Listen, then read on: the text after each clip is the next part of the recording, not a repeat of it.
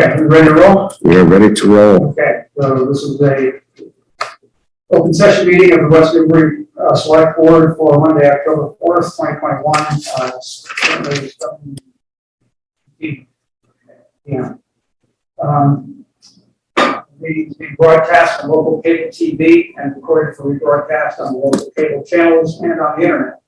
The meeting is accessible by remote participation by dialing into a Zoom meeting, phone call 646-558, 646-558-8656, with the meeting ID 851-4501-4183, and the passcode 101489. And you can also come in online through Zoom using the same meeting ID and passcode. For local announcements,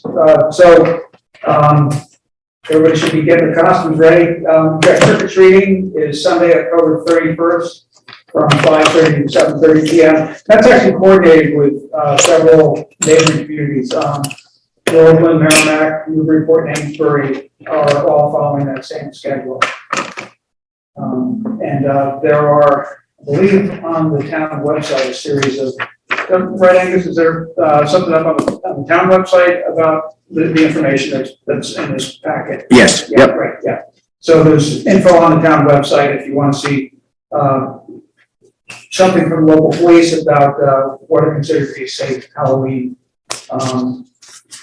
protocols at this point. There's a public meeting regarding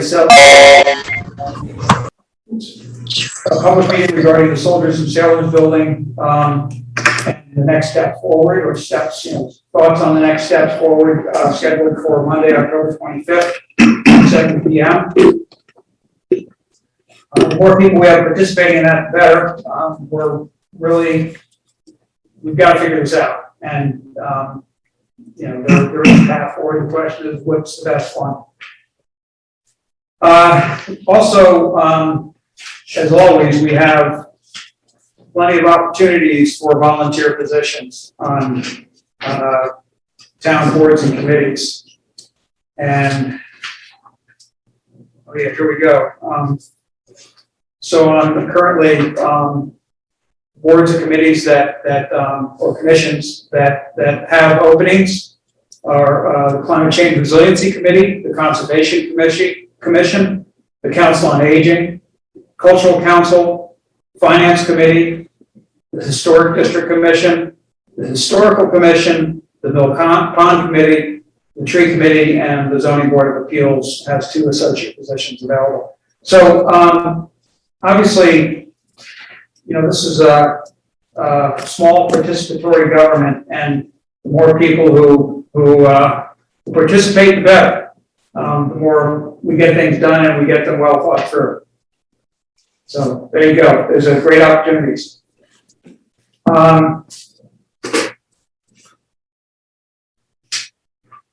There also is an open space committee fall trail hike scheduled for Sunday, October 17th at 1 p.m.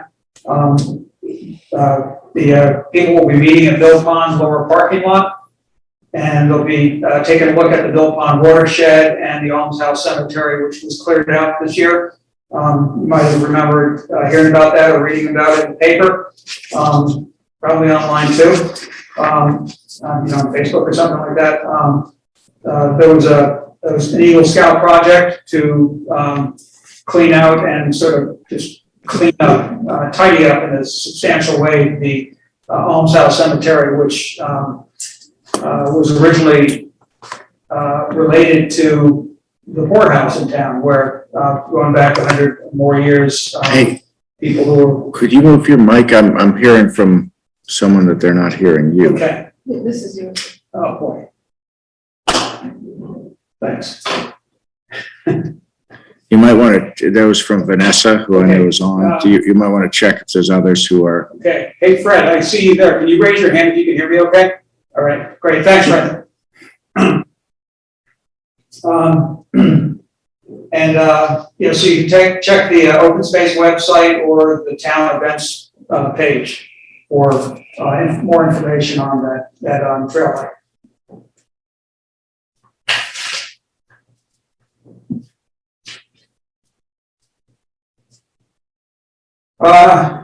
Okay, and as always, you can subscribe for email town news and announcements at the town website. So it's www.wnewbury.org/subscribe. Okay, so our first item of regular business is the tree committee report. Fred, you're on. Yeah, thanks a lot for giving us a little bit of time. I won't take too long, and if you have questions,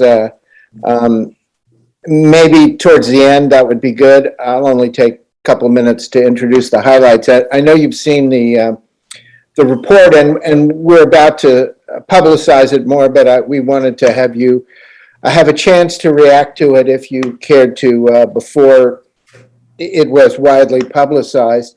You may recall that this spring we put out an electronic survey. We did get one or two, I think, hard copy responses, but virtually everything was electronic. We had 151 responses, which was okay. And the report that we put out details a little bit about the community.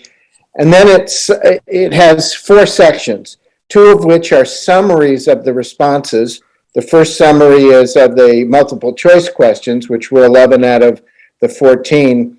And then there's a summary of the written responses to 2 of the questions, which is what more would you like the tree committee to do, and anything else you wanted to comment on.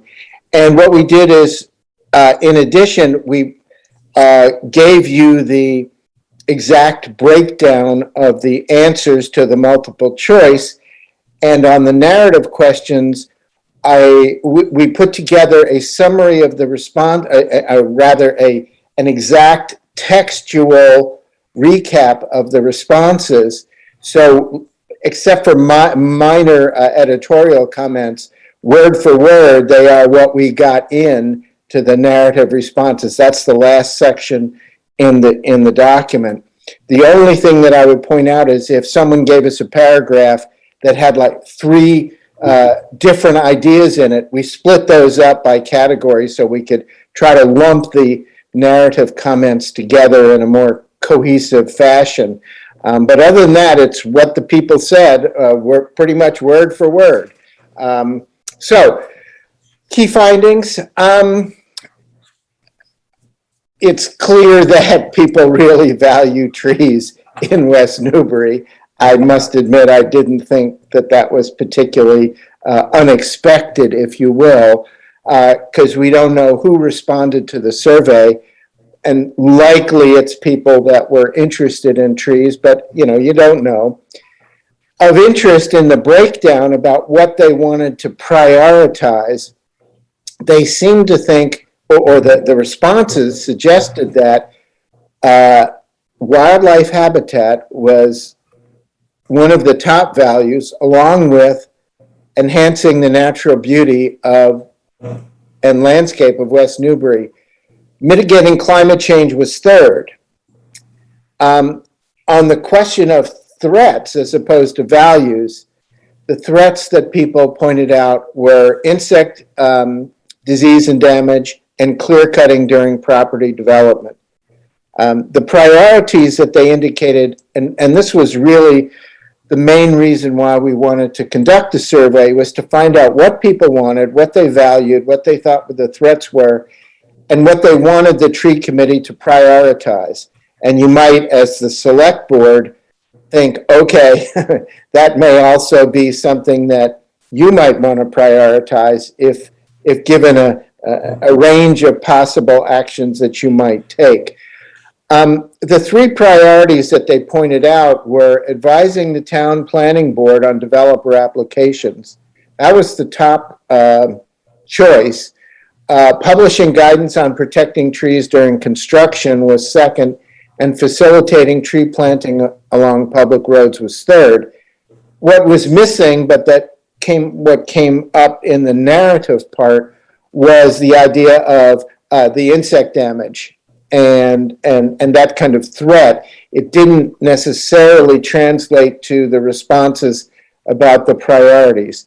But I would say that those are the sort of four biggest ticket items that emerged out of the survey.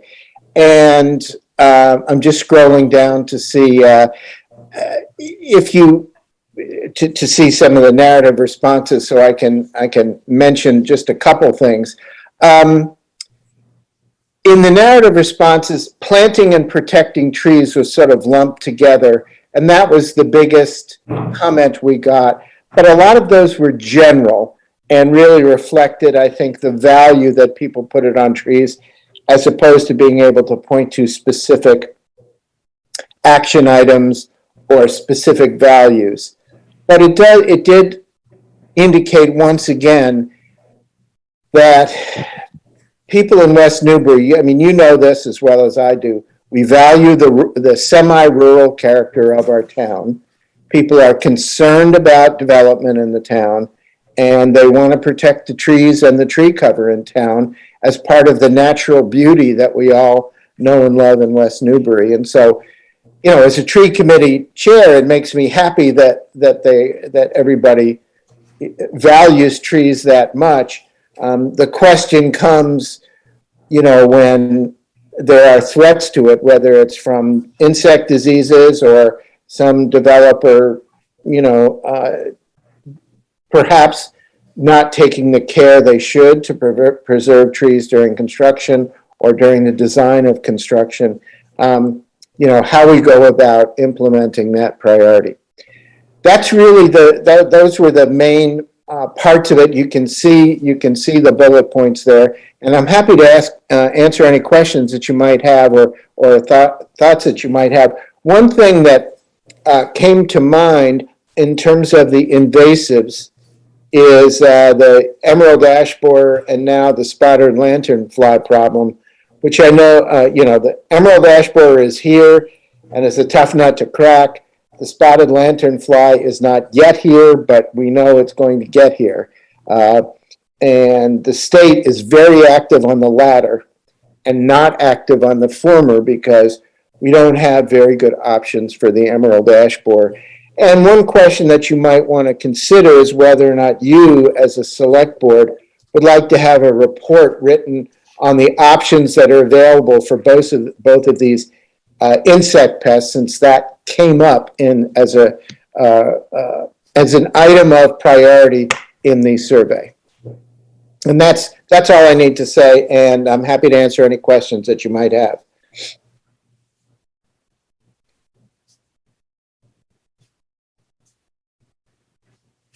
Freddie, will the tree committee be able to put together a listing of recommended trees for planting by residents or by the town that reflects climate change? Yeah, I'm thinking how to say this politely. It's been up on the website for several months now. And there was an email blast about it, I believe, during the summer. But it deserves another round of publicity, because the fall is a good time to plant trees. And on the website, not on a link to it, but right in the main part of the website is a list of native trees to plant and shrubs, and it's about 50 listed. And then also there's a second list of broken down into fast growing and not so fast growing trees, and indications of which ones are native or not, because that's what people are interested in is, okay, what's native and what will be, what will grow pretty fast for me. Actually, maybe I didn't explain my question correctly, Fred. Oh, sorry. Did you specifically address climate change? Trees that are going to track well with climate change? Yes, that's in another section of the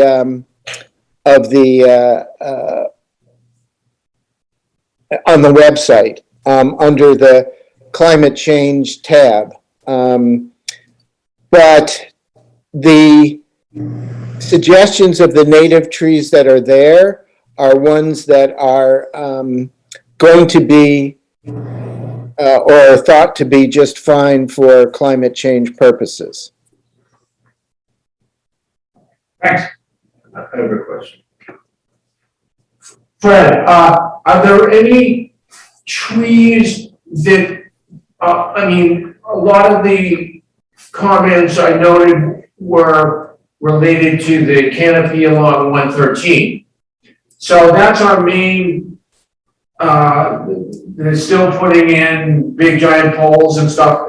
So the work on the electrical improvements and so forth on the poles is still going on, but are there any kind of trees that would be more desirable in a place where we don't want a lot of height because it's going to ultimately impact the wires? So it's a you know, one, you have to cut the trees get ugly or the trees die. So are there trees that are sort of, nothing's perfect, but more compatible with being planted near utility poles? I guess that's my question.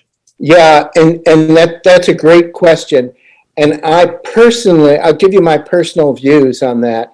And I'm a bit troubled by that whole issue, and I'll explain briefly what I mean. You're absolutely correct that the nature of the trees and where they are planted is critical to not wasting your money and not causing future problems. So you're absolutely right on the ball with thinking that way. The issue there is trees are particularly sensitive for the first 3 to 5 years after they've been planted, especially if you plant, let's say, 8-foot tall trees as opposed to 20-foot tall trees because of cost. And so establishing the idea of having a canopy over 113 is a challenge because having that kind of longevity for the amount of individual care that the trees need, in particular watering as the summers get hotter, that's a big challenge. And Wayne, I know, has specific views on what happened in Newburyport, which is year one is great for the person who's got the trees in their front yard. But after year one, the interest is lost. And you just wonder, and plus we've got this, it's a very stressful environment because of the salt on the roads, Right. which is only going to get worse as we switch from big snowstorms where you plow to ice storms where you salt. And so, to me, there are some significant, not only economic, but implementation challenges to, restore the graceful elms, if you will, that were along 113. I'm not, plus the amount of public property that's there is very narrow with sidewalks and so forth, so that there really isn't a lot of room except if you put it in people's front yards. And then that's not necessarily a town thing, you get into the private ownership. But I'm just giving you my personal view that I did see that's a particular challenge from an arboricultural point of view. I'm not saying it's impossible, but it would take a lot of time and effort from the DPW to make that happen properly.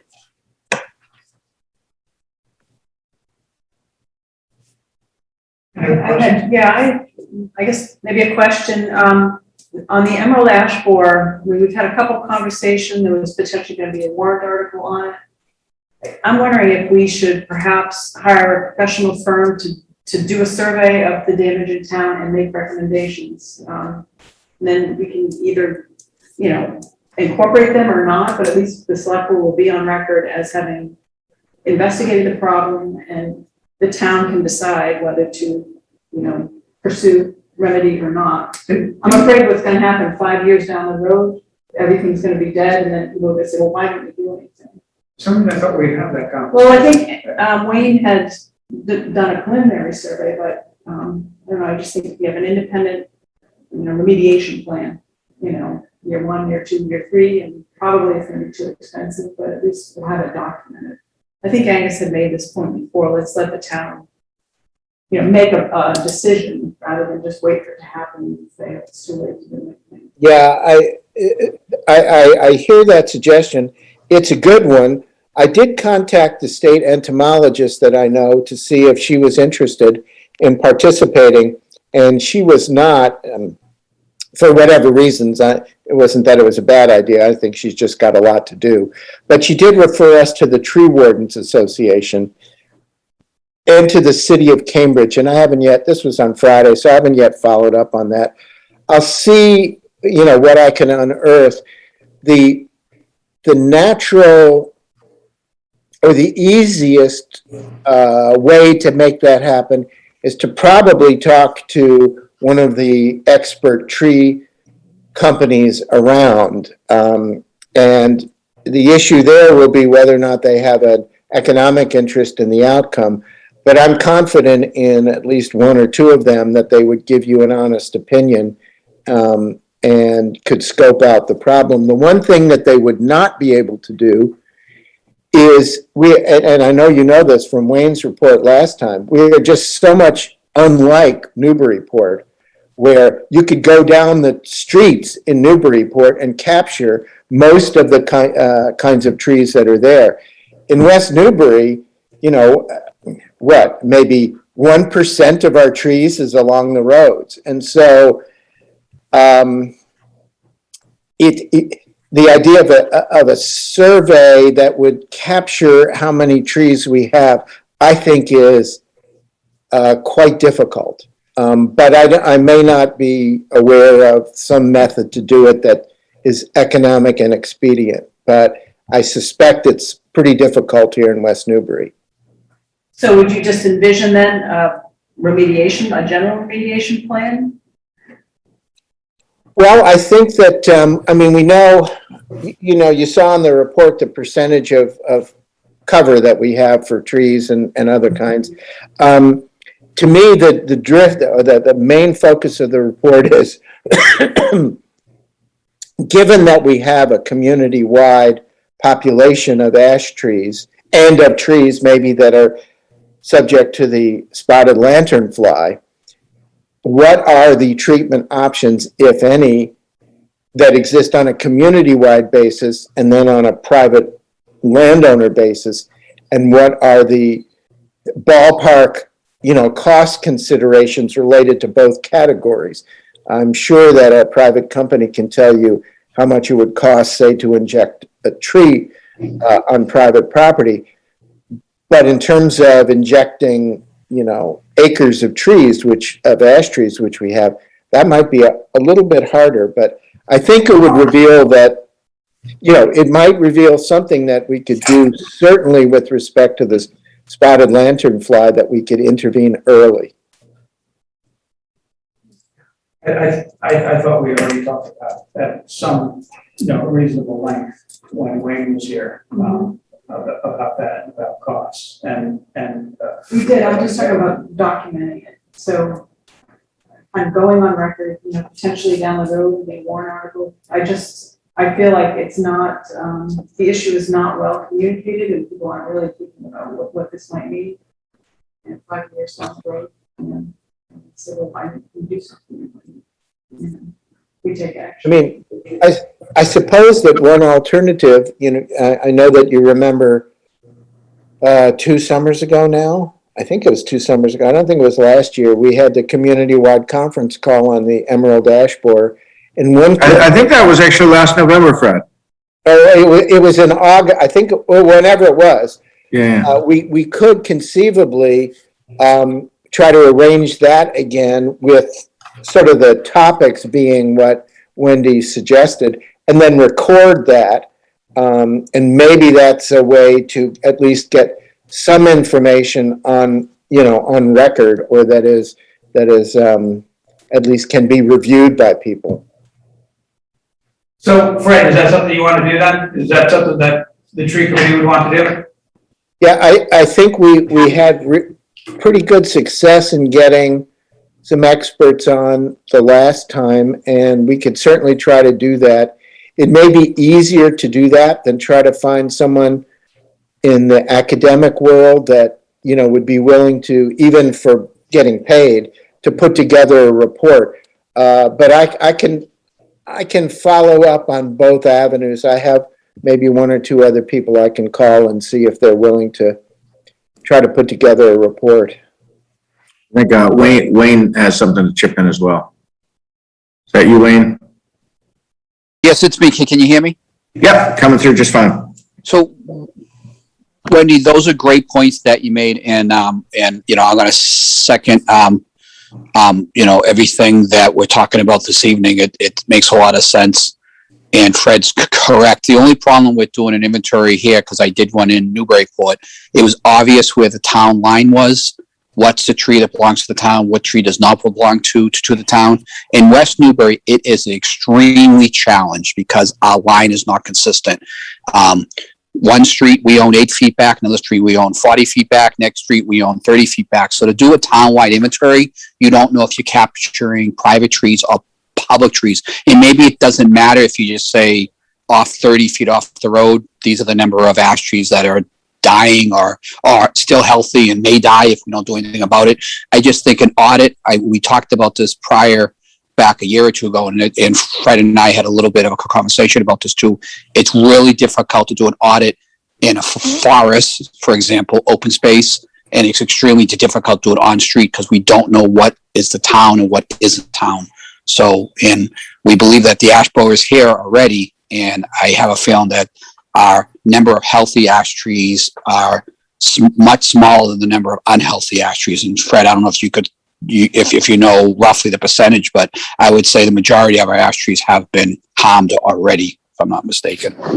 Yeah, my memory is that if you want to put the number of 90% of ash trees lost when you have a significant infestation like we do, I think that would be a good percentage.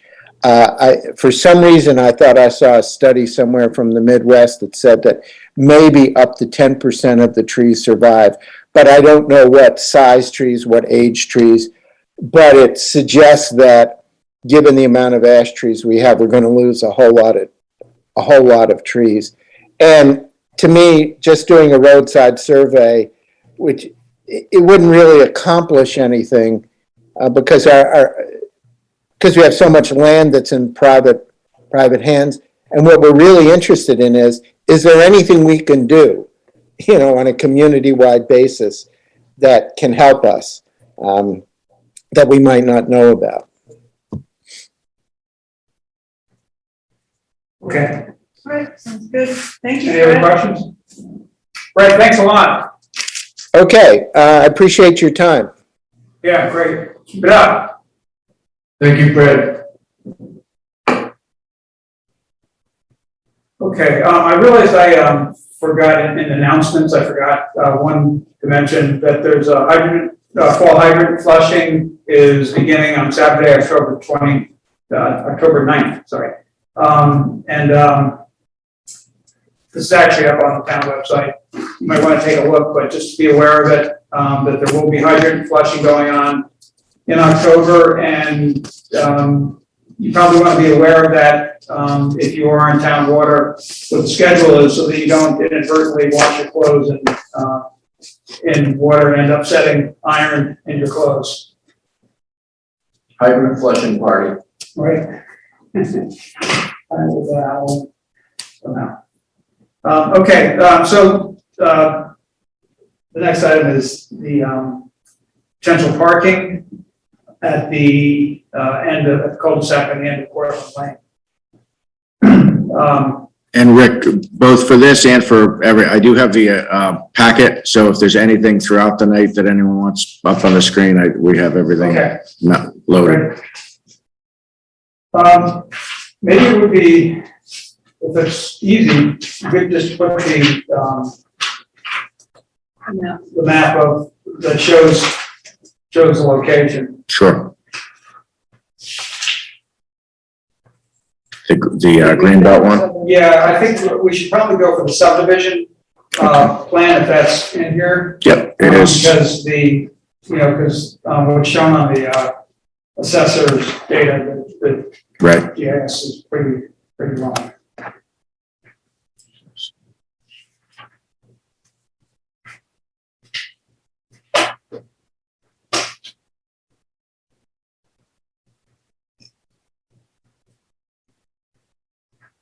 So, Great, yeah, that's good, thanks.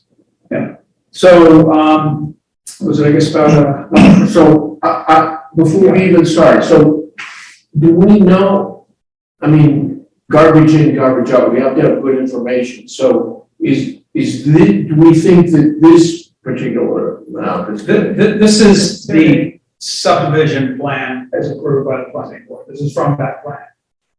So, Correct, so, but so, is so, it- so this is legally the way lots are defined.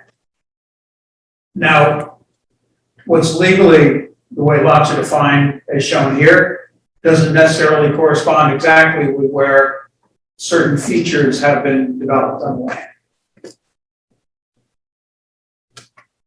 Okay, so this is the most, as we can try to say that this is our best guesstimate that. Yeah, this, this is, the subdivision approval plan. So this is a legal document. Okay, And, there should be lots recorded that reflect. this is what it shows in Salem. Correct. Yeah, okay. That's what should be shown in sale. Okay. But certain bounds are either missing or have been covered over. And it appears, and it seems pretty obvious that there is, infrastructure and lawn and plantings extending into the area that's shown as the town right of way. That's not what we're really here to talk about. No, I know. But But it Yes. factors in a little bit, yeah. right. So what has been discussed was putting in,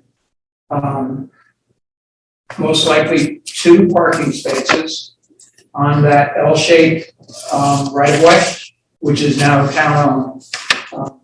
Town, accepted the street, it's Cortland Drive, or Cortland Lane, last, annual town meeting this past spring. And so the town currently owns the street, that cul-de-sac, and the, undeveloped right of way that goes to the,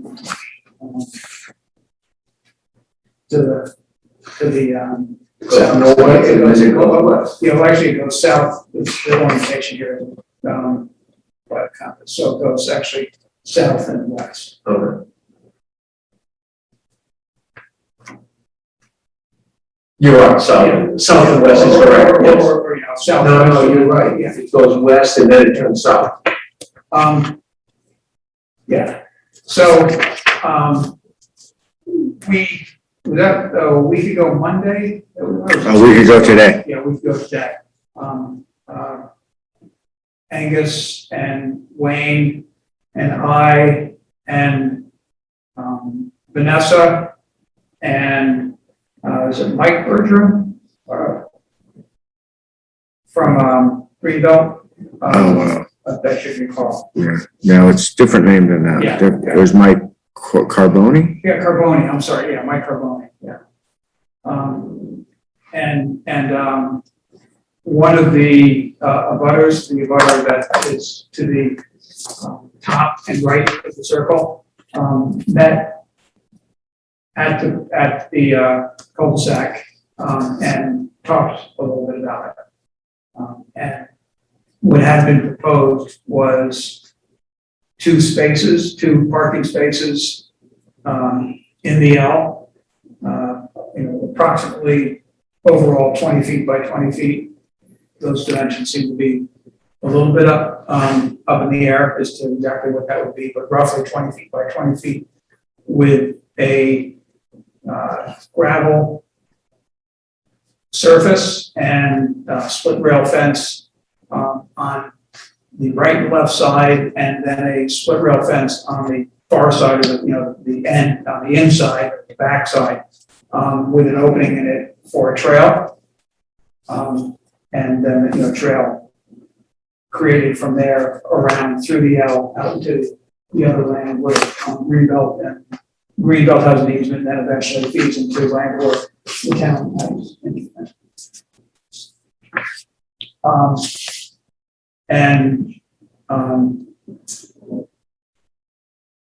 The abutter who has just recently moved in, I think 6 or 8 weeks ago, was not entirely happy with that idea. And I guess what we have to talk about tonight is, what do we think is appropriate? And, we need to come to some decision as to what we're going to do there. The alternative that has been proposed is parking spaces on the circle, on the cul-de-sac, on the pavement, with spaces marked out on the pavement. There are, I guess, advantages for each. I know in my personal opinion, there's more advantages to being off the pavement than on the pavement. It makes it clear where the parking spaces are for the trailhead. It's more, kind of more user friendly for people who are hiking. It's clear that they have a right to be there. Although it looks like a huge circle, there's space for a number of cars. There are other uses being made for some of the lineage along it.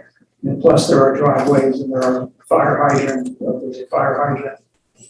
So, come down to if everything was cleared out, there's probably space for 5 cars or so to park, maybe 6 cars on the circle, on the cul-de-sac. But in reality, there's not that much space. There certainly is space. You could put enough space where you could put 3 or maybe 4 marked spaces. But in my opinion, at least, they need to be spaces that will always be available. There need to be spaces always available for people who choose to use the trails. And when you consider lawn service companies, parking, sporting equipment set up on the cul-de-sac, and any other use that might come along, I personally don't see parking on the cul-de-sac as a great option. Can I go up and? Sure, yeah.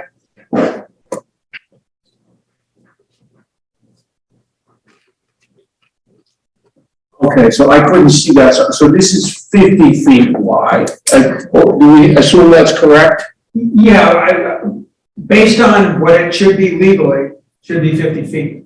The abutters on either side, I believe, are going to each have surveys done. And hopefully it's going to be the same surveyor. And hopefully they find the locations that are shown as the corners on the cul-de-sac. Okay, because this says 50 over here, so we assume that the L is the same. See where it's right in the middle there, it says 50 feet wide. Right, Yeah. but I also see it here, so we would assume it's the same all the way around. Yeah. So if the other issue being that there are utilities placed probably in this area. So what could, and Wayne, I think, would be the person to ask about this. So what would be the problem with end-to-end, sort of parallel, instead of 2 cars pointing in on a wider area, end-to-end, this way, or even 3 along, the left-hand side of that.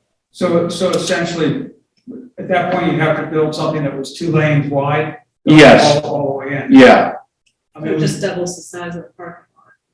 unfortunately, yeah, it would actually probably triple the size of the parking. Yeah. because you have to get They have to get back out. Right. Exactly. Right. But that eliminates the problem with those utilities that are there. Well, although we don't have their survey yet, I think it's reasonable to expect that a 20-foot by 20-foot lot could be put in there and still have plenty of leeway, not impact the utilities at all. Okay. But the other issue being that the concern that this is blocking if we have two this way, that's blocking the right of way versus if they were end to end, the right of way is less impacted. Yeah. Just throwing that out, that's all. Okay.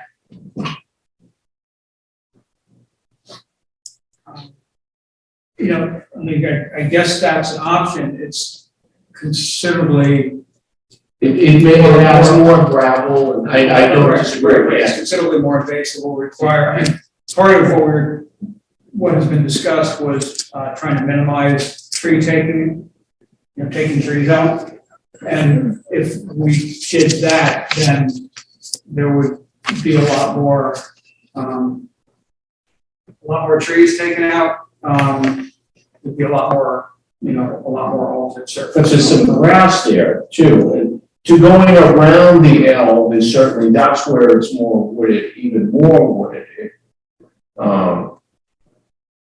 But that would not address the concern about blocking access to the parcel in the back. Correct. Right, it's just one lane. Right. Well, Albert, I know you're here, and I guess, I think you may have had another conversation with Angus, but maybe you could explain your concerns? Sure. Yeah, you're at least close enough so that Mike will pick you up. Oh dear, okay. My name's Albert Ting, we live at 183 River Road. I think one that's interesting is all three of the abutters, Lot 8, Lot 7, and ourselves, were a group that we trust, all moved in the last 8 months, so we're all new. Yeah. To that's surrounding this apartment, so that's something to consider. I know that historically, you'll see in this plan, there's a stone wall, and it actually breaks over there. You see the stone wall kind of ends right there, and it kind of opens up. From a historical perspective, that was the path before the subdivision went in. That was the access way to the land, and it was all apple orchards. It was a path into the new land. And so one of our concerns is that most of the land, or all the land, is in 61A. We have forestry land. That portion of the land is bounded by a ravine on one side, and now conservation restrictions and preservation on all other sides. The only way to do the forestry management, having easy access to it, is to go through that access point where that stone wall can go down. Without it, we'd have to cross a stream. There are many obstacles that prevent the forest management plan from put into effect. There's, in our plan that's been filed with the town, there's forestry stuff to be done every 10 years. I guess my concern was that since there is a utility box already in the middle of the right of way, if you put a parking spot there with fence posts, then there's no easy way for us to get any type of equipment through without removing the fence post or wetland. I understand that that's a frequent activity for us, but once that's there, it's really hard to get past it. Can I ask a question? What kind of, are you contemplating being able to get in with a log skidder, not with a logging truck? Not with a truck, but they certainly in the forestry plan that is required for system, it requires selective cutting every 10 years or so. One was done in the late 90s, one was done in 2010. Yeah. So we delayed it to 2020 Nancy Act because how, but there is one that's required in the next 10 years. Okay. That side of the lot. So one of my concerns is once that access point is taken away, or it's not taken away, but it's physically blocked, we don't have a good way to get beyond it. So, but again, back to the equipment. I don't know what So I guess the question is, so currently, that's grown up. it is going up. So that image right there is incorrect. I'm pretty Right. confident that The property lines are incorrect. Yeah, the property lines are Yeah, it's probably more like significantly off. down here and Yeah. Right. probably So there. you probably would shift that, the upper part of the L would probably shift down on the page about at least a third and perhaps a half. Like where that red line is instead of the Yeah, green. perhaps even like the corner of that driveway. Sure. But Angus, the corner, Right here. right there. It's- Yep.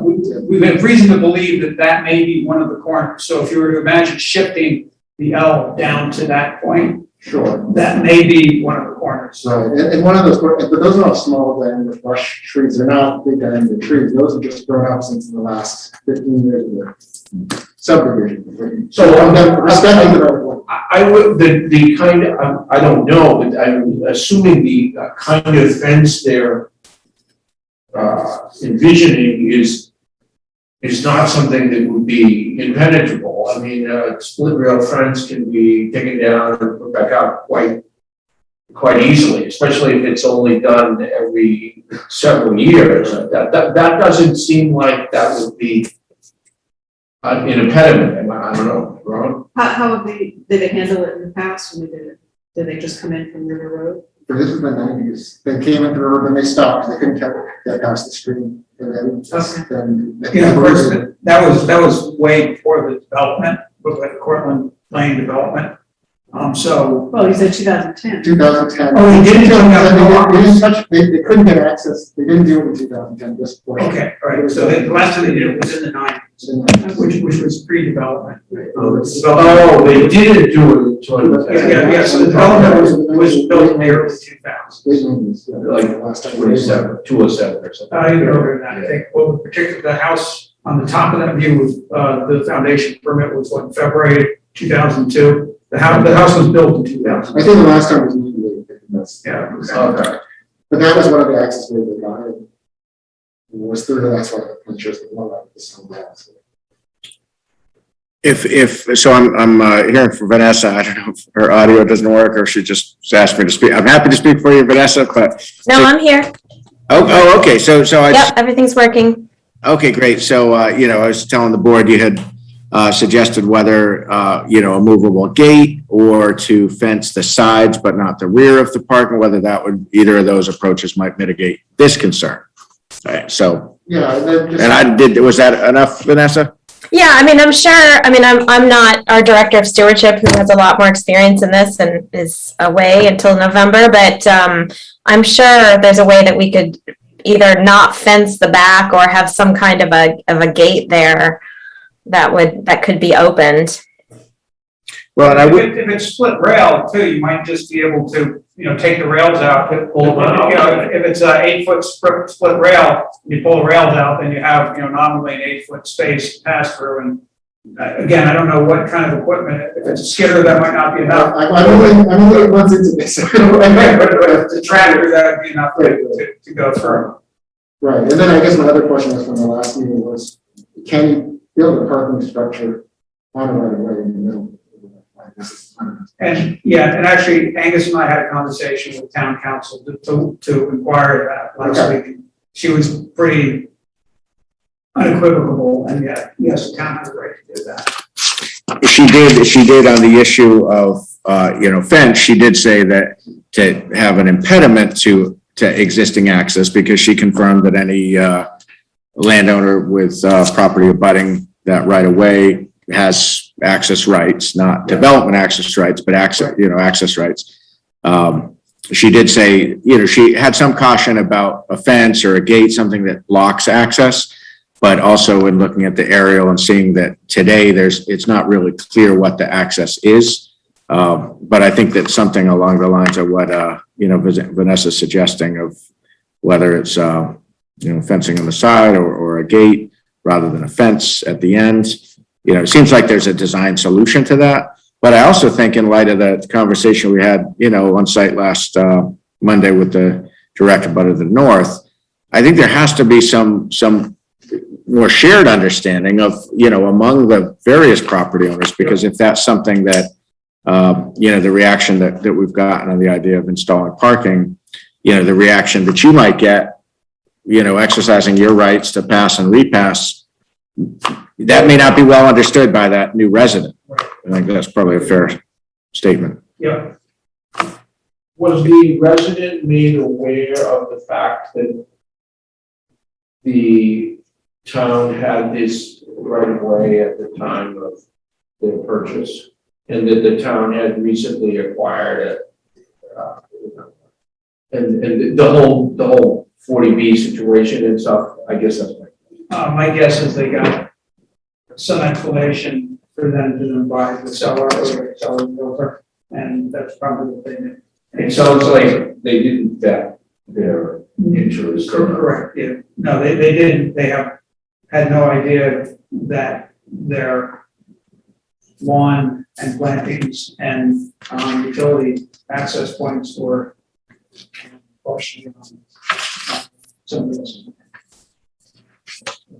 Had not been surveyed done, and nobody verified.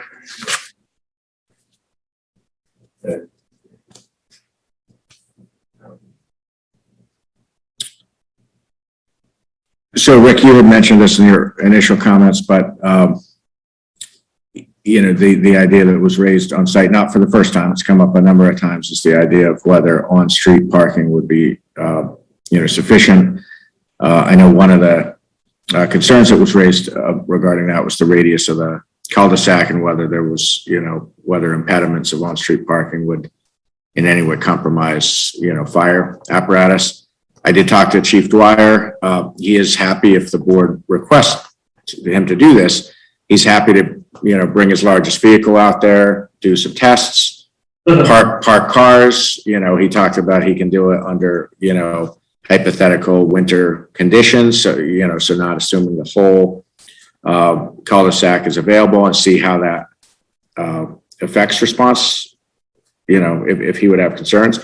So he did volunteer to do that if that would be helpful. I don't want to send him out there if that's not material, but if it is, he would be happy to do that, and he thought he could turn that around for the next meeting. I don't want to drag this on forever, but since I thought that issue might come up, I did talk to the chief earlier today.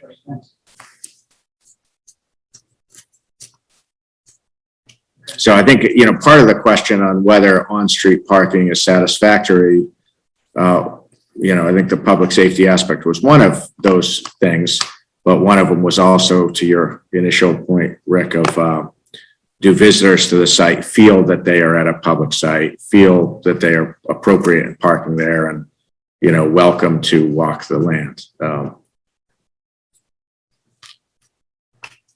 It's definitely a different feel to it, to be parking on a cul-de-sac versus an established lot with a sign. Right.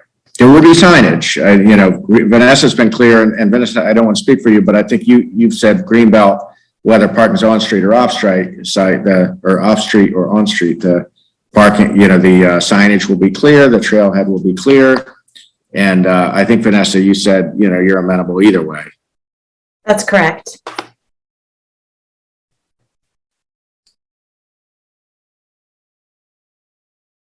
Well, do we need more information to make a decision, or? Well, I actually think it would be really helpful if we, I don't know what the plan is for having the neighbors or the abutters having their survey done.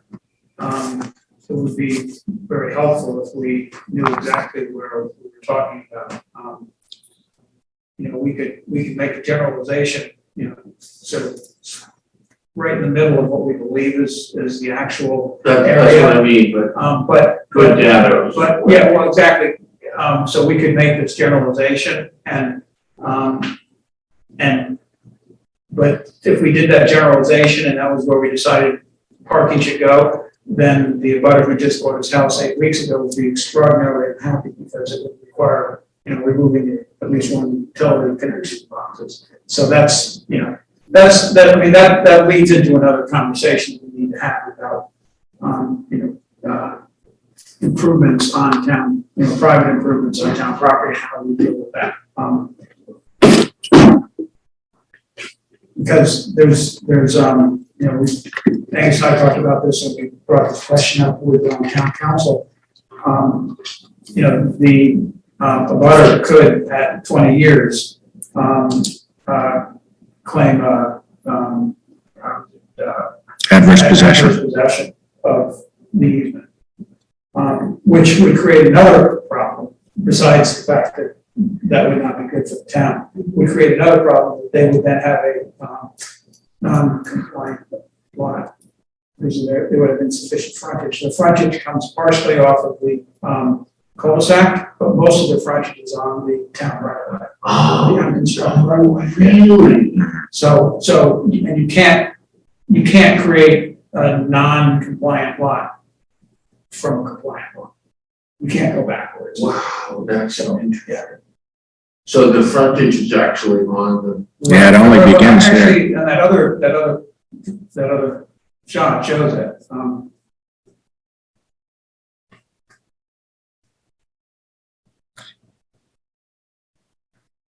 We'll see, they have 50 or 40, 50, 53 feet, yeah. or is it 48?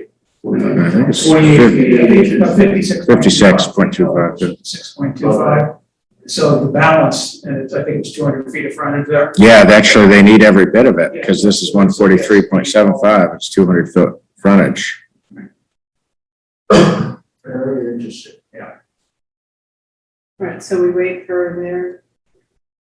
Well, but we, Vanessa, correct, I mean, I don't believe that they have any obligation to provide those survey results to us. No. I think it'd be great if they did, but it's not like we have a Right. commitment to receive that. You know, there could be a scenario, I think, you know, Vanessa's floated this, there could be a scenario where the town may need to, you know, get its own survey, ideally from one or maybe it's the same vendor who does both, and maybe they can do it very, you know, inexpensively because they'll already have all the data.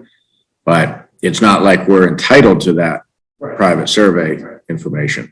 Right. Yeah, part of what the town attorney did advise was that once the bounds are delineated, that should be clearly marked in the field. So there is a clear visual identifier, whether that's, you know, monumentation or whether that's something more than that. But, you know, I think the concern Rick stated is a real one, that if, you know, if there's a continual, you know, what appears to be private use of that public right of way, over the long term, that could be a problem.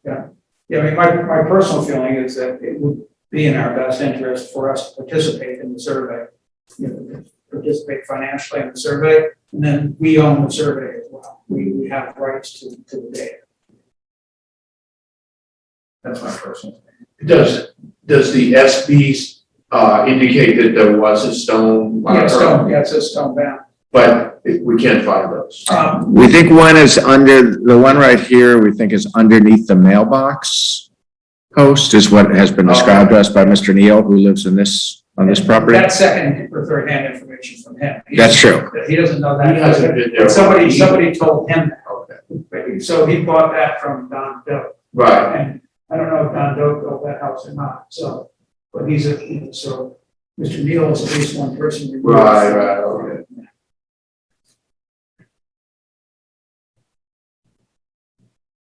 So do we need to hire the survey?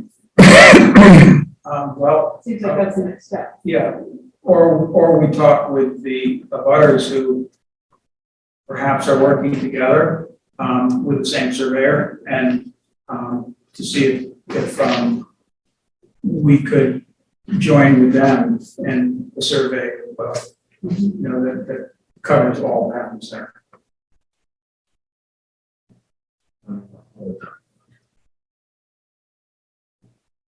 Yeah, I don't know. How would that work? Us- I mean, it would be, you know, word of mouth, which vendor or vendors they're working with, and we'd call them. I mean, I think we'd make an independent deal with them. We would just look for some economy, you know, of scale, since we know they're already getting data for abutting clients. But it would still be an agreement between us and the vendor. It wouldn't be a 3 or 4 party That's what I agreement. mean. Yeah. Okay.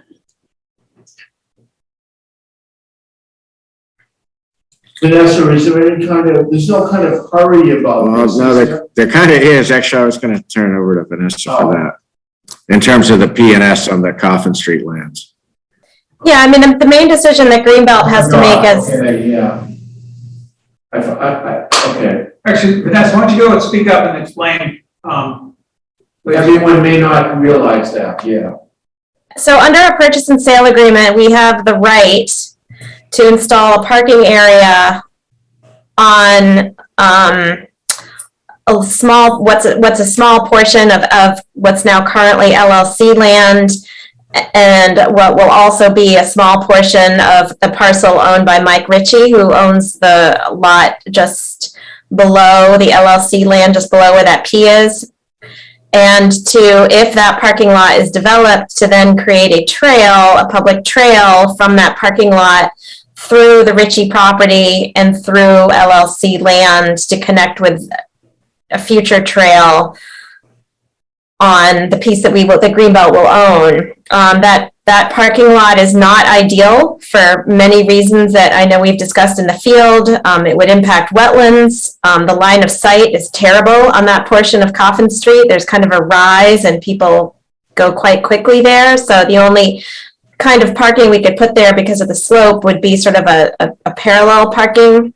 But again, coming off of that onto Coffin Street is not ideal from a safety perspective. It's so in order to exercise that right, we have to start drafting documents to get to close in time with the Ritchie family as well as with the LLC. And so we would like to formally abandon that option in our purchase and sale agreement, and with the knowledge that the select board is in agreement that the best parking option is on Cortlandt Lane, whether it's just off of Cortlandt Lane or on Cortlandt Lane itself, that there is the option, that is the place, the best option to put a parking area so that we can give up our right to have that parking on Coffin Street. Thanks, Vanessa. Mr. Chairman, do you think we can make at least I- make that decision? Yeah, I think we should be able to make that tonight. Yeah, from a safety point of view, it's just well as a trailhead quality point of view, it's. And also from an environmental disruption standpoint. Just checking out the Coffin Street thing, it's a much bigger, even if we did do it, undertaking a huge amount of fill with culverts and everything, yeah. Yeah, and there'd have to be a kind of Yeah. gets more complicated. So, well, based on what you just said, it sounds like maybe we could make a motion, but so I would make a motion that we agree that we will use one of the two options discussed so far on the cul-de-sac and will not use parking option, shown as parking option B on Coffin Street. Second. Any discussion? All in favor? Aye. Aye. Thank you very much. All right, would you like me to ask Chief Dwyer to go ahead with his review, the turning radius? Sure, that would be good information. And then we'll also contact the surveyor. And I think that needs to happen, right? Yeah, it would be, I wonder if the Neils or Connors would reveal the name of their surveyor. I think Vanessa knows. Don't you know, Vanessa? At least one of them? I'm sorry, I couldn't quite hear. It's a little hard to hear the select board speakers. Oh, the name of one or both of the surveyors that have been engaged by the neighbors? I thought I'd heard Millennium, but then when we, at our last site visit, Mr. Neal said that he hadn't engaged anyone yet, and neither had his neighbor, so I'm not sure they have formally engaged a surveyor yet. Okay. So it seems like getting a survey would be a pretty good idea. Yeah, Right, I think we should just go ahead and, Right. I mean, is there somebody that you've worked with, Angus, in town? No, but I mean, I can ask around, or if you guys have suggestions. Yeah. I told of one I wouldn't. Mhm. I'm happy to send some suggestions too. Yeah, Vanessa, if you have a couple of suggestions, that would be great. Yep, I can send those to Angus. Thank you.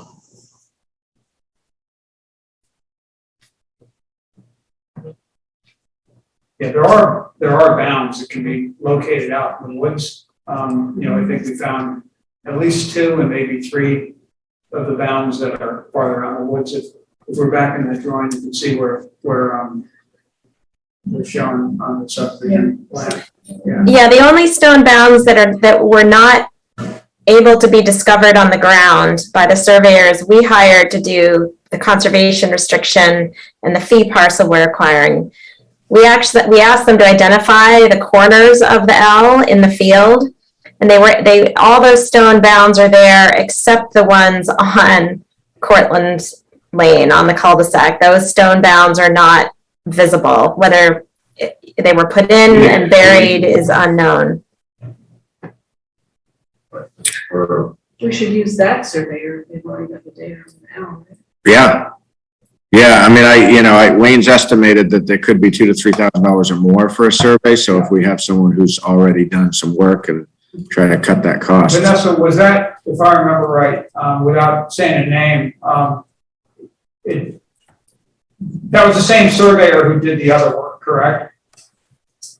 The surveyor that we hired to finalize and monument all the corners of the future conservation restriction and the future fee piece that we'll own is the same surveyor that had already done quite a bit of work in the area, but is not the same surveyor who did the Cortland Lane subdivision. Yeah. Okay. So all they could go by was that recorded survey plan by the company that did the Cortland Lane subdivision. Okay.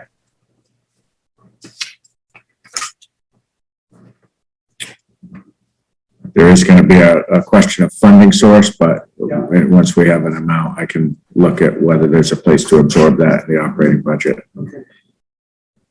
Great.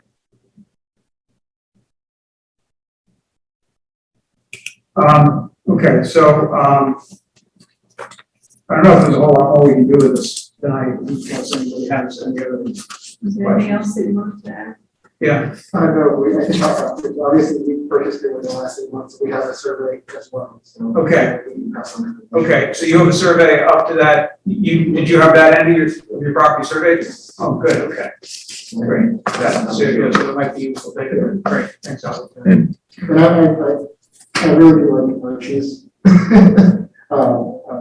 Select Reginald's suggestion of the parallel is that it helps improve our access. Even though it's minor, it does help us get our access. Yeah.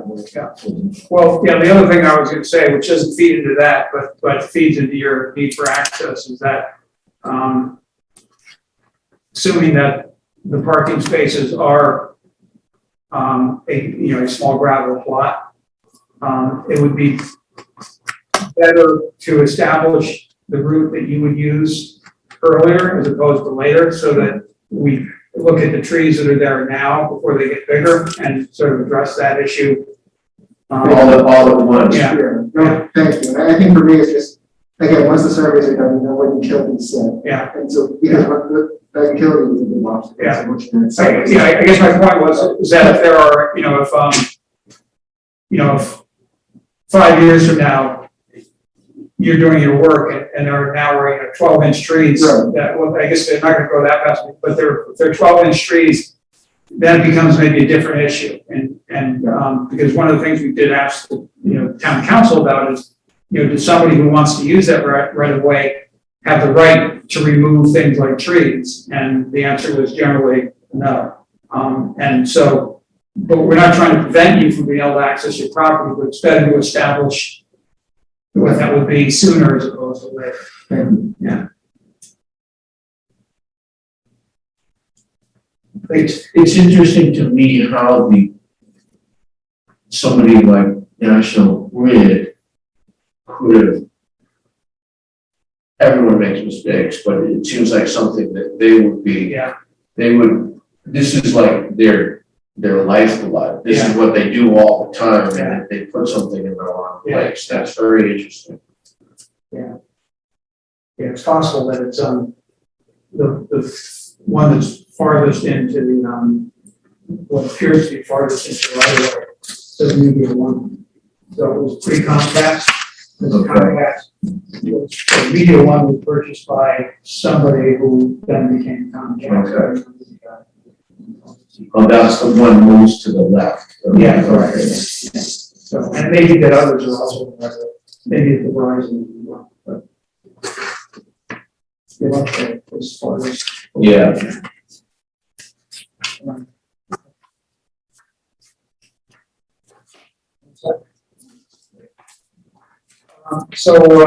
Okay, now, thanks, Howard. See ya. We have a public hearing regarding changes to the personnel policy for qualified part-time holiday pay and an internal hiring policy. These were both introduced, one was introduced 2 weeks ago, the other one, I think, 4 weeks ago. And were posted for, I believe the time period was minimum 10 days. These are personnel policies, so they're posted so the personnel could see them and provide comments. This is a public hearing, so we're now opening the public hearing to discuss two public hearings. Thank you.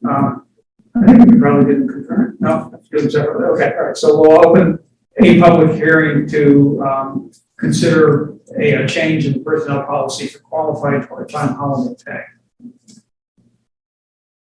Angus, you want to go over your background, or? I mean, there's, the background is, I believe the intent at the time the policy was adopted in 2014 was to,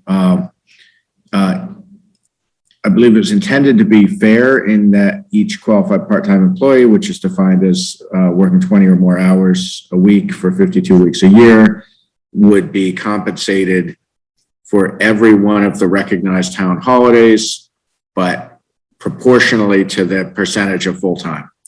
So that over the course of 11 or now 12 recognized holidays, I think the idea was that someone would put that time on their timesheet and get paid for that time, whether they were scheduled to work that day or not. In practice, it seems how it's played out is a combination of employees who feel that on the day that they were normally scheduled to work, let's say 6 hours, and now they're only paid for, say, 2/3 of 6 hours. It's generated a lot of discontent. Basically, every time there's a holiday, we get a certain number of complaints about people getting paid less because there's a holiday. And then on the flip side, the way it's supposed to have worked is that for a holiday that falls on a day that employee was not normally scheduled to work, they would also get paid for that holiday on a proportional basis, which I think over the course of the year, Archie was on the board, so I'm paraphrasing, but I think it was intended that over the course of 12 months, people would all basically get a, fairly uniform compensation proportional to their budgeted hours. Yeah, So the idea was that, and let's change it, but the idea was that somebody that worked on Monday got several more holidays than someone, say, that didn't work Monday and worked on a Thursday. They only got Thanksgiving, that kind of thing. That didn't seem fair. So it was, fairness was the idea, but the workability of it is difficult. So that. yeah, it's definitely proved difficult, both from a kind of centralized administrative standpoint, but also, I think on a per employee basis, there seems to be some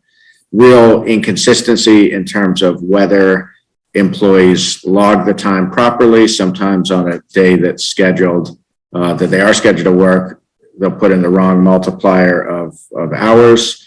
Sometimes on a day they're not scheduled to work, they forget to put that in. So it's not like, it seems like they're getting the downside of the shorter pay on the days they were scheduled to work and not necessarily getting the upside of getting paid for the holidays they do schedule to work. Another issue is, at least in the town offices, every qualified part-time worker schedule does include Mondays. I believe that's not the case for every library worker, but that is the case for every town office worker. So there's obviously in the course of a year a lot more Monday holidays than any other day.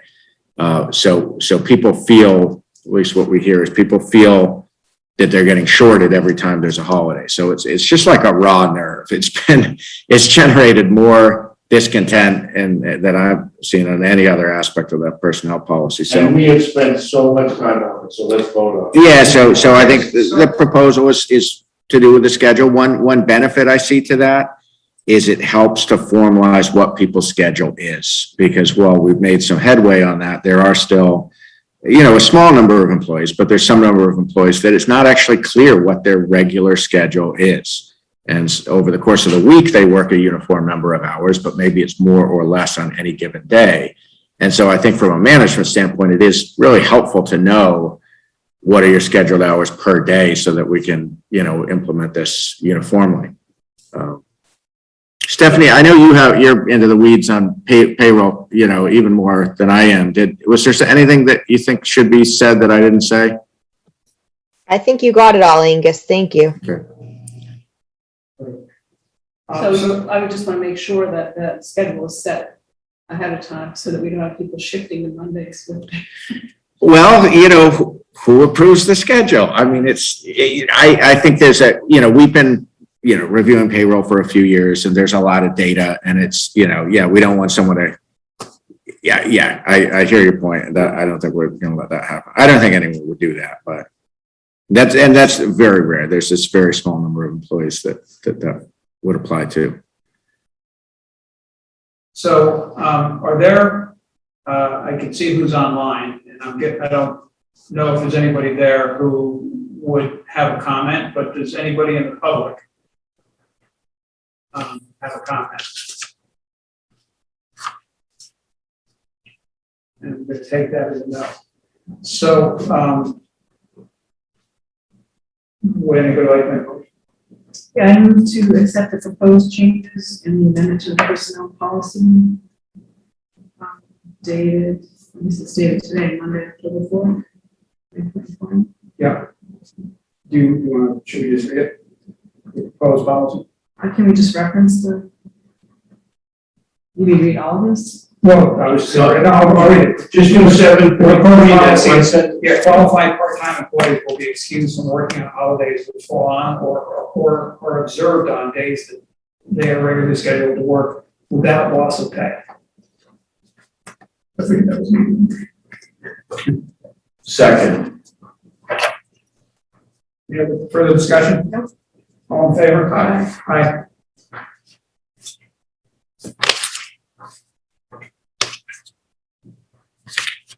So I move to close the public hearing. All in favor? Aye. I move that we open a public hearing to discuss a change in personnel policy regarding internal hiring policy.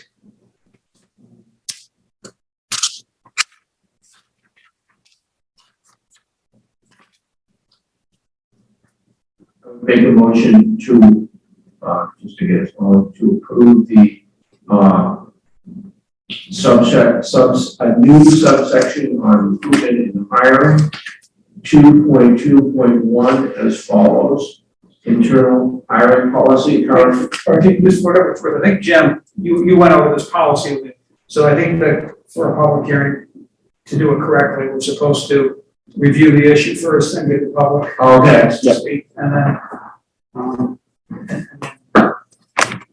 Okay. talk it more like. So, Angus, would you mind running over the explanation? Well, I actually think reading it might be the easiest way to do that. Okay. Probably more succinct than summarizing. So it would add a new section 2.2.1 subsection to the recruitment and hiring section of the personnel policy entitled Internal Hiring Policy. It would add the following language. Current town employees are encouraged to apply for open positions and will be given first preference before recruiting externally. This will be accomplished by posting the notice internally for 5 days prior to advertising or posting externally. Any interested employee should notify the department manager of their interest. If an employee has the stated minimum qualifications or ability to be trained to perform the duties without unduly burdening the department, they will be formally interviewed and given full consideration. The proposal would further amend section 4.3, employee development and training, by adding a sentence. Town employees interested in transferring to other departments or promotions within their current department should be encouraged to seek training and professional development that will make them eligible for consideration when such openings arise. And finally, the proposal would amend the Appendix A affirmative action plan, subsection responsibilities for affirmative action by striking the language, whenever possible, a current minority or female employee shall be upgraded before a position is filled from outside. I just want to clarify on that last strike, that's just a duplication, it's in the wrong section. It's not that we're suggesting that we don't go affirmative action. Thanks, thank you.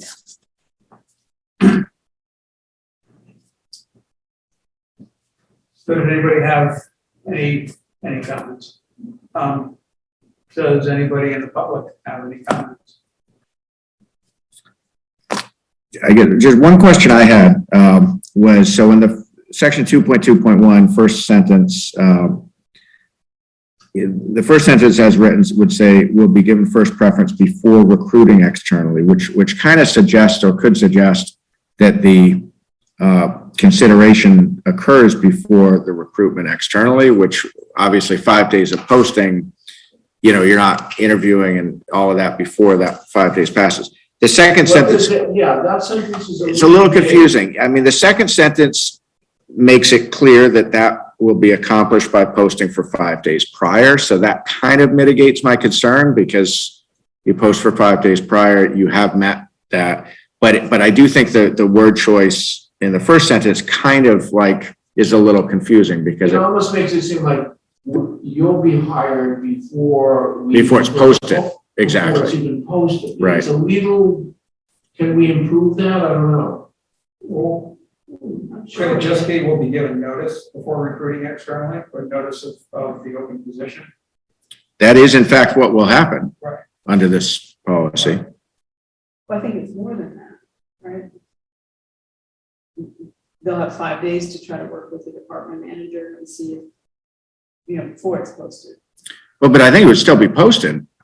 I think we're required by national affirmative, like I think we have to post jobs. I don't think we can just post internally. We can give preference if there's two equal candidates. You definitely give preference to the internal candidate. So then what does the 5 days mean? Well, that's kind of what I've wondered. I mean, because right. I think that's it. I think that's I don't it. know, just to give them time to think about it, or I don't know. I hope we can have that sentence right.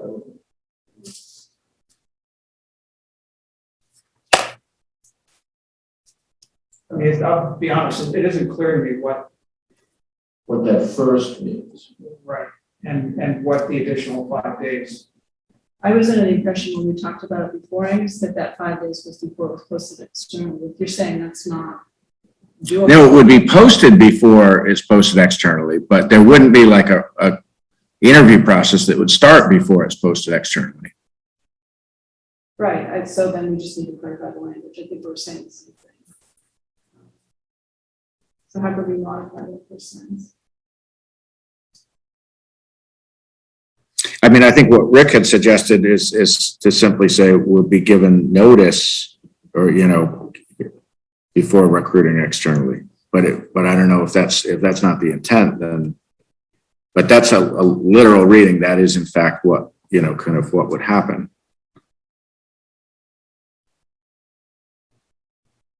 What could we be given notice and application assistance or something to that effect? Or I think that gets, that goes beyond anything I've seen in a personnel policy. Yeah, so Yeah. just say encourage to apply for open positions and will be given notice before recruiting externally, and then the next sentence explains the 5-day process, right? Instead of saying first preference, say given notice. Or are you saying that it can't be posted internally before? No, I think it can be posted. I don't see any problem with that. It just, I don't think the town cannot post a position. In terms of like elsewhere in the policy, it talks about, you know, we're actually supposed to be sending job ads to the Workforce Development Board, you know, every job. I think Essentially, all it does is allow somebody to establish dialogue with the supervisor, Just whoever. isn't a 5-day head start to try to see if they can Yeah, you get a little, you get to think about it and plan it a little bit, that's it. Yeah. So if we change it to, we'll be given first notice before we bring it in, or we'll be given notice? Is that solve the problem? Or Get rid of the word I'd no say first, be and given give prior notice. Be given prior notice before we agree to your. That's good, that's fine, yeah. Okay. Is that resolved? Yeah, yep.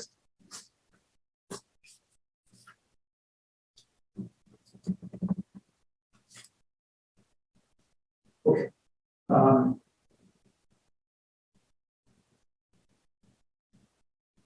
Was that a motion? No, I think first. Do you have any- I'm fine. Oh, we're checking. Okay, so, with the, changes that we made to the first sentence of 2.2.1, I would make a motion to approve the changes to the, personnel policy related to, recruitment and hiring. As so stated on page 46 of the packet. Any further discussion? All in favor? Barbara, aye. Yeah.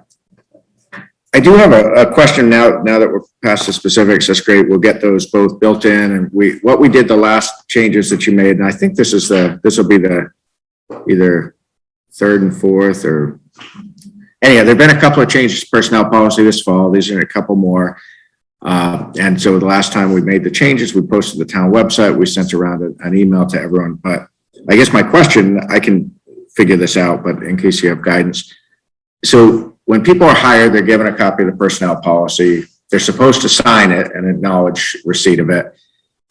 You know, as we're changing it, knowing we have more changes coming down the road, probably in the next 6 months, we might have a number of changes. What do you think should be the best way of notice? Is it sufficient to, that we post this on the front end and then the back end, we post the updated policy to the website and send it around or note to everybody that, hey, the policy's updated, it's online. At what point do you think we ought to, maybe recirculate it and have everyone re-acknowledge receipt of it? I mean, we don't want to chase our own tails and do that every 2-3 weeks. Right. But Well, I would say the new person should get a written copy. yes, yeah, the new hire, yeah. But Maybe annually? I mean, if there's gonna be a lot of changes ongoing. Mhm. I mean, what frequency? you can't do it every 3 weeks. That's right. Yeah. I mean, I think if we, certainly if or when we get to a wholesale rewrite, I think at that point it would be good to level set. Yeah. But I've wondered with kind of a few here where some of these are fairly surgical, what's the right balance between making sure there's understanding of the policies and not being like so bureaucratic or wasting a huge amount of time chasing down signatures. Let's give it to them, bound or how? No, it's just stapled. And then there's, in people's personnel file, there's supposed to be an acknowledgement of receipt. Yeah. I mean, prior jobs I've had, they've sent it on just the revised pages and the people sign that. Mhm. Fine. Mhm. But we don't want to do that every 3 weeks. No, so there has to be some frequency that So- you think is reasonable. So we can, I mean, it's something we'll figure out. I just wanted to see if you had thoughts on that. No, it's Yeah, good. so- Maybe, as Wendy said, maybe just once a year you send around the change policy, not a whole new package, Mhm. but just a And change. that also a change helps to make policy. sure they're actually reviewing and signing the ones that have changed. If you send the whole Right, thing, Right. That's sometimes finding, that's a lot of work too, just separating out the wheat from the chaff. So, I mean, from an overhead standpoint, Angus, for your office. Well, I think at this point, we're, I think we can, I think it is going to be good to get a good system and then follow it. I think with the personnel we have now, some of those things that might have been daunting a year ago are going to go a lot more smoothly, Yeah. just because of, demand, the Okay. personnel involved. So we have agreement there that annually is reasonable. I think it's up to whatever. Yeah. Angus- Okay. I mean, it is starting to feel like we're getting toward a critical mass where there have been a few different ones and, one could be forgiven for not reading all the fine print. And so I think we're maybe at the end of the calendar year, because we may well have more between now and the end of December. So maybe at the end of the calendar year, we send it around. Hey, it's a new year. Just want to make sure all this was made aware, and then maybe going forward, first of the year or something like that. But I'll talk with staff and we'll figure out the right balance. So our next item is, we close the public hearing. All in favor? Aye. Discussion of draft stormwater bylaw and regulations. Okay, and we do have Jen Hughes if she's hasn't fallen asleep. And if you have Jen. So I think the goal tonight, not to preempt, but I do not think the objective is to invite Jen to present the whole thing. You've had a lot of discussion about stormwater, but in the last couple of meetings, there have been one or two questions that have come up. So I wanted to invite Jen in case there's anything that you still have questions on, but also there have been a couple of changes that are in red line in your packet from the last draft that you got maybe 2 or 3 weeks ago. And those are a combination of resulting from the KP Law review, as well as Jen's been involved with that and has been in dialogue with Robin Stein and her associate Alex, who've been the primary reviewers. So I would say, Jen, unless you want to, present anything initially, I would say if there's any questions the board members have, either on any of the red line changes, any of the questions you asked about last time in terms of how to define how you get to that acre threshold. As we have, this is written to be town-wide, not just within the urbanized area.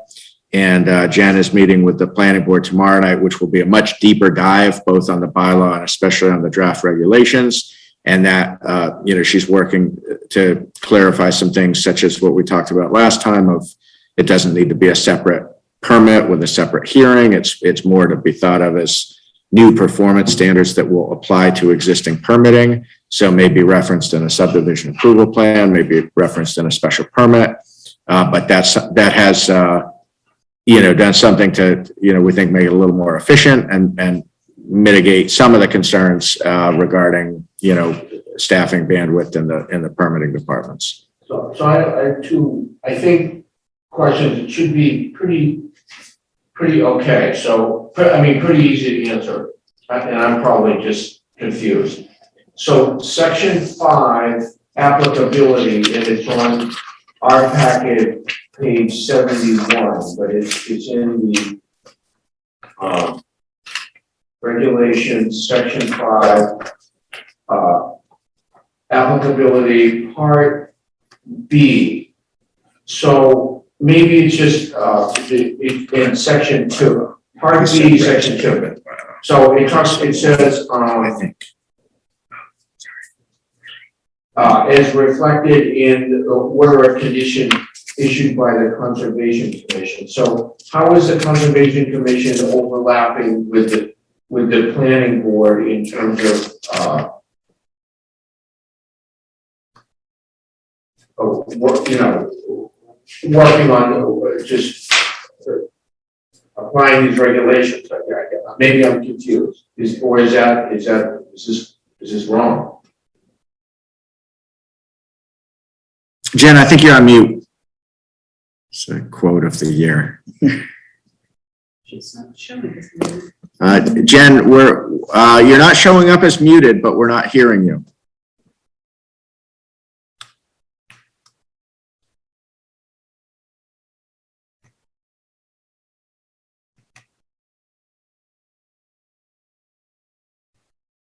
So Archie, I think what this is saying is if it's covered under Concom, then it's not, the stormwater bylaw is not applicable. Okay, that's, I just couldn't understand that. Yeah. Is that accurate, Jen? Okay. Jen, if you have a phone handy, you still always call in with the phone number. That's a little of an extra step, but. It says the following activities are exempt, and that's, Right. they're already covered under the jurisdiction of the Wetlands Protection Act. Okay, That's- that makes sense. My other question is on 2 pages forward, section 6, F. And it's simply about the fees, and Angus, you would be the person to deal with this. So it said that the fees, like a bond would go into the general fund, and then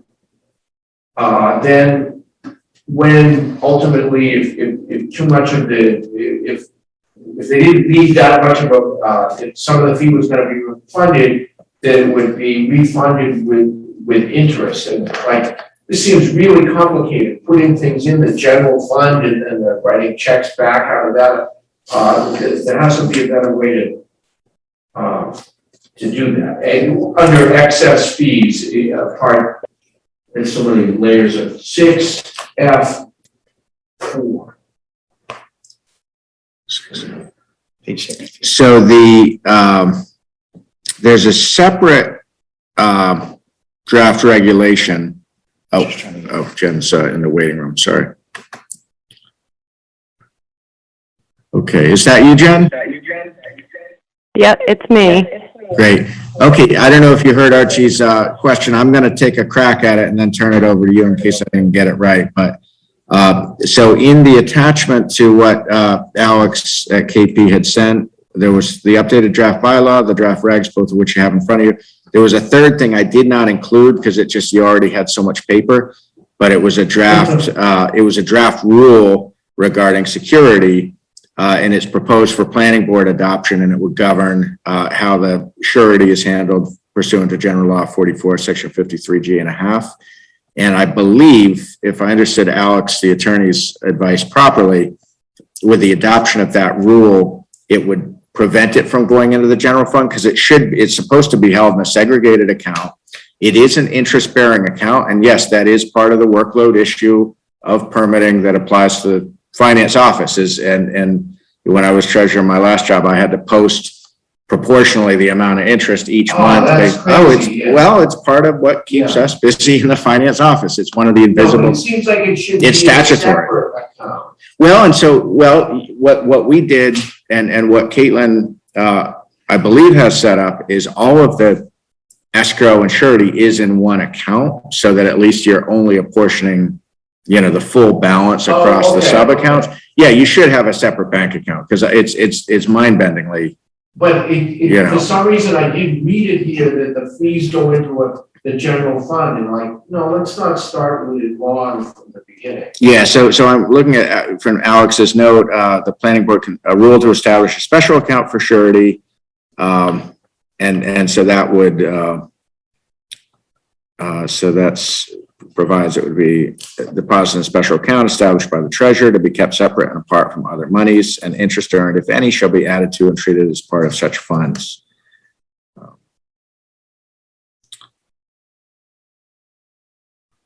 Jen, was there any that I missed on that? No, that's right. I think there are many towns. You can still hear me, correct? Yes. Yep. Coming through just fine. Yeah. There are a lot of towns that have separate accounts for surety, and that's just so if the bond gets returned at the end or the escrow gets returned at the end, they get their interest along with it. And so if you don't track them separately, then you can't be, giving them back money at the end if they're due those funds. Yeah, it's part of the monthly postings of interest that needs to happen, in the finance office. I did just want to clarify on the prior question about the Conservation Commission. It wouldn't be because the Conservation Commission is reviewing under the stormwater standards of the Wetlands Protection Act. The Conservation Commission would have to review the entire project under the stormwater bylaw and the stormwater regs because they're stricter than the Wetlands Protection Act. So they would need to be aware of that. So that will probably need to be communicated to Concom. Yeah, I actually, I didn't even I didn't understand that as well. The regs, I will tell you, I was really a pass through. I didn't even have time to read them between when they came in on Monday and putting the packet I together. think this, I think. No, the reg- Quarter of the game. Yeah. Oh, So the regs are not, so the question Wendy asked, and I think she knew the answer, but just to get it clear, is that the regs are not part of the warrant article. That is correct. The bylaw is on the warrant. And our objective, starting over the summer and especially when we got Jen involved, probably mid to late August, was what we told her at that time. We knew internally with staff, we couldn't get the regs done. It's just too big a task. And so we told Jen that we wanted, by the time town meeting voted, to have them maybe the 90% stage, in the ballpark, so that when questions come up at town meeting, if they come up, we have a pretty good handle on how it will work, but understanding there's some details to be worked out. So I think tomorrow night's scheduled discussion with Jen and the planning board, I think Jen that's really going to be your first time really drilling down with the board on really the nuts and bolts of this. And I think that I didn't understand that part that she's just said about the Concom, and we definitely need to let Concom know, because I spoke to the chair on Thursday for about an hour on a range of things. And she asked me, where things stand with the bylaw. And I told her planning board is written in as the permit granting authority. She's kind of relieved because, they have significant workload issues at Concom and a new agent and a lot of workload. And so if in fact there are instances where the commission itself is issuing the stormwater permit, I definitely need to circle back with her because I didn't tell her that, because I didn't know that. So. And I think that would just be to prevent someone who had to be in front of the COMCOM to have to then go to the planning board as well to get a stormwater permit, especially after they were going under such extensive stormwater review, to then be reviewed under a separate set of standards. Mass DEP is working on making the two sets, more similar, but right now the stormwater, the EPA MS4 permit requirements are stricter. So did you ever get an answer to your question about tree removal? I think I did. That my question a few weeks ago was, in terms of the 1 acre area for tree removal is one of the things that's considered. And so I think that the way reading the updated version, it seems more like that it's the surface area of the cut tree rather than the canopy of the tree, because 2 or 3 trees could easily encompass almost an acre. So that would trigger a lot more if we were counting the branches and the canopy. That would encumber a lot more projects to be subject to this review. If it's the canopy of the tree versus the trunk of the tree. It's the actual disturbance, right, Jen? Land disturbance only. So this is concerned about sedimentation and erosion control. So this is land disturbance. Clearing of vegetation, but again, it's all about land disturbance. So it's going to be what portion of the ground disturbed from this clearing of vegetation or removal of trees. But if trees are removed and then the area is stumped, then all the land's disturbed. But if trees are cut and it's not stumped, Well, that's Yeah. a good question. Yeah. It'd be hard to drive that kind of equipment over a lot and not, disturb the land or change drainage patterns. There's a lot of definitions in the permit. In the bylaw that would, I think, I haven't seen anybody try to get around it by saying we're cutting down all the trees, but not doing anything else. That would be a very strange situation indeed.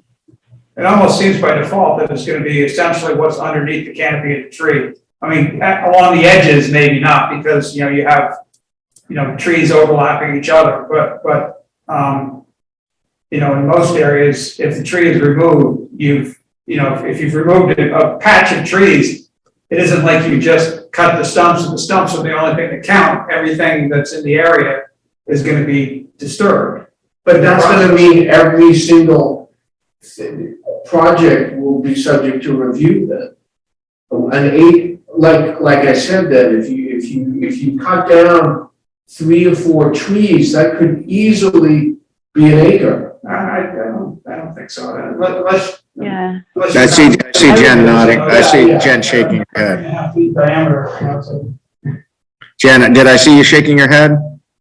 Yeah, no, that, I don't think, you wouldn't disturb, 43,000, whatever the, square footage of an acre is with 3 or 4 tree removal, unless those 3 or 4 trees were in the 4 corners of the lot. And you had to, I think this is kind of semantics. I think, like all permitting, there'll be people who will try to work around it, but I don't think that'll be the situation that you wind up having difficulty with.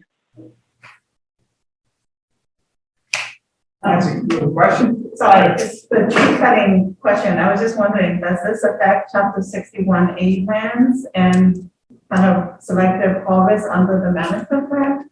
Would those all require stormwater plans and review? I'm pretty confident. Now, that's a good question, but, I don't think it's anything that's been discussed, but if you have a forestry management plan, I mean, that's not development of the land.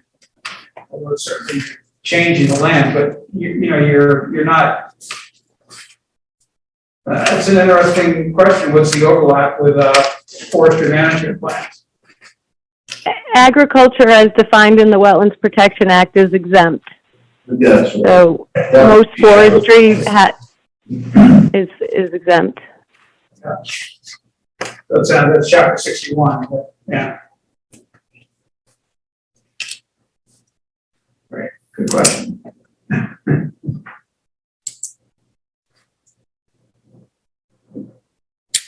So Jen is scheduled for tomorrow night. It's basically, if not the only, I think it's pretty much the only item on tomorrow night's planning board agenda. So I do think it's going to be almost more like a workshop of really getting into the finer points. So Jen, drink your coffee. I know, and make sure my Zoom is back up to par. Well, it's funny, you're showing as being muted now, your Zoom is. Well, she's got her phone on. Yeah, I know, but Yeah. Yeah. she's muted on the screen now. Yeah. Not the phone, but her. Yeah, right. So I wonder if for some reason it came back up. That's weird. Yeah, no, I muted it because otherwise I'd get feedback. Okay. So this way I only hear you on the phone. Great. So with the bylaw in its current form, it is proposed, as you know, as a general or a town bylaw, not as a zoning bylaw. So unlike the floodplain amendments, which are sponsored by the planning board, this is listed with the select board as the sponsor. So that's, I would just say this is probably your last chance before town meeting, to have a direct, line with the primary consultant. So I guess going into town meeting, you guys pretty comfortable with the bylaw as written? And if there's questions that any of us hear in the weeks leading up to town meeting, we'll just, let's share them, make sure that we're well prepared. I have not asked Jen to attend town meeting. I really would be surprised if that was needed, but we want to make sure that, those of us as sponsors of the article are equipped with questions that may come up. So the planning board's already signed off on the bylaw? Yeah, the planning board was good with the bylaw, right, Jen? Have they seen these last edits? Things happen so quick, I can't really keep up. Yeah, I can't remember who. They're pretty good with the KP. bylaw. Yeah, from our last call, everyone seemed to be on board with the bylaw. I was just wondering if there are changes as a result of the meeting tomorrow, where we're gonna. I think those would need to be made on the floor of town meeting because the form that you have in front of you is what I provided the FinCom for the appendix to the FinCom booklet. I'm good with it. I'm okay with the bylaw.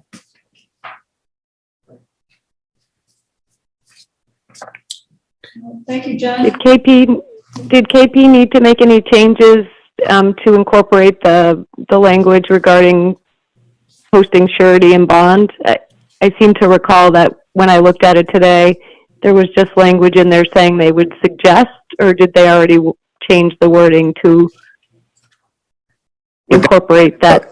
Would that have been in the bylaw or the regs? I thought I saw it in the bylaw. Let me just look quickly.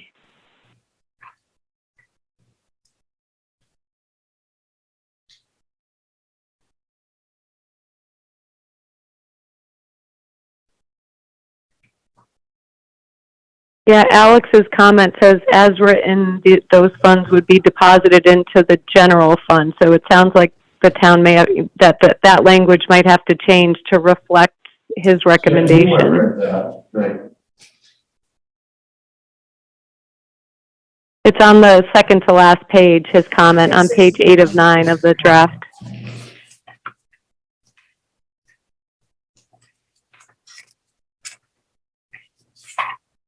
Yeah, so that should change, and that should,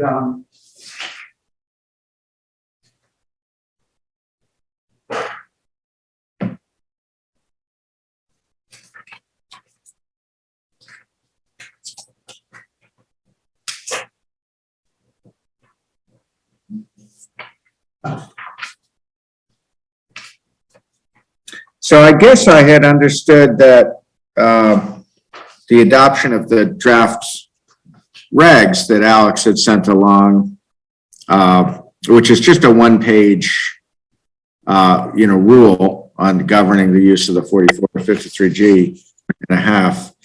I guess I had understood his comment to mean that if they adopt that rule, that would, I didn't see that a bylaw change was needed, but I guess that needs to be clarified. Yeah, that would be my question. Maybe we would reference, whatever it is, chapter 44, section, Yeah. Make that reference in section 6, maybe? Mm-hmm. All right, I'll make a note to verify that. Leah's been out last week in this, so it's, I know she hasn't, been as, had the time to, this is all just from a week ago. so, what we're suggesting then is that by referring to this, law, chapter 44, 53G, just by referencing that in the bylaw, that's adequate to specify that the funds are deposited into a surety account? That's how I'm reading it, yeah. Okay. It could probably be right in the sentence, right? It may require pursuant to MGL, the applicant to post, blah, blah, blah. Yeah. So, but yeah, that needs to be clarified. Into that section 6. Yeah. Okay, but do we have to have a second warrant article to create that? No, the 53G and a half aren't created by MGL. For instance, we set up one last summer with the ZBA for the handling of the peer review fees with the ZBA for the 40Bs, because we hadn't previously had a rule on the books. So the ZBA adopted regulations, citing the chapter, section 50, 55, 53, 53G and a half. Those aren't, in my understanding, those aren't set town meeting. Okay. Yeah, I assume that's just like any other surety account the planning board would have. That's right. For a project. Yeah. So It seems I guess you just insert wording here. I think that's right. Or other acceptable security into a, into a surety account pursuant to GL's chapter 44. Yeah. Seems like you probably just have to reference that. Yeah, I've made a note to confirm that with. That makes sense. I just noticed in the regulations, it does actually reference it, so I don't know, maybe that's why they didn't reference it again, but I think it makes sense to be sure, and then that way we don't have to go discussing this again on town meeting day. Yep.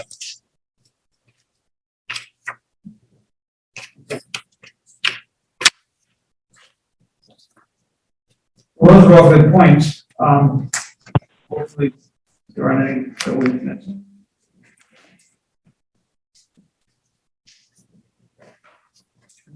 Great, I think we're all set with Jen. Thank you, Jen. Really appreciate you making the time. I know you've got a heavy West Newbury schedule these days. No problem. Have a good rest of the meeting. You too. Right.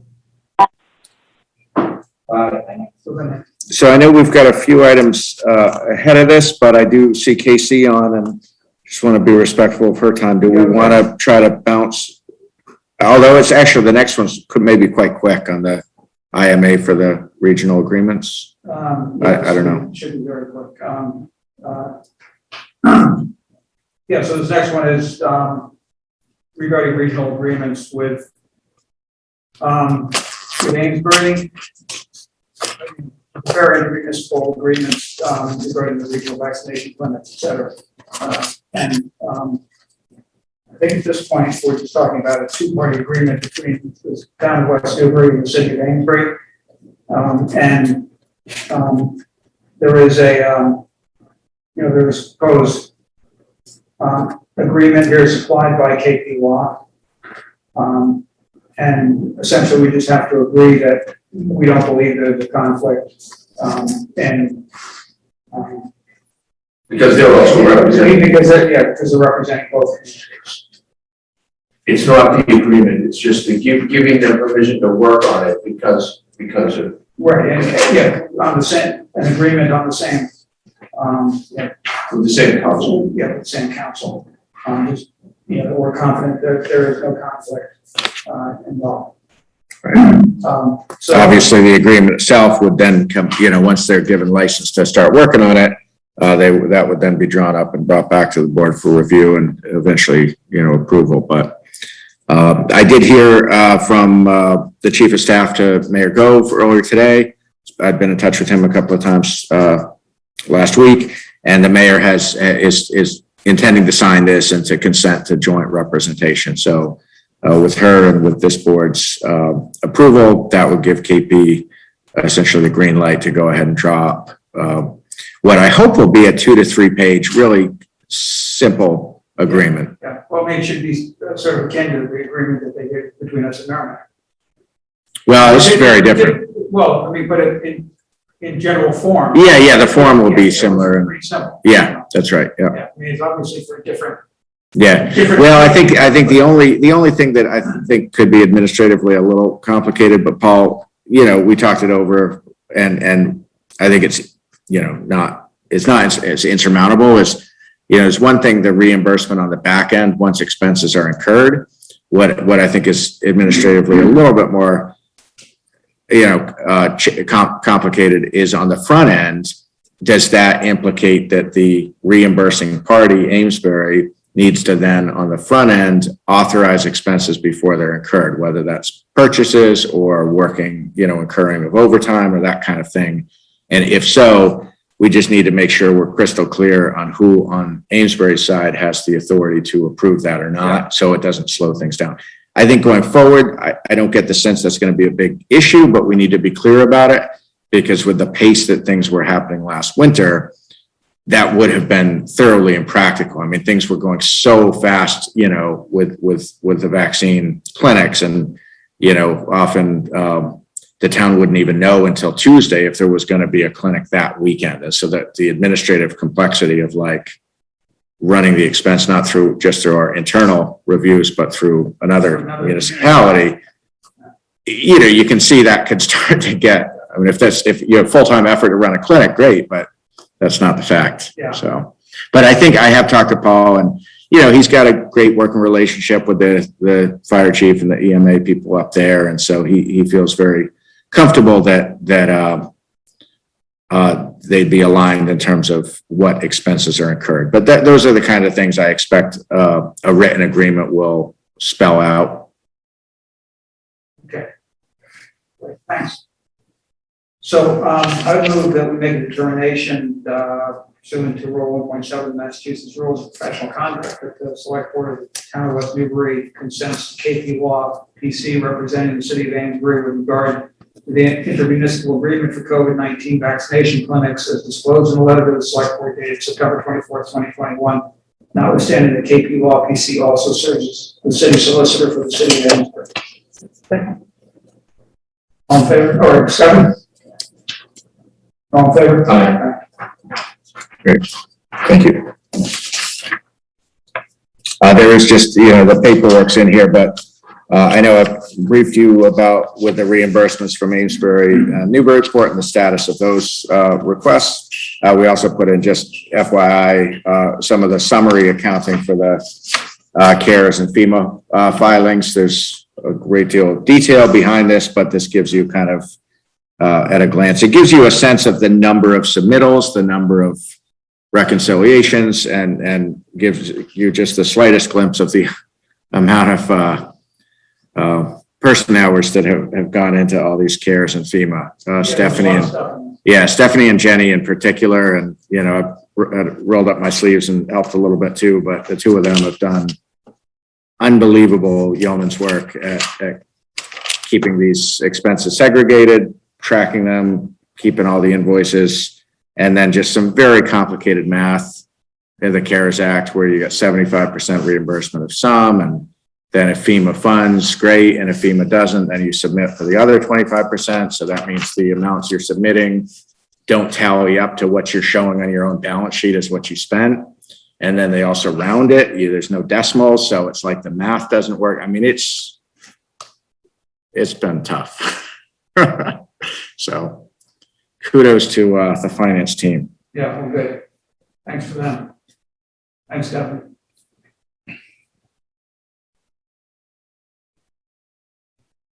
Okay. Over at the updates on finance committee, capital service committee recommendations for a special town meeting warrant articles. All right, so that's just a summary memo on page 95. It probably speaks for itself.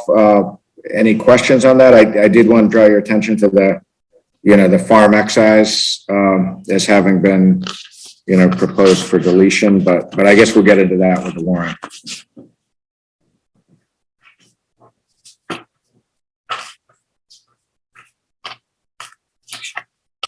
Okay. Review. Do we want to talk to Casey about the town meeting or you? Yeah, sorry, you should. Casey, are you there? Yes, I am. Hi, how are you? I'm fine, thanks. How are you? Great. I guess we have to talk strategy a little bit for the town meeting. Right. And so where we are currently is 9:30 in the morning on October 23rd at Bandstand. And there are varied opinions on how well it's going to work. Right.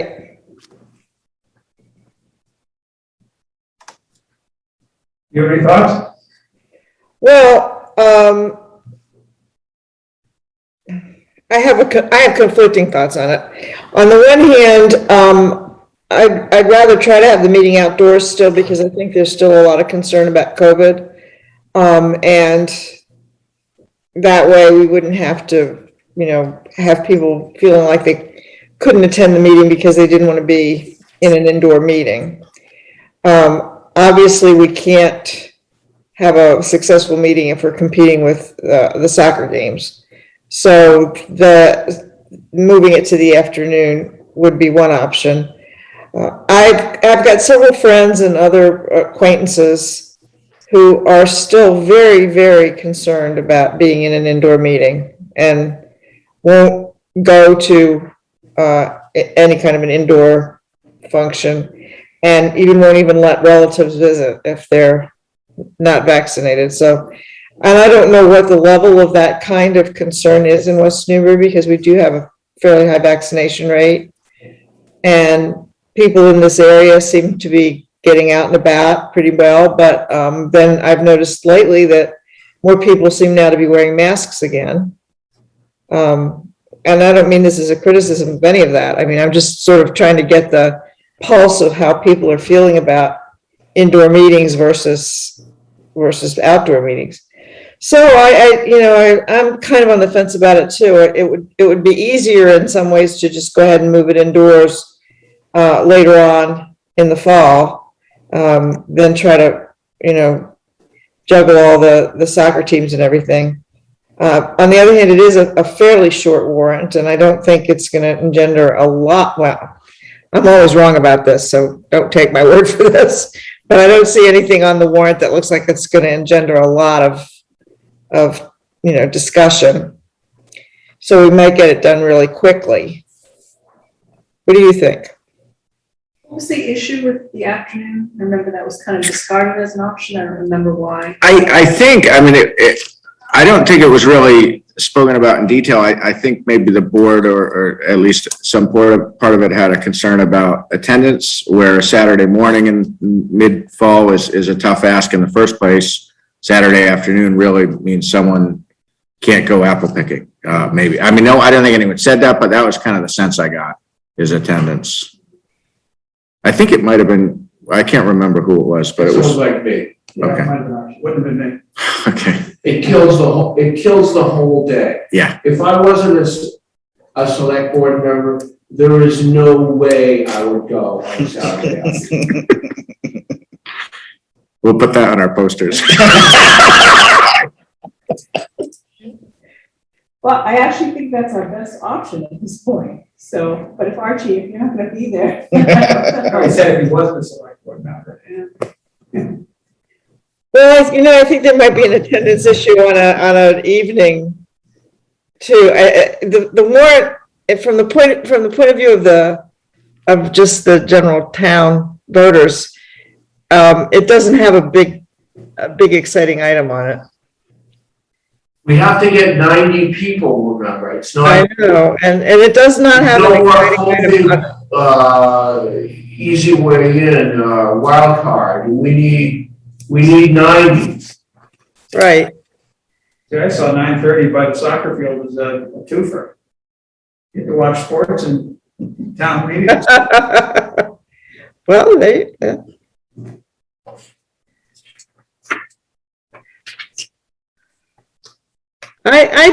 I really don't have a very strong sense either way of, what would be more attractive to people.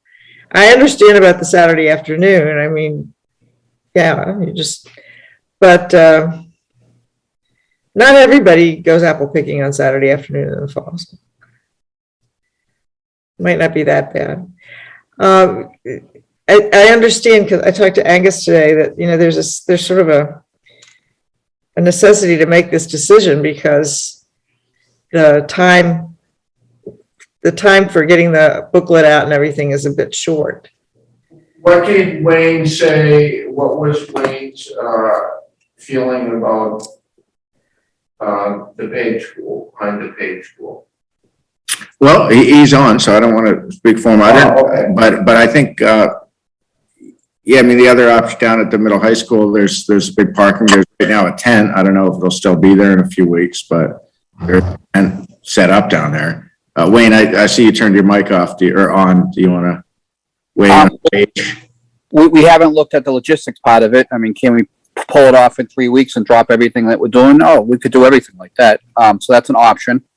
Having it indoors. I mean, we could look at the paid school, the back of the paid school. I mean, we have to set up some type of stage, sound system. I know we have speaker. I know we must have electricity somewhere in that building. So we haven't planned it there yet. So is it possible? I assume it is. Like I said, we got less than 3 weeks to plan this. So if we shut down for the next 2 weeks, we could definitely rig this up. If that's what their option is, if that's our only real option. And if we're pushing for an outdoor venue, I don't know where else you would have it other than the paid school, honestly. Angus, you just mentioned that, I didn't even thought about that, the tent that's over at the the middle school? I didn't think of it. Someone mentioned it. I forget who it was. It might have been, I talked to Gary Roberts today. Maybe it was Gary. So, Big enough. But you'd still have to get power out there. Yeah. For chairs. Seating, yeah. Yeah, I think we should just do it in the afternoon, RGM, sorry, but. You don't think they have power right now? I'm just thinking, Do you know that? I don't know, it's such a big chair, it's not. It's a factor. yeah, the chairs aren't there. Not, I mean, the chairs aren't anywhere, we just put them in the truck and. Right. There is, I mean, I don't know how much you're focused on this, but there is there is a higher cost to have it outdoors with the DPW and paying overtime, as opposed to something like at the school auditorium where we're paying custodial staff, but we're not really needing to mobilize our DPW staff paid at overtime. So I don't know what that all amounts to, but the other thing actually with outdoors, we have to provide porta potties and we have to provide the handicapped accessible porta potties. So it does, it is some thousands of dollars. I don't know how big a factor that is. We don't really have that in the operating budget. So it's something I would have to find the money for, which maybe I could, but. Wait, which, not outdoors here, you mean outdoors? No, outdoors here. Oh, Yeah, they need to be porta potties, when you That say was already maybe- part of the plan, though. I mean, we were gonna have it in the morning. but we don't have a budget for it. Okay. Yes, it would be part of the We've plan. got it 3 times previously. Yep, Yeah, yep. okay. But we had CARES. I don't think we can, isn't the window running out for CARES, Stephanie? Yeah, we no longer can use porta potties against CARES. It's only PPE that they will cover going forward until I think it's October 28th. And then that's gone altogether. So again, I don't think that's why to make the decision or not. It's just one of the logistical things that staff have to figure out. Whatever direction you go, we're going to have a lot of work to do. So, Yeah. Well, but arguably, the least amount of work is having it inside, right? I think inside is the least amount of work. And I was in touch with Justin today. They're very happy to work with us on finding a date and, So why is their facility better than the annex then? because the annex, once you apply social distancing, the estimated max attendance is 60. Whereas the auditorium or the cafeteria or the gymnasium, you could fit, certainly well over 90 that we need. The auditorium has seats already. And it's indoor, so you don't have to worry about rain. Right. That's a great point. Don't have to worry about rain date. It never has rained before. I'm down meeting outside. Well, Angus had one idea today that I've been kind of pondering. If we did it in the cafeteria at Pentucket, where they have the doors that go outside onto a sort of a patio, we could give people who were concerned about being indoors the option of sitting out there, and then it would be like an overflow room for if, for example, if we got too many, well, like when we did the school vote and we had to have the overflow room at the high school. And we'd have to have an assistant moderator, and we'd have to set up some sort of system for making sure that the same thing didn't happen this time as happened last time, which was people in the overflow room didn't really feel like their vote was being included, and they didn't feel that they had as much opportunity to speak as they would have liked. They felt like they were just sort of shunted aside and not really included in the meeting. I don't think everybody felt that way, but some people did. So we'd have to work out a way to make sure that the communication between the two rooms was adequate so that people felt that they were actually part of the meeting. But that they could, it might be cold out there, but we could try to do something like that if there were enough people who were concerned. I don't really know whether people are all that concerned about an indoor meeting right now. Well, the advantage of the auditorium is it is big volume, and that makes a huge, it's much larger volume than any other space we have. That makes a difference. Obviously, some people won't be comfortable with that still, but I understand the preference. Personally, I prefer to be outside, but at least there, that's probably the largest volume room we're going to be able, could potentially use. And we can say that people will have to wear masks. How would you say that? I didn't hear what Casey said. Casey said we could require people to wear masks. Wendy said she wasn't sure that we could require that. And I know at the outdoor meeting, we couldn't require that. I don't know how the world has changed. I mean, now masks are required inside, public buildings. District policy, I think, is to wear masks. Yeah. So maybe that will cover. It seems like, I hadn't talked to Paul about that specific question, but it does seem like we'd be on solid ground to require Except masks. it's like access to the vault. Well, but that's part of what Might be a total separate category. it may be, but that's where Casey was, what we talked about earlier today is if it was in the cafeteria in the middle school and you just had that side door open, and if anyone was either didn't want to wear a mask or didn't want to be indoors, they could be outside, they could, see it. And it's probably a small number of people. Yeah, right. We could probably come up with an unmasked portion. Maybe that other room would just be the unmasked room. Sure. Jim? So there's been significant discussion about this on the clerk's page. Yeah. One suggestion was that because it's a school property, you have to follow school rules. But then you get into the question of, are you denying somebody a vote? And so then the other suggestion would be having a non-masked area to have separate from everyone else. So you can set, it's like smoking, non-smoking in that sense of you can put someone who does not want to wear a mask at town meeting into a separate section, as long as they have equal access as everyone with a mask. Okay. Maybe that's the best option. If we do that, I do not know exactly what all the different towns do, but there's a big concern about making sure that the people who are either in the unmasked section or outdoors or whatever it is that we do, have a video of what's going on in the main building, in the main room.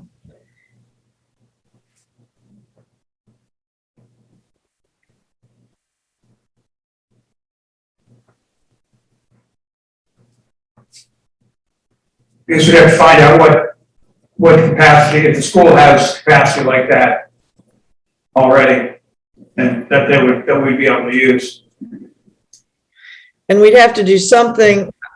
One of the problems we had with the school vote was that there was no way for me to communicate with the other moderator other than having a runner, because there was no phone service in the school. Originally, we had thought we could use cell phone to communicate with each other, but it didn't work. So we just had a runner going back and forth between the two rooms. And that proved to be very unsatisfactory for the people who were in the overflow room. They didn't feel that they were being heard at all. I don't think we're gonna need that much. There's not gonna be that many people. Well, But you have to say. even if it's two people, if they don't feel like they're in the meeting, it's a problem. So I wonder if we could use Zoom as a way to communicate between the two rooms. All we would need is a screen and a camera and a computer. Well, it is now legal in the Commonwealth to do representative town meetings by Zoom. You say it is or is not? It is for representative town meeting, but we have open town meeting. Yeah. And for open town meeting, it's not. Oh.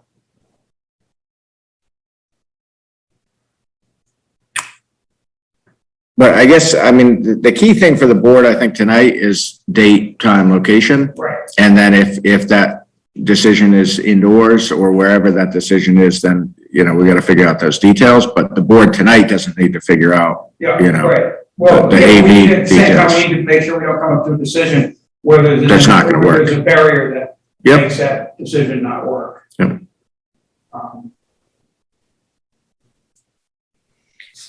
Did we know how many people the cafeteria and the junior high school would hold with social distancing? No, I don't. I think the auditorium is, you know, well above size. I don't know about the Do we cafeteria. know if it's available? Not on any specific date. Justin said that, you know. We got that problem before. Well, but if it's, yeah, I mean, I don't think you can pick a date without, but if you say tonight you want it to be, you know, in the school auditorium, then I can, you know, find out from Justin what dates are available and we can, I guess, circulate that and pin down a date. But, you know, it seemed premature to try to scope out lots of different dates. Plus it was all day to work on this, a lot of other things going on, so. My suggestion is the cafeteria so we have a door that can bring fresh, if people are concerned, they can bring it brings fresh air in, and people that don't want to come in can listen at the door. Now, was the reason we stayed away from Sunday just the fact it's a religious day? Like, could it? Yeah, I think that. Yeah, and I think Sunday morning, I think, is problematic, and Sunday afternoon has the same problem that Saturday afternoon has.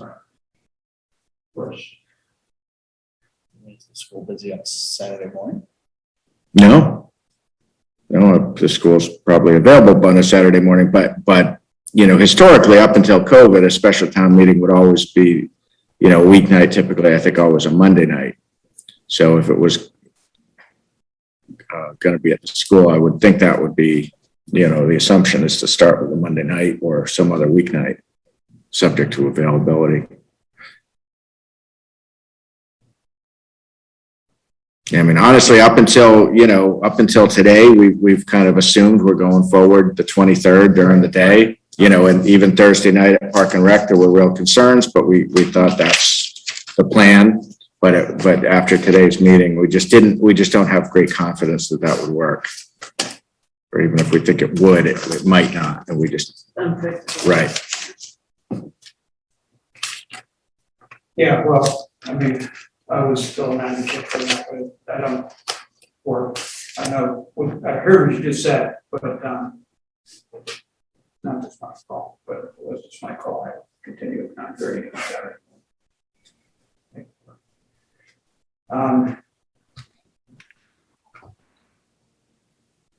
I agree with Archie in that school, I think it's maybe the next best venue, but I actually think the auditorium would be better. And have segregated seating, have, you know, a portion of it, you know, people who are unmasked start at the farthest back corner and fill out towards the front from there, and everything else has, you know, starts from the opposite corner and fill out from there and maximize the space between. Though, if we do that, which is fine, then when people want to speak, I noticed that in the other meetings that we've had outdoors even, that there were occasionally people who had masks on and then took them off to use the microphone. I think they felt perhaps that they wouldn't be heard if they were talking with a mask on. And I don't think that's necessarily the case. I think people can be heard quite well with a mask on. But if there were people all the way in the back who were there because they didn't want to wear a mask, and then we had the microphones in the aisles like we typically do, they would then be mixing with the people with masks. Well, couldn't we have two microphones? One. Yeah, we could have separate microphones, but Yeah. we normally would have two anyway, one for each side of the auditorium. So there would have to be one in the back or wherever the maskless area was, you know, a third one. So that people who were not wearing masks wouldn't be walking through the aisles of the people that were wearing masks. Right.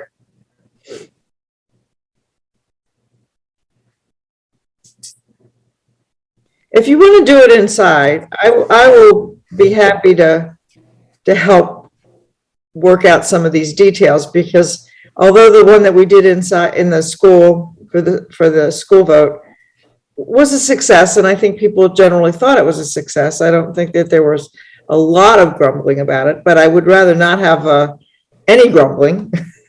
I'd rather have people feel that they were just as in attendance at the meeting wherever they were sitting.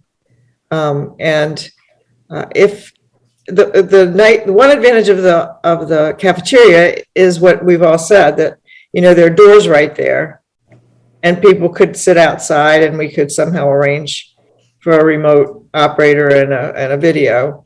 But I don't know, that's why I asked how many people would the cafeteria hold?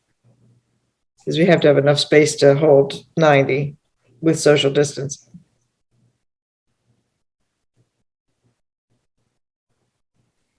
Well, I guess for the board, you know, I would move that we, use the school, and that we, you know, ask if we can use the school, and, then we need to determine, are we in the cafeteria or are we in the, I think we can make either one work.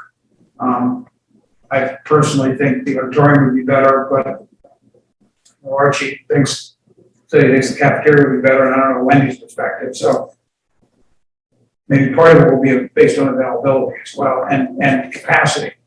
Mm-hmm. You know, if the feedback we get is that the, you know, cafeteria could only handle 80 people with, so, you know, with appropriate social distancing, and we need 90 people, then that's a non-starter.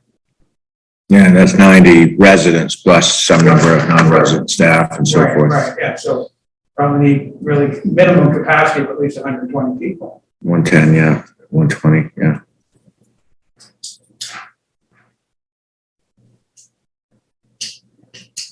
I mean, just the logistics seem overwhelming to me. If you feel like you could pull it off, I mean, at least with the parking lot, it's a known thing. I mean, it's work, but we know the drill, we know how to do everything. Yeah. You're thinking with regard to outdoors in the afternoon? Yeah. I mean, we don't have to have separate areas for mask and non-mask. It just seems complicated.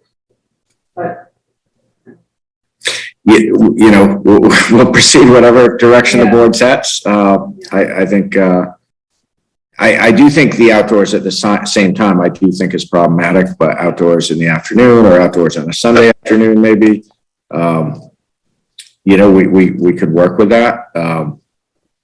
Is the weekend after an option? The weekend after the 23rd? It is, it's got the same morning conflict with soccer. So it's basically exactly, except that it's 1 week later in terms of weather. Yeah, but otherwise, I mean, we've already kind of, seems to me, we've pushed the limit already, I think. It's warmer now than it usually is at this time of year, actually, when you think about it. Right. Than it used to be. well, that's another thing. Yeah. So if we do an afternoon, we still need time to set up during the soccer, ending of the soccer. We still need to get in there a few hours early and set the chairs up and everything. So I'm just trying to figure out the chaotic movement that might be happening in that parking lot at 1 o'clock with people leaving and going. So are we going to restrict those? I mean, this is all logistic issues that we have to figure out, but obviously if soccer goes to 1:30 or whatever the time is, we need time to make sure those cars are out of bounds. Yeah, didn't we already conclude that we could restrict that parking lot, that we could save that parking lot for town meeting?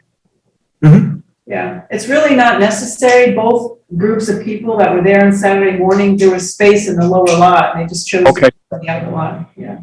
Okay, that'd be, if we could close that off prior to the soccer game, that would be big for us.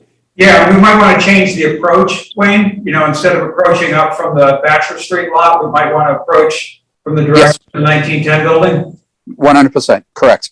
Yeah. Correct.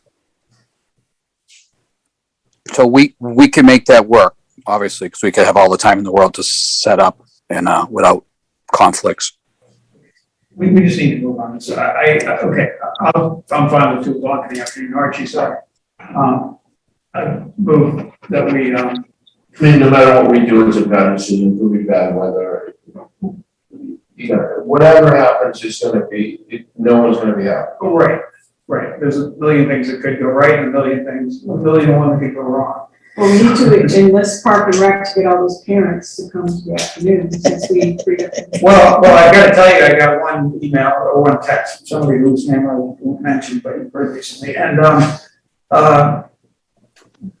they thought it was undemocratic that we would be contemplating, a concurrent town meeting with a sports event.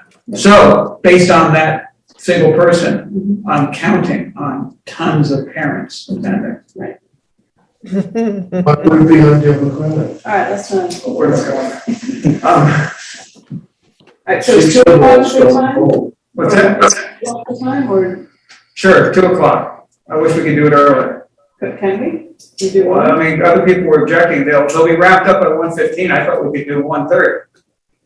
Because they'll be totally wrapped up by 1:15. That's what I heard earlier. Is that too early?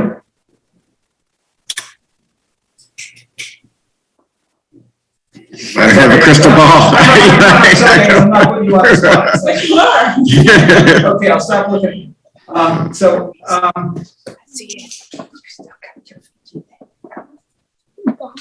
Let's stay with 2 o'clock, and that way, whatever, Josh, and, you know, the longest time of the afternoon, 2-ish to 3-ish. Yep. And this is gonna be a quick meeting. As long as we got it. Right. Yeah, I guess that's, so, okay, so I move for 2 o'clock, Saturday the 23rd, the bandstand parking lot. Second. Any further discussion?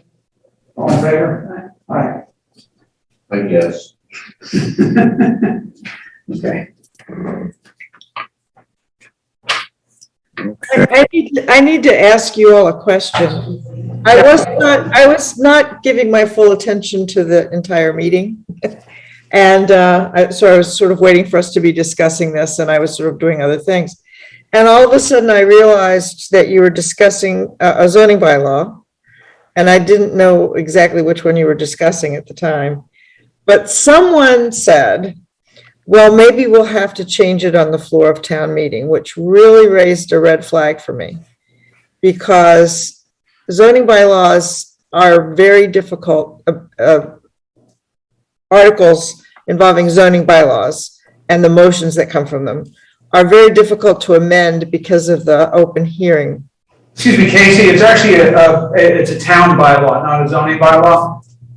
Okay. And we don't think we will. It was just the one thing on the 53G. We'll get that cleared up. So I don't think we will have to. So like I said, I didn't know what bylaw you were talking about. Yeah. I know there is a zoning one on there, so Yeah, the floodplain bylaw is almost certainly not, I mean, that's not going to change. And then the stormwater bylaw, there's a discussion tomorrow night with the planning board, but they've really already signed off on the bylaw. And that's the one that's the town bylaw. It's the floodplain, it's the zoning bylaw. okay. Well, then it is possible to amend the motion on the floor, but people don't generally do a good job of that. Of amending bylaws on the floor, because the language is too complicated. Okay. Great, thanks. Okay. So we do still have, Casey, we've still got discussion of warrant and things. So just, Okay. you don't need to stick around, but just so you know, that is still ahead. And then I did previously reach out to both Casey and the FinCom a couple of weeks ago, and everybody's confirmed availability for 2 weeks from tonight. That's the 18th. That's the pre-town meeting, kind of FinCom, select board, moderator and so forth, review where you go through the motions and all of that. So we do have that penciled in for the meeting 2 weeks out. So tonight isn't that, but tonight they are going to be, going through making sure the warrant is in the form that they want before they post and sign it. So I think really the only open issue is the free cash transfer. So do you want to transfer? Yes, you're going to switch, Yeah, I think that's shift gears to that? Okay. Okay, so you have a memo, page 96, that outlines the the detail. I do have the model, and I can, plug in different numbers and you can see how that feeds to the bottom line. But, long story short, that, significant increase in assessed values, which of course are not certified, but, it is the best guess. And they do think, both the vendor and the assessors do think it is going to be orders of magnitude, 11% increase on the values, leads to an estimated significant reduction of the tax rate from the current 1488 down to an estimated 1356, which would translate to about $105 a year increase, or 1.3% for the median value single family home. So with a free cash transfer, that could reduce that down to 0% or even a tax reduction. It's all up to what the board wants to sponsor and what the town meeting wants to approve. If you look at page 97, I put the balances in for, I looked at the balances at the same time in the fall of last year versus what we had this year. So, for example, in the stabilization account, we had $1.5 million, and now we have $1.8 million. The pension stabilization, we had 237, now we have 314. The only one that went down is the school stabilization, which was $1,650,000, because we utilized some of it for the past year to take off some of the heat of the increase from the school budget, but from the override for the school, high school. The town free cash last year was $1,340,000. Now it's $1,730,000. So, and water, which is not really related to this, but water has a lot more money than they did a year ago. So overall, if you added up the four accounts that are listed here for the town not related to water, this year we're 5.1 versus 4.7 a year ago. So not only is there more money in free cash, but there's also more money in the stabilization account. So all the more reason that we can afford to give money back to the taxpayers. Okay, so just a note about this stabilization account, there's a reason why there's more money there, is because based on what's on the capitalization spreadsheet, there's. Right, but I guess I'm just saying we should look at that stat, we're looking at that as, trying to be prepared for what we know is coming. right, but we could afford to build it up and still spend money out. Is the capital improvement plan fully funded? I mean, Well, it's sort of an ongoing, we put money in every year, we take money out every year. right, but if you have the plan, or you can plan out over the next 20 years? No, it's a 10-year, and I would say that analysis is still underway. It's, we've been putting 500,000 in. Up until 3 years ago, it was 300,000, so we've bumped it up, and then this past year the additional amount. That's kind of still an ongoing analysis. My sense is that the annual number to really fully fund it is probably more like 600,000 to 700,000, but there's how many projects, 100 and some odd projects, and a million variables and numbers constantly changing. So if we had a full-time capital planner, we would know that, but me and Wayne do that, so we do it in our spare time. So it's not like every week we're updating the financial model. So I wouldn't say that it's fully funded, but I wouldn't say that it's not. It's an analysis we made a big progress last winter, and then for 7 or 8 months we've been pretty busy with a lot of other things. So if we look at the free cash, it's the sort of recommended amount of free cash for a town with our operating budget would be approximately 800,000.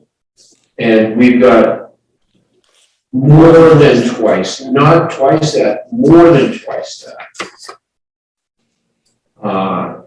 So I feel that the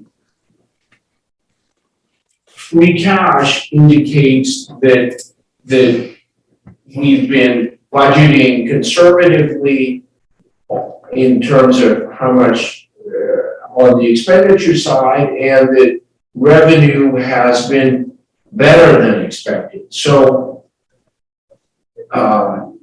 for that reason, I just feel that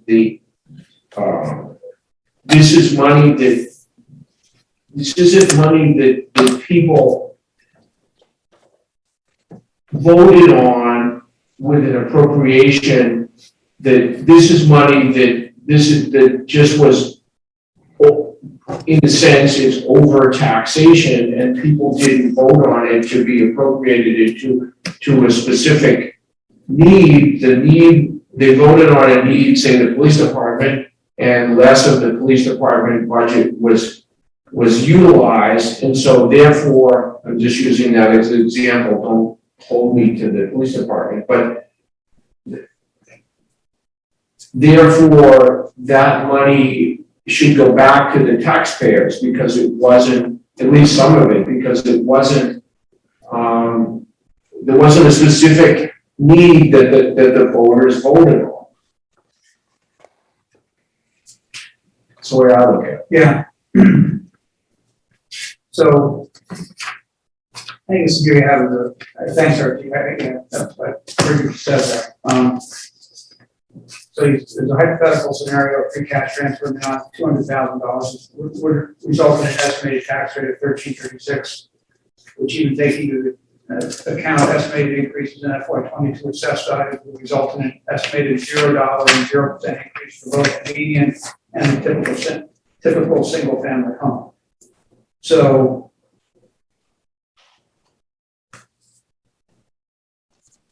I'm afraid of, there's a side that says, well, it's great, we should send, use as much as possible, reduce the tax rate as far as possible. There's another side that says, but what happens if next year it isn't as rosy? I hear that. I've been doing this a long time, and I've heard it a million times. No, I'm not saying not to do anything, but I'm just saying, so. Everyone says, well, we can't get into this habit because we won't be able to do it again. I've been on the FinCom since like 2000. Every year, there's a lot of free cash, always. And I keep hearing it's going to run out. This will never happen again. And the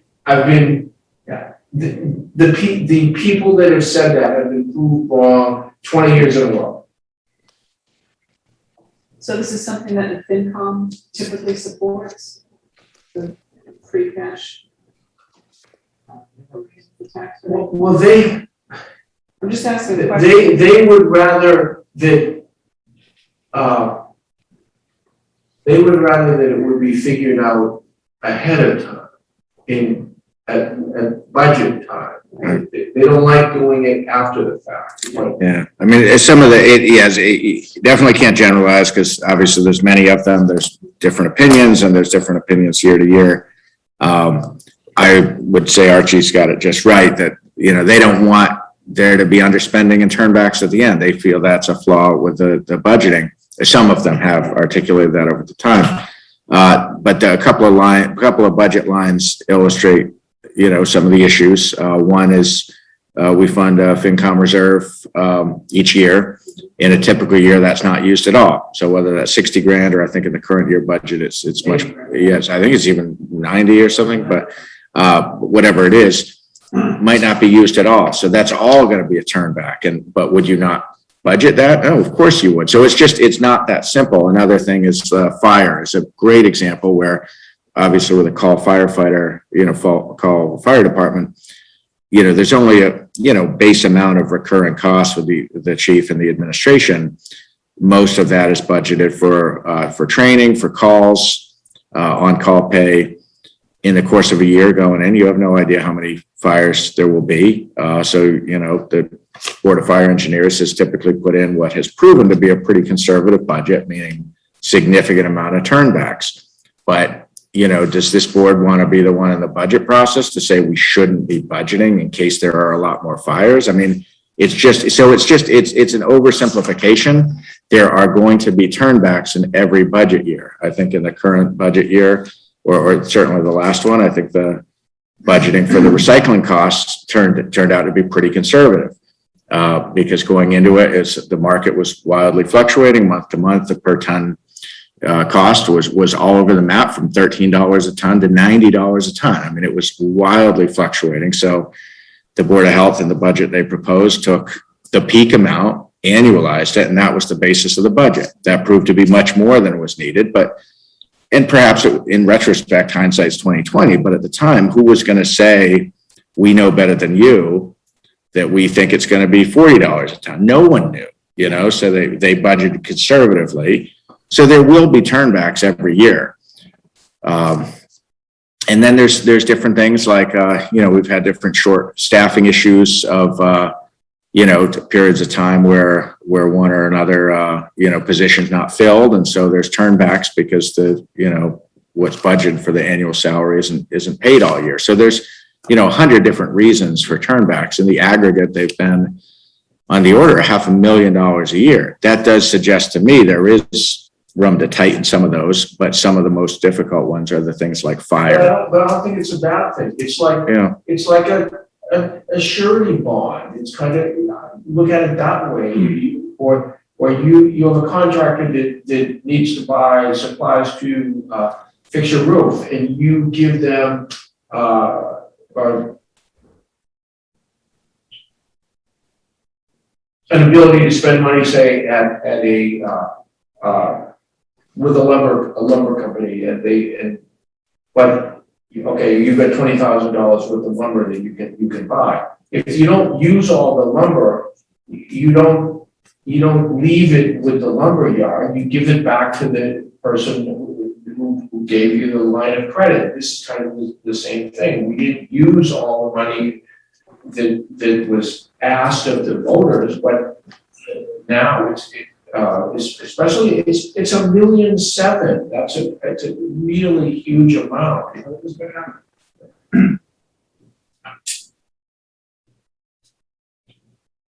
What was this year's free cash? 1.7. The number at the top is the certified number. No, I mean, how much did you have this year? Well, there's money's out, money's in. The certified balance at the end of FY20 was 1.95. This year it's 1.75. All right, yeah, that's actually right.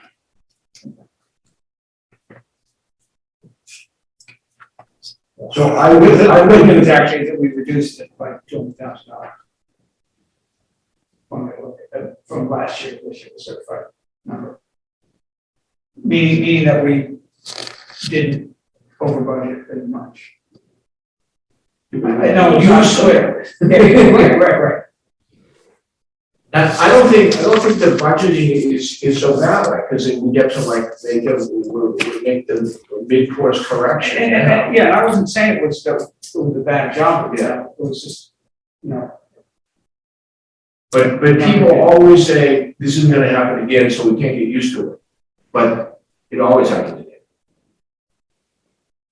Okay, so back to where I started was, if we go down to 0 tax increase, which I'm not objecting to, no tax increase for fiscal year for FY22. Do we want to actually reduce the rate below no increase? Does that set us up for a future increase that will make people very unhappy? Well, that's always another argument against giving people, oh, we don't want to make next year look bad. Well, what we're here now. Let's not worry about next year making things look. In other words, we have to punish ourselves a little bit now so that it doesn't look as bad in the future. That's it. I don't buy that argument either. So if we get a 0% increase now, and it's 6%, just to pick a number, next year, well, we averaged it's 3%. But so now we have to have 3%, and then it would be 6%, that would be 9%. So if you average it, it's actually less. No, in other words, if we had a 0% increase this year, and next year we're up 6%. Yeah. So the difference is 6%. Yeah. Averaged it's 3%. If we didn't give ourselves that break and it's 3% this year, but it's still gonna go up to the 6, it's still gonna be a 6% overall increase from day 0. So that's a total of 9% increase over 2 years. So it's 4.5. Well, no, then, I don't want to go down this road too far, but then next year you would have. It just doesn't seem as bad because it's only, looks like it's a 3% increase. You would have that money that would have offset this year, and you would have that in free cash. I'm not saying that there shouldn't be any transfer, Archie. I don't see your numbers making sense over there. So I think the starting point is about 1.3% is the estimated impact, increase for the current year. I'm sorry, say that again. 1.3% is what we estimate. And what was it last year? Last year, no, I'd have to look back. Yeah, it was more than that. I think it was it'd be around 2.5%, I want to say. But I can't remember. Yeah. But it was definitely less than, or more than 1.3. And there should be an inverse relationship between, tax rate and values. With values going up so much, there should be a tax rate. There's a real issue. The rate doesn't. Well, and that's why I was so careful in the memo to talk about bill. It's irrelevant. The bill, yeah, that's what's. Yeah, no, the net number is what means something in that. I'd rather see us put the money into more stable issues.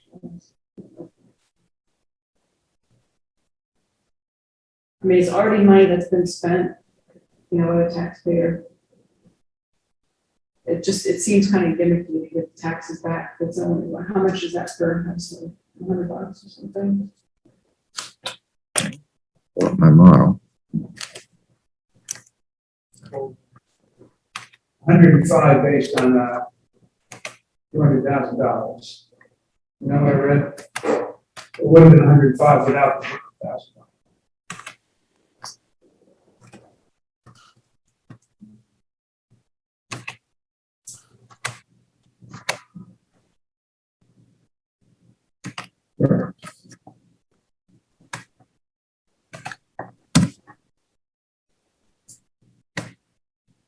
All right, so what you have in front of you is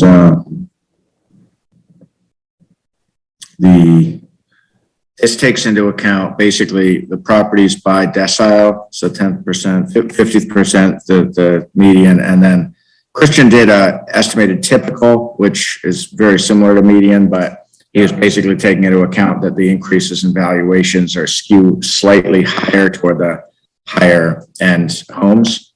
So it's just a little bit different than median. But so let's put this as 0.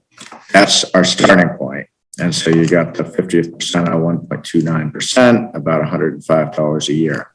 And so, if you put in 200,000, it brings everything right around to 0, both in dollars and percentage. So, so in terms of the actual, take the actual tax bill, let's just 0 that out again. So if that 50th percentile, the tax bill is $8,100 compared to 8116, 8226. So yeah, $110. So $10 a month, a little less than that. In terms of whether it's already spent, that's not really true because the this informs the tax bills that will be sent out for the current year. So, the free cash transfer does have a direct impact on what people's tax bill is for the current year.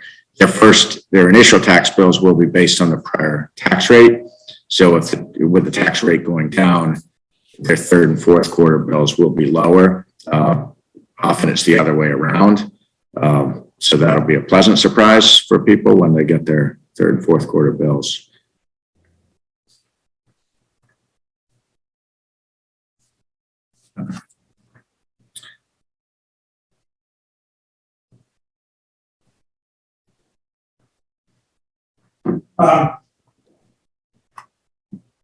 So, from my impression of the, this is, looking at it spring, my impression of the stabilization, capital stabilization. And Angus, you've looked at this more recently than me, but, my impression is that, we have significant costs coming up over the course of the next 3 or 4 years. And, I'm anticipating that, we're going to be pushing our capital stabilization account. And that there would be some sense in thinking now about, and I'm not suggesting that we don't use any of the free cash as an offset now, but that we not give it away like drunken sailors, and instead think maybe in the spring, it'll be appropriate for, we're gonna have to look at capital improvements committee, and others will have to look at, what is coming up, but maybe we want to think about even strengthening the stabilization account.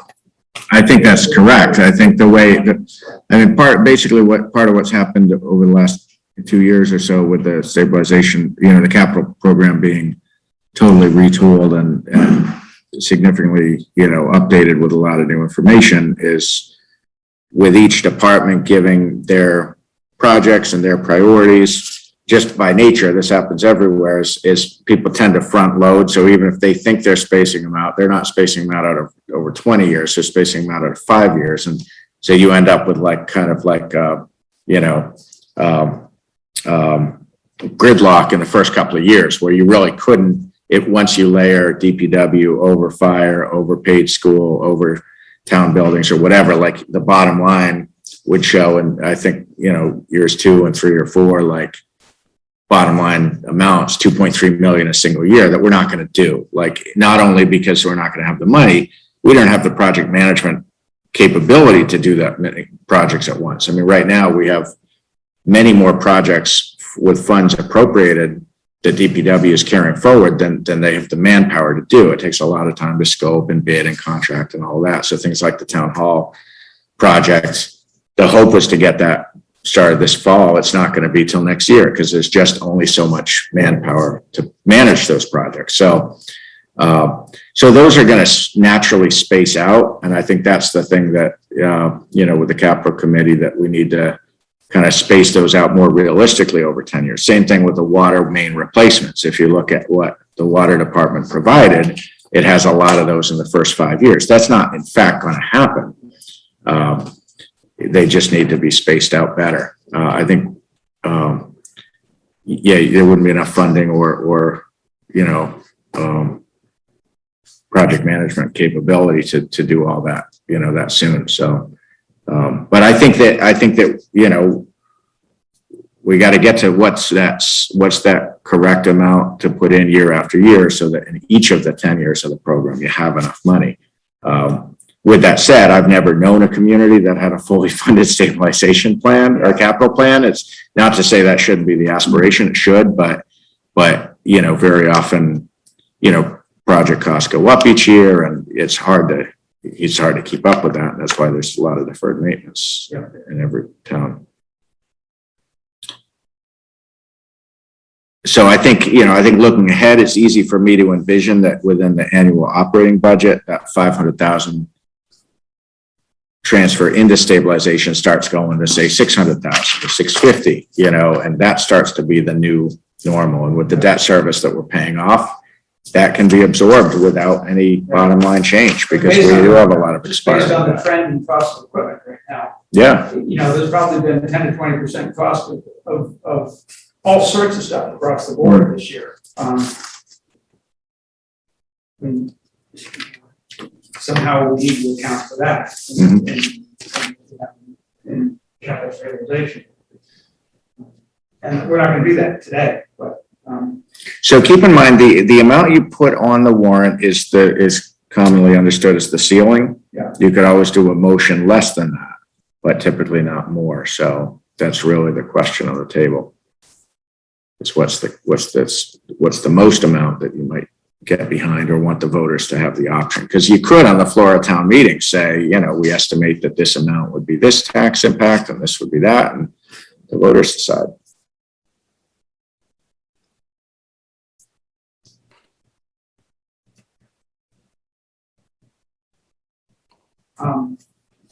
you know,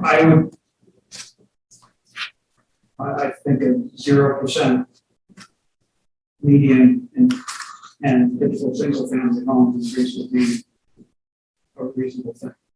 And that would be $200,000 out of free cash. Second. Discussion. I'm sorry. Aye. Good, Nick. Nick.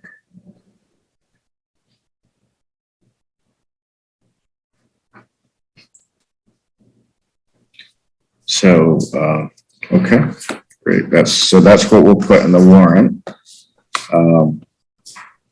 So now we get to the latest draft warrant, begins on page 108. Did everything come through clear on page 107? It's really the statute as written isn't clear. It does, the way it's written, it sure seems like it's the town meeting vote, but it's not. It's a town ballot vote. So that's why I'm recommending to remove that article about the. About the farm. Yeah. So if that came through clear, I think, you know, most of what you see in red line is, you know, pretty non-substantive. This language or take any other action there relative thereto. That's been part of every town meetings, town warrant that I've ever been part of until I got here. It hasn't been as commonly used here, but it didn't surprise me that KP put that in everyone, because when I started 3 years ago, I put that in everyone and Mike took it right back out. So that's really maybe more of a cultural thing. What it's intended to do is that if there's an amendment on the floor that is, you know, in the ballpark of what is proposed, it allows town meeting to act within discretion to do something that's not exactly what's posted, but it's similar. So it preserves some flexibility. Yeah, I mean, in like 5, they changed free cash from retained earnings. I actually changed that. Oh, you did? I did that. Will people understand? We can call it, we've called it free cash forever. It's on the free cash statement. So I think that's where the confusion is. But in an enterprise fund, it is actually retained. Yeah. I'm just So saying for the voters. we were trying to be technically correct. Maybe it is retained.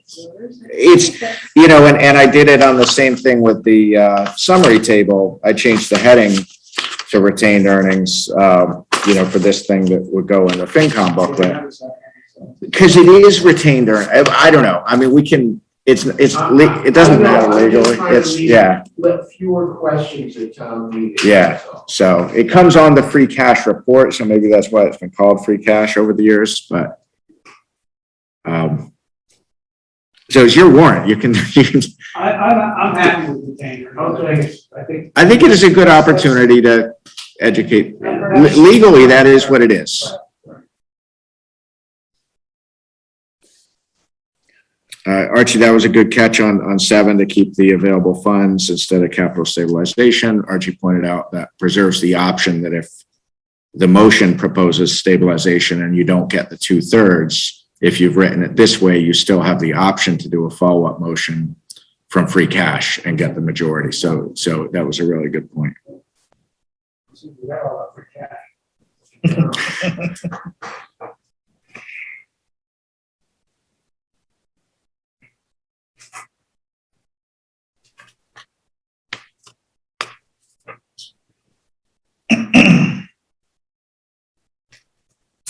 In those red lines, is there anything in there that you're not comfortable with or have questions about? Is this the underline? Yeah. No, that is. Angus, Yes. I'm confused about what you just said about Article 7. I'm looking at the red lines and it looks like it's now going to read, the town will transfer the sum of $150,000 from the capital stabilization account. Right. It would say from available funds. Well, we've got on my copy, from available funds is crossed out.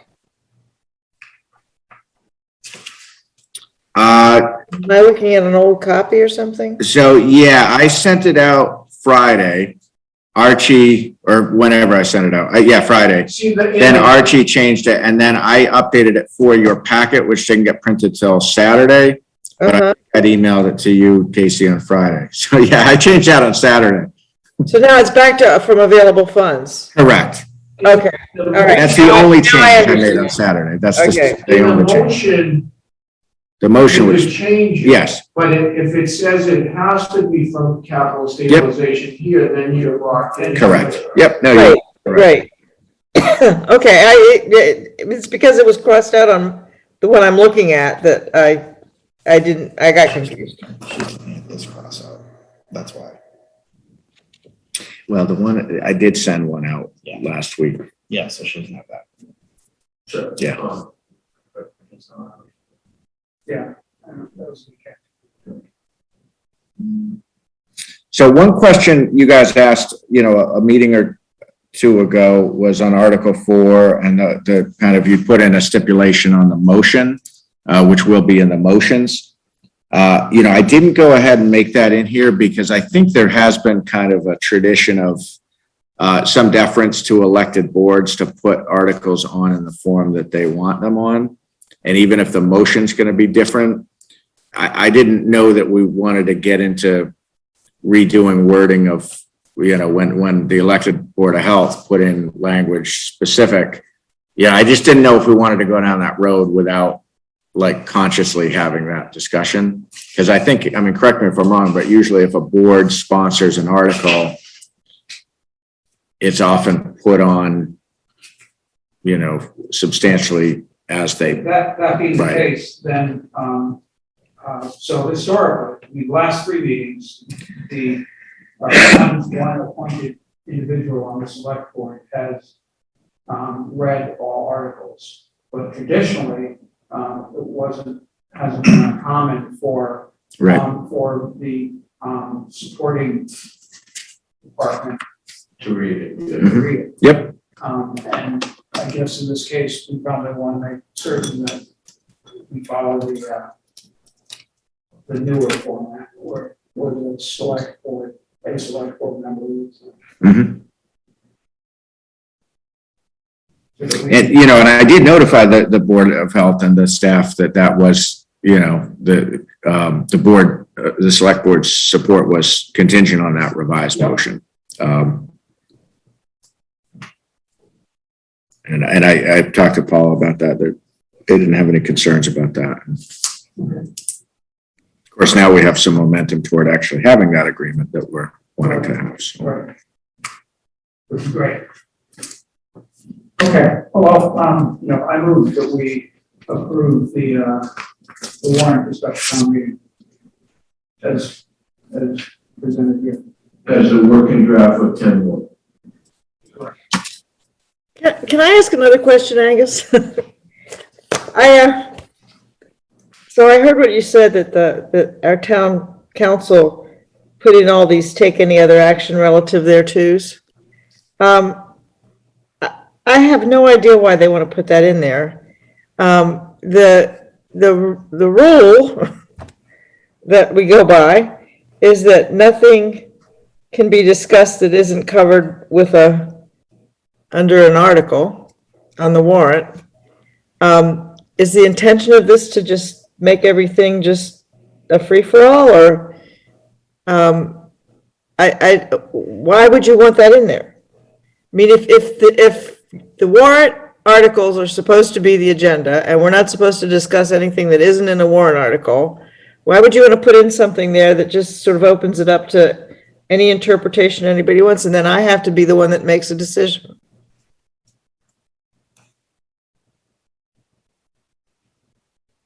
I can see.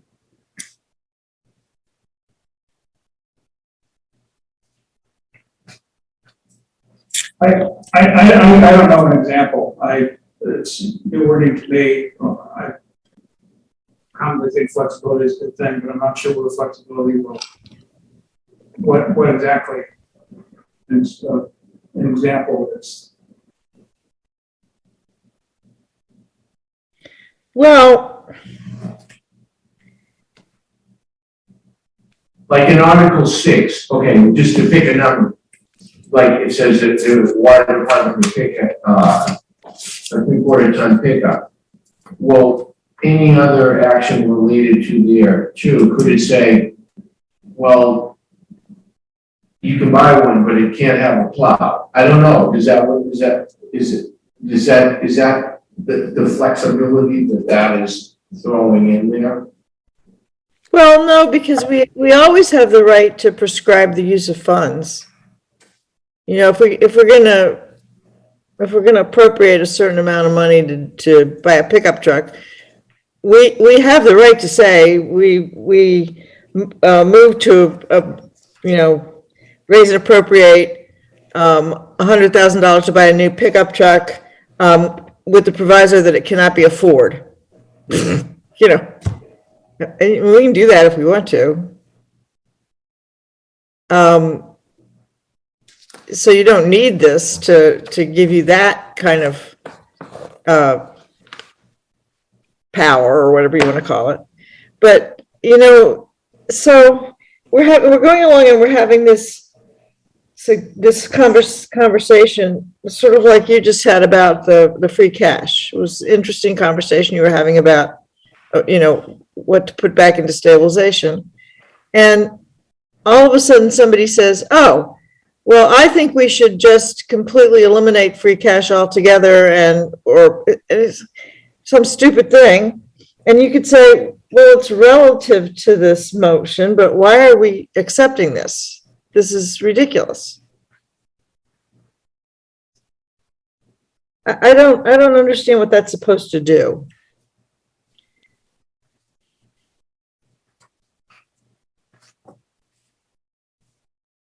I don't have an answer to that, Casey. Apparently, town council thinks that it gives us some flexibility and.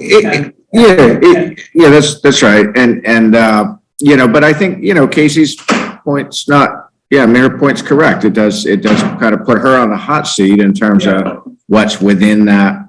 Is it relative to or not? It's, I think town council's offering, it is typical language. It's language I've seen in, it was in Marshfield, it was in Westford, it was, definitely standard part of their warrant language. If it's not something this town wants, that's fine. It's intended to give flexibility, I think, to try to get done what we're trying to get done to govern the town.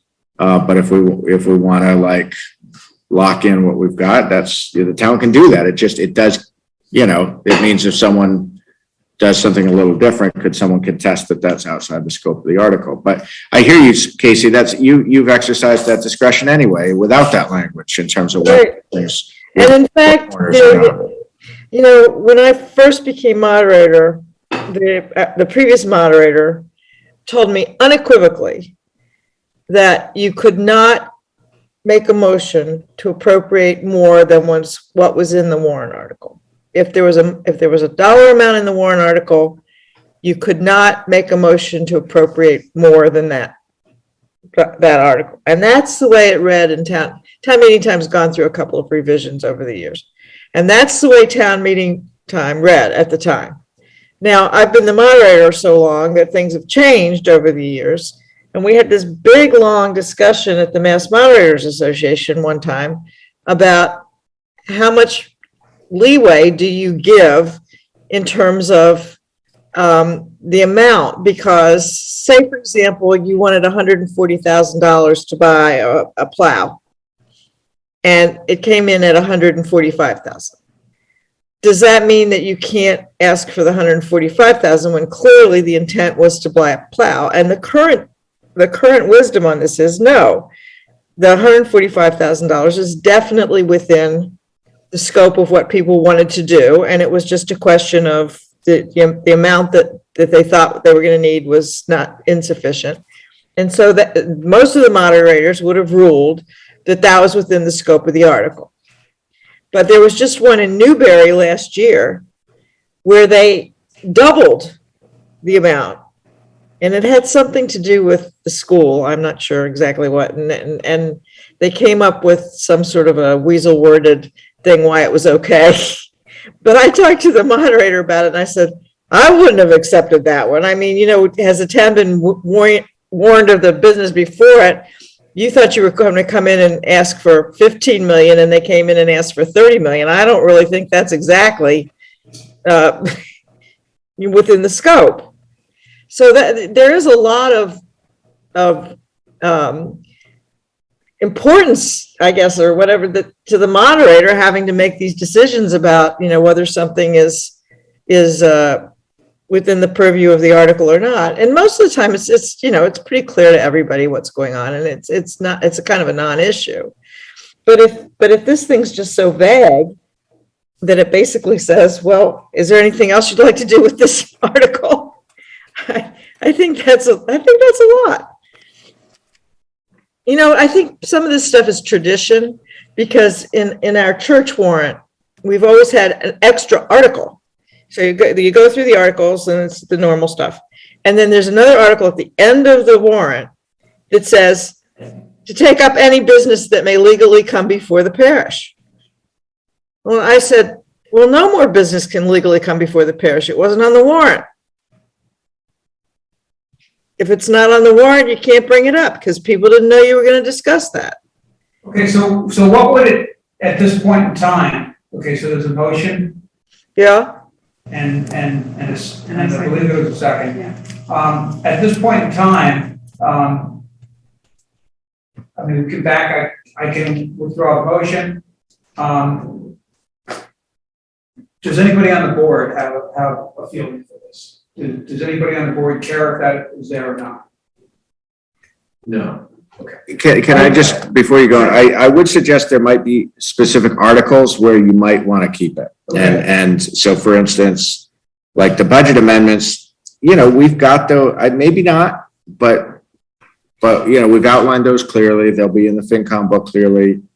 I think if we have that language, maybe they change. There's no intent for this board to change them, but the free cash one, the motion could be a different number than potentially than the 200,000 that was decided would be in the article. Article 4 with the Board of Health, the motion you intend to offer is a little bit different because it's got the requirement for a written agreement. I'm sorry, which one was that? Article 4 with the Board of Health. I don't think any of the others, there's any anticipated need for any kind of leeway. But for those, I mean, I think for the bylaw amendments, at least that preserves, I don't think there would be any amendments on the floor, but if there were, that language, I think gives more cover for that. But, you know, I understand Casey's applied this, you know, judgment for 30 some odd years now and without that language. So yeah, maybe it doesn't need to be in there, but. Well, So Casey, you did make allusion earlier to if it was to the bylaw, if there was a change in the bylaw, because it's not a zoning bylaw, you thought that if there was some relatively minor change in that would be something that could be accommodated. right. As long as a motion to amend is within the general framework of what was being done, it's perfectly in order. I mean, you don't have to make the motion exactly go along with the warrant article. And that is the moderator's call, unfortunately, you know, and town meeting time's full of those things, where, you know, the article covered some A, B, and C, and somebody gets up and says D, and they get sued, you know, there's lawsuits over this kind of stuff, where the moderator either did or didn't accept the motion to amend, and, you know, and it went to court. But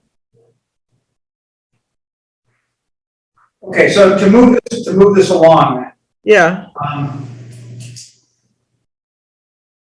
well, you know, I don't like to second guess town council because I'm not a lawyer. So, and you know, Michael and I worked together fine on this kind of thing. We discuss it and talk about, you know, the ins and outs of it. And, you know, I always deferred to his legal expertise because, you know, a lot of moderators are lawyers, but I'm just not. And, so if, you know, if the legal people think that this is something that they want in there, I'm not going to say no, take it out. I wouldn't do that. I don't like it, but that's all right. I don't have to like everything either. So I'd like to know what their rationale is for that, because I have a feeling it is tradition more than anything else, because you can't allow but so much flexibility. Then the thing with the zoning bylaw, that is important, because unless they've changed the law, and I don't think they have. but Casey, this isn't a zoning. Yeah, Oh, Just you're the referring to this floodplain, floodplain, okay. yeah. but no one will change that one. Yeah, we can't. So it's been pretty static for a while.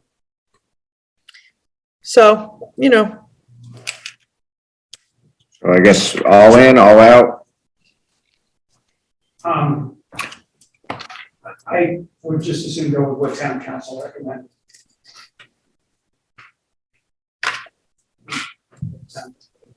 I don't expect this is going to create a problem.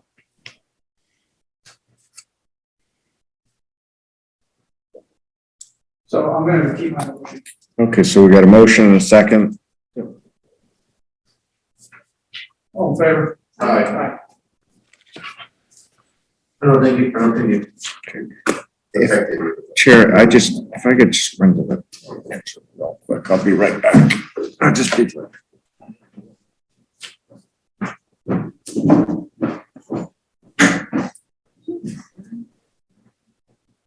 I don't know. Yeah. Excuse me, sir. Are you waiting for a particular article? No, I just want to speak with Judy, actually, not the problem. Oh, and she's gone already. She's They gone? they were upstairs? No, on the door, they said the meeting is at the air. Oh, maybe it was the upstairs hearing room. Oh, I didn't know. Yeah, it's actually, They're gone. yeah, they're probably gone. Okay, I'll call it tomorrow. Okay, sorry about that. I'm tired anyway, so I'd like to go. Have a good time. You Thank you. It's been there for like 2 hours. Yeah, I was thinking Wayne's patient, but I kind of forgot he was.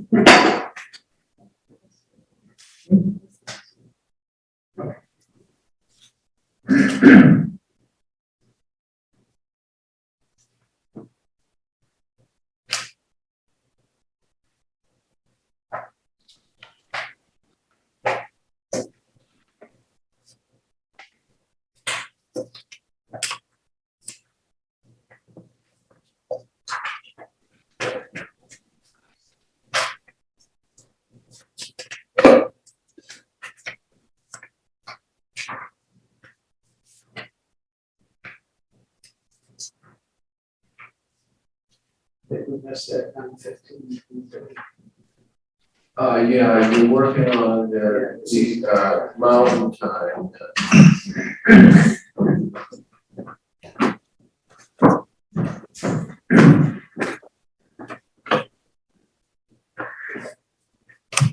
Okay, so we've got a discussion of proposed, a process for response to proposed potential warrant article. Oh, yeah, this was something I was, saying, so I was just Yeah. asking you, is there a process if people submit a warrant article request, if it's denied, is there a formal process that there is? The answer is, in my experience, no. But the one of the absolute powers that the select board has is to determine what's on warrant. I know, it's That's just- one of our total powers. We don't have to. But you can be nice about it, I'm just saying, your request was denied, and, or, Yeah. or we're gonna defer it, it's just, to me, it seems like a courtesy. But if you're not in favor of being courteous, then I guess. Well, yeah, but there's no formal policy, though. Okay. I guess with regard to this one, I was asked to bring it to the board, make the board aware. I do feel there's benefit to clarity in general, but I also had said, there's a lot of things that aren't that clear. I felt I brought it to the board. We talked about it a bit. I felt I had done what I said I would do. I never said it will be on the fall. I would never say that. It's not my authority to say that. I definitely could have reached out to John. I know it's not a 5-minute call. I work every hour, every day. There's so if I spent 45 minutes on the phone with John, what 45 minutes do you not want me to do? Nothing can be done to the nth degree. This was just like Not everything anyway. from this experience, I Yeah. don't. No, there's not really. One thing we did, the town clerk's office has made some improvements to their website in terms of the citizen petition process. That was something that had been suggested to me last spring, and I couldn't really get it done, but Jim's made that change. The state has a guide on how to navigate the citizen petition process. Some towns have very clear how-to that make it a little more transparent. I've always felt we could be a little more transparent on that. Obviously, we didn't deal with any citizen petition articles, but we'll see more of those in the future. So we're trying to make that more navigable. If someone submits a citizen petition and it has the signature certified, it absolutely gets on the warrant. That's not the board's call. That's the one instance where it can be kind of done regardless. But I think in terms of a request to I don't know, we get a lot of requests, and what makes it rise to the level of being considered a formal proposed warrant article, other than is it based on who makes that request and whether how much standing they have as a person? That's not really. No, there was no. I haven't held people to that at all. Department heads, many of them use it, some don't. But if someone gets me a proposal and it's clear, I don't strive for bureaucracy. If I'm clear on what they're needing to do, it could be an email and I put it on. I do think there was a day back before I got here, maybe that you guys looked for that warrant form to be filled out for every article. I don't know if you ever held everybody to that. I know I haven't, because people, it just, to me, sometimes it would feel like make work, if it's clear what they're trying to do, especially if it's very routine, it's just like extra paper. Okay, I was under the impression that was, because that's what.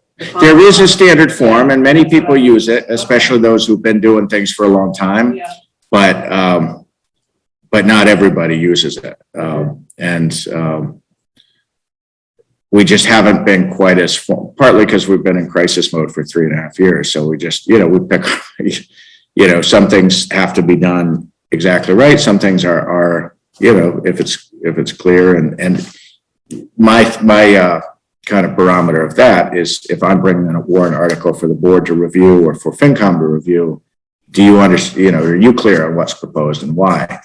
I think something like this Park and Rec probably could benefit from that form, because it would more clearly articulate what's proposed and why. And if a resident had taken the time to do that instead of looking to me to do that, I got a lot of things to do. I put in a fair amount of time on this. Yeah, I am not in any way ashamed of what time I put in. In fact, I put in a lot more time than I personally would have judged I had time for, but I did that. Yeah, this was not a criticism at all. I just made me realize that, I remember when we put the Wetlands Protection Act bylaw there was no communication back to Concom, and I just happened to come to Yep. that board meeting, so Yep. I'm trying to explain to them. Yeah, no, that's true. That was, that was a little bit of a different, Yeah.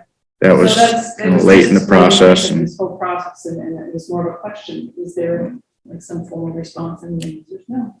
Well, but I do, I've talked to Jim about that, going forward for like future cycles. Obviously, he just started, a month ago.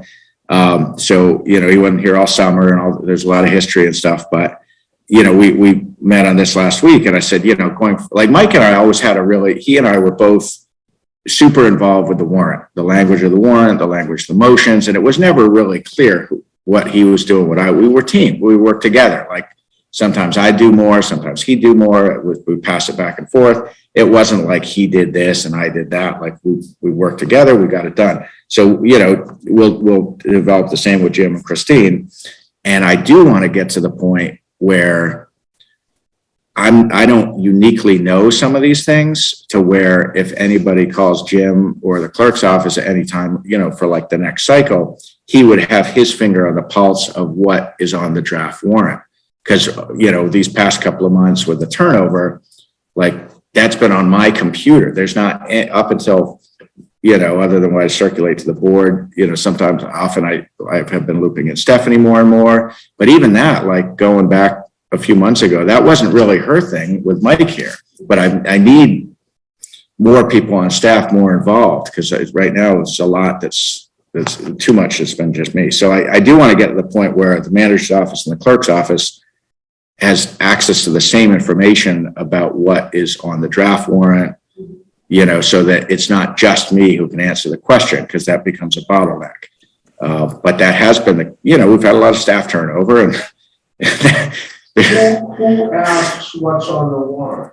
well, I guess there was a request, that came in last week and got a copy of the draft warrant. And that's what kind of set it off of seeing that it wasn't on the warrant. And, I look back at that. I said, I could have definitely reached out to him and say, hey, it didn't make the cut, but it is a time management issue because I know that's not a 5-minute. Yeah, I guess the only question I had on this is, I don't recall us deciding as a board that we weren't going to pursue that, and I think maybe you or Rick decided.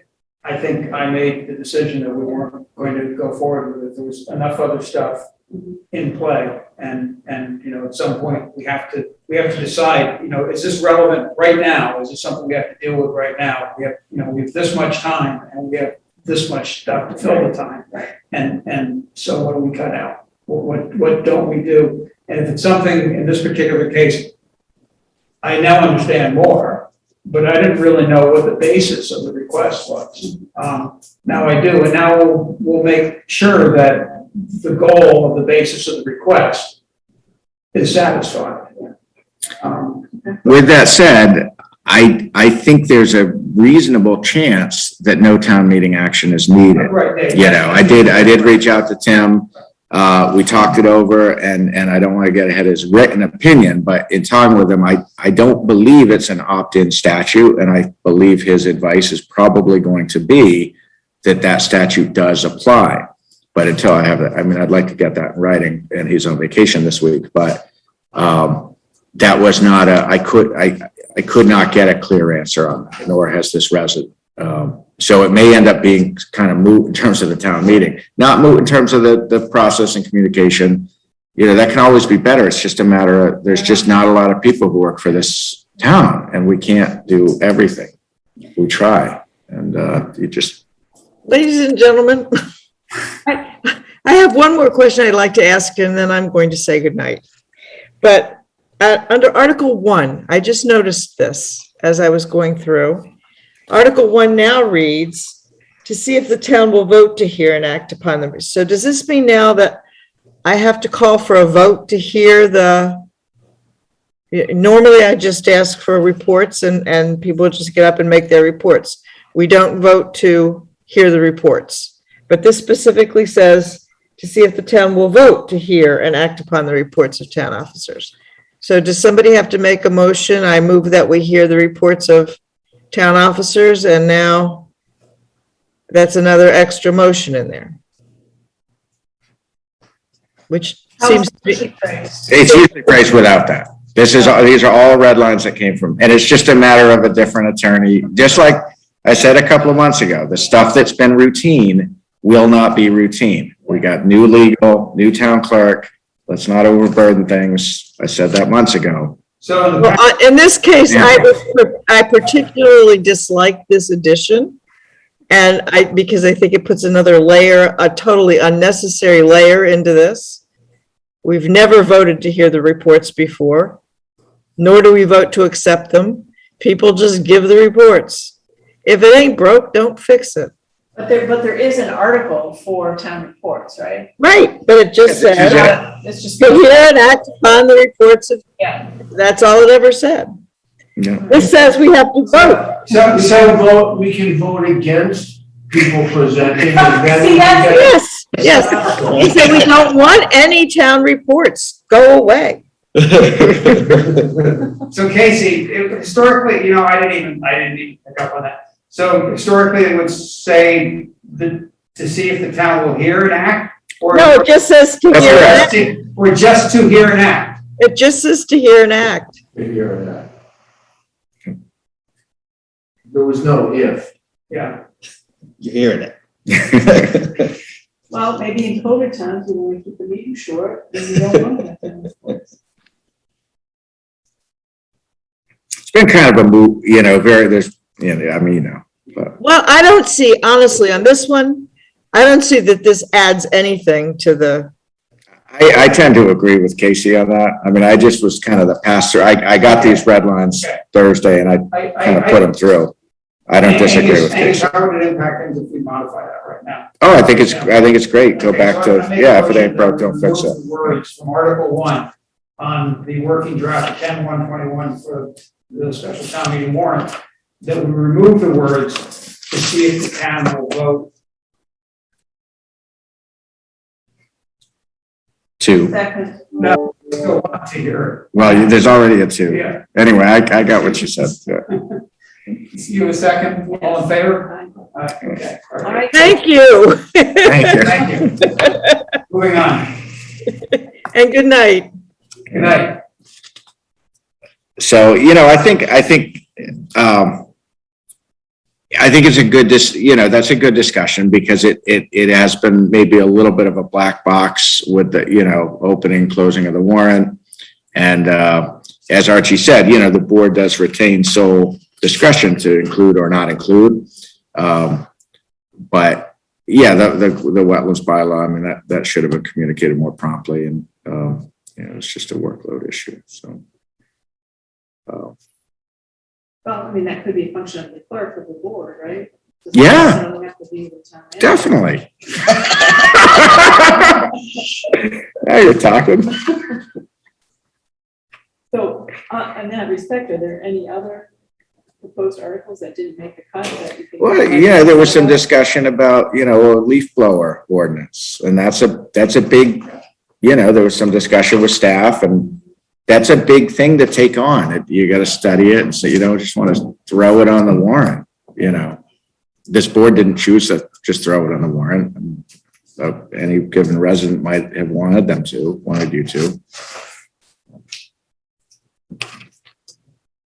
I think that was the only one that I can think of.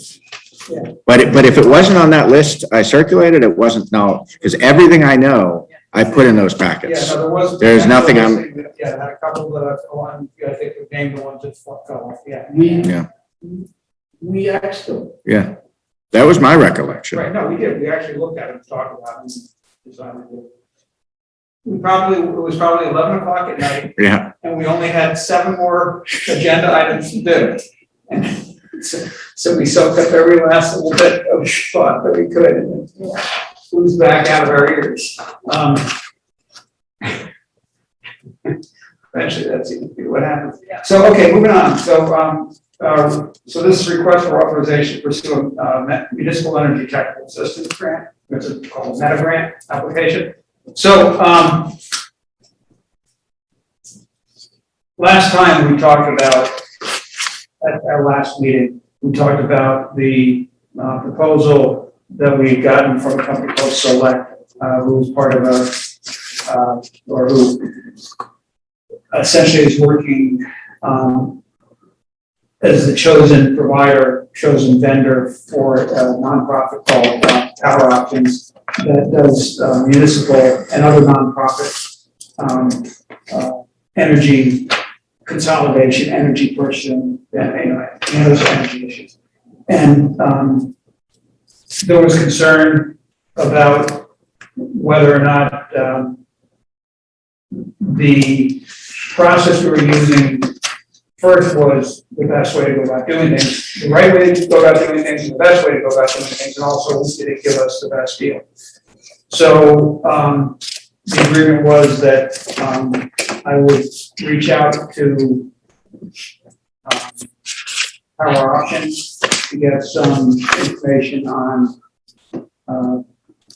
other clients or other customers of theirs, other municipalities they've worked with. And then we would also consult with town council. They have, Holland, Rick Holland, yep. who's there. They may have multiple people on the staff with some, specific proficiency in solar agreements, but that's kind of one of the strong suits. So Angus and I had a conversation with him. He was, somewhat skeptical of the references, chapter 156, section 137 of Mass General Law. He was somewhat skeptical of that and whether that would really assure us of the best overall arrangement for the town in terms of risk exposure and things like that. And it wasn't that he, said, no, don't do that, but he, suggested caution.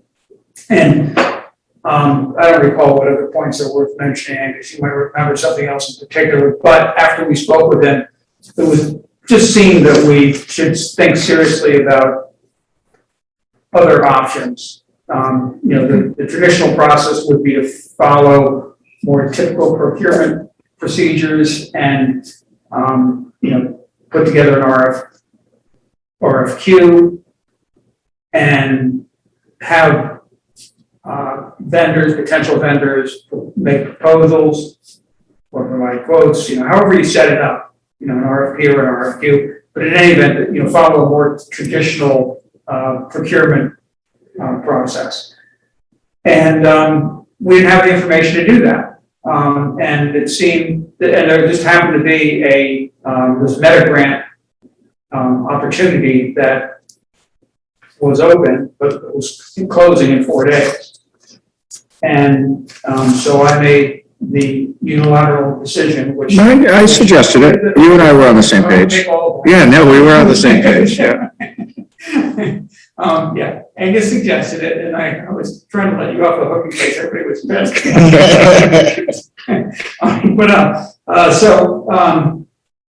So we talked about it. I decided to go ahead with the grant and then bring it to this meeting for it to be discussed and approved or not. If not, we will withdraw the grant application. The grant application is to have the 5 sites that we originally considered and discussed with Select, of which they only picked on 1, is to have those 5 sites reviewed for feasibility by state current, an existing state approved vendor. I actually, in completing the application because of the time frame, I had to lean on a vendor that we used last time we did it, and they had actually reached out beforehand, which is part of what spurred the whole, oh yeah, we should follow this through. In fact, I had gotten separate contact, Jim, but you had forwarded that to me when they reached out, when Cadmus reached out. This company, Cadmus, the Cadmus Group, is on the state-approved list. They're essentially a nonprofit focused on energy issues, trying to drive towards sustainability with energy. And they're on the state listing, it's PRF 462, whatever that stands for.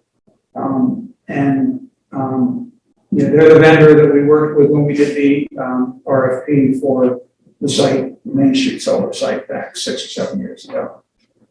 So I wasn't clear on the actual scope. I mean, are they just looking at energy storage potential or? Well, solar with storage. Okay. Yeah, you All got right. it, At all it's five solar, sites? yeah, at all 5 sites. Okay. And that doesn't mean, I mean, we'll get, and in fact, I realized, Jim did this, but this is my mistake, not his, because I didn't look at it closely enough. This area would actually just be like that. So both of these parking lots, I didn't know. We're looking at both of them, yeah, I mean, we might as well get numbers on both while we're at it, we might as well look at it all, and, consider maximizing, the benefit. And, that would tie in with, if we were ever to follow through with the municipal, campus microgrid, yeah. So, anybody, any questions? Okay, I just had just feasibility questions, Rick. Only if you read the prospectus, they're only gonna give 20 grants and, out of 351 cities and towns. And priorities to people to communities that have not been awarded before. So just hoping not doing a lot of work for nothing. Yeah, well, work's already done at this point, I mean, they've already, the application is submitted.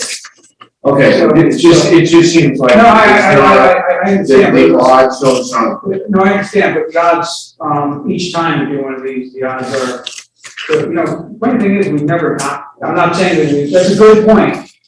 And it seemed like, so how did you get it in? So obviously you did, I didn't understand it, it seemed like it was already over before. It was due on Friday at 5, and I think we sent it at 4:58, 4:59. And then it bounced back. And then it bounced back because the file was too big, so we had to reset it at 5:02. And part of how I looked at this is, I understand the objective of, trying to look for opportunity to generate more renewables on town land.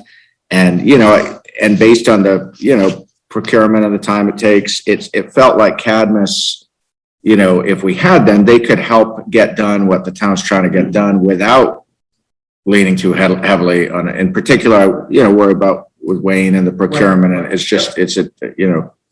so it did feel like, this was actually a better way to do it than to go right to looking, in depth at just the one site. And so I think if we get it, it would basically expand, at least for that temporary, period of time, our capacity. The other possibility is that they'll come back, and we'll get information about the one site. I mean, everything gets more complicated than the original spec, but they might come back with information about the one site we're looking at so far that makes us look at the proposal from Select and say, boy, guess we should have done that, or guess we should do that. But we'll find out when and if we get the grant and when, then after the process. So, So do we need a motion? yeah, so I'll make a motion, since I started this, I make a motion that we approve the fine.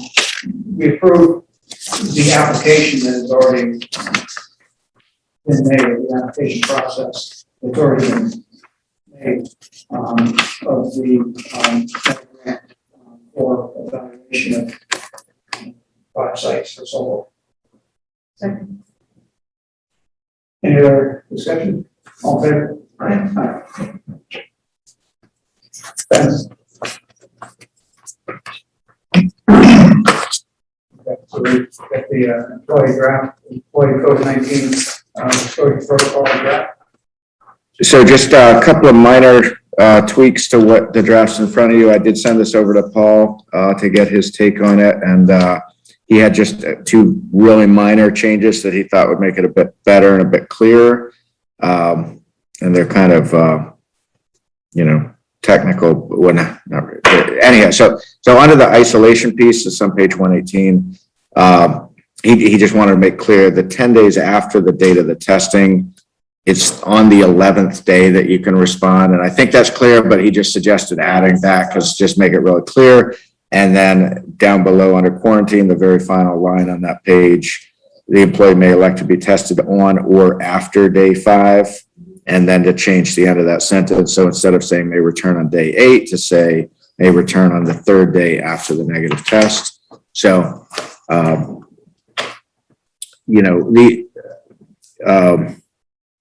yeah, so I think this looks fine. So are you okay with the compensation during time off? That was a good question. We had already, actually, the board had voted that back in the early days of COVID. I believe that was only in effect for the extent of the state of emergency.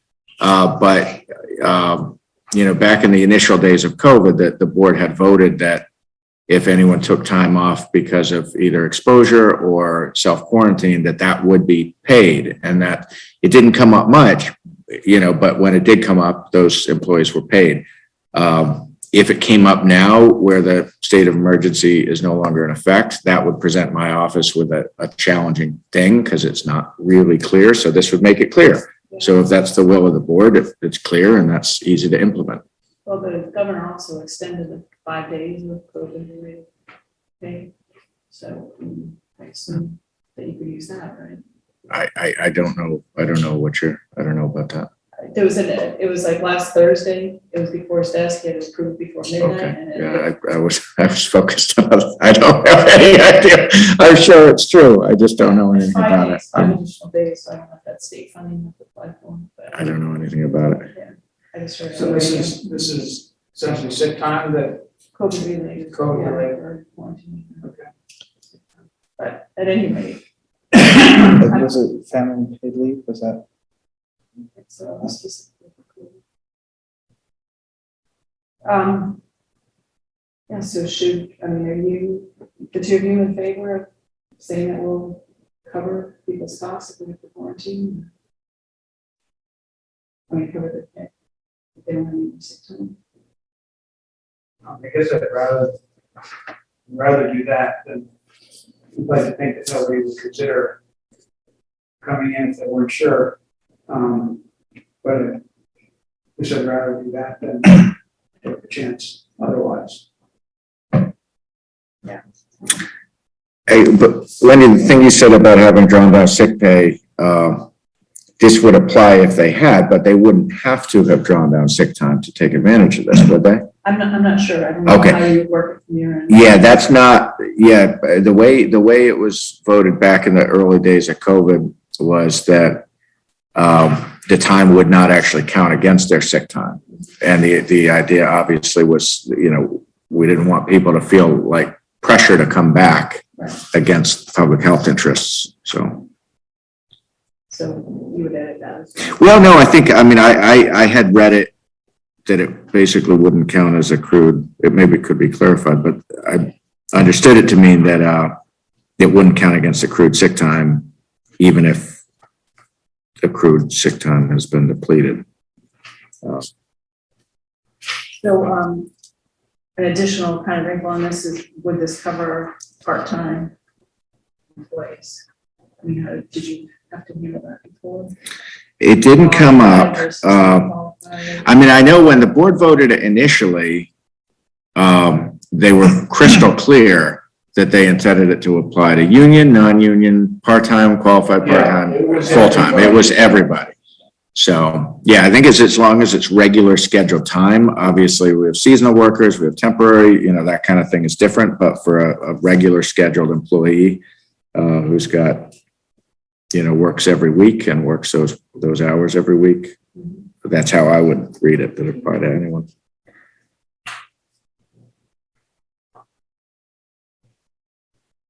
So we need to vote on that. It's under your. Well, it's, I think if it's town-wide, I'd assume have you vote on it. I think you had said something that Paul thought that this was already.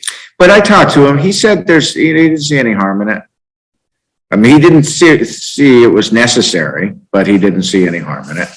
I think this should have been implemented a year ago. It should have, and we had a draft and we didn't, I know. So, See, the only part, like the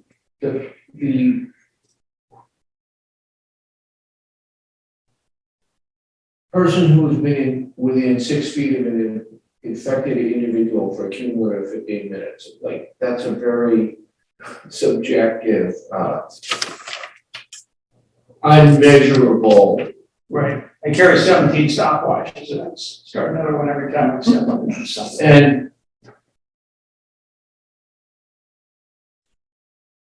I don't know, I just, and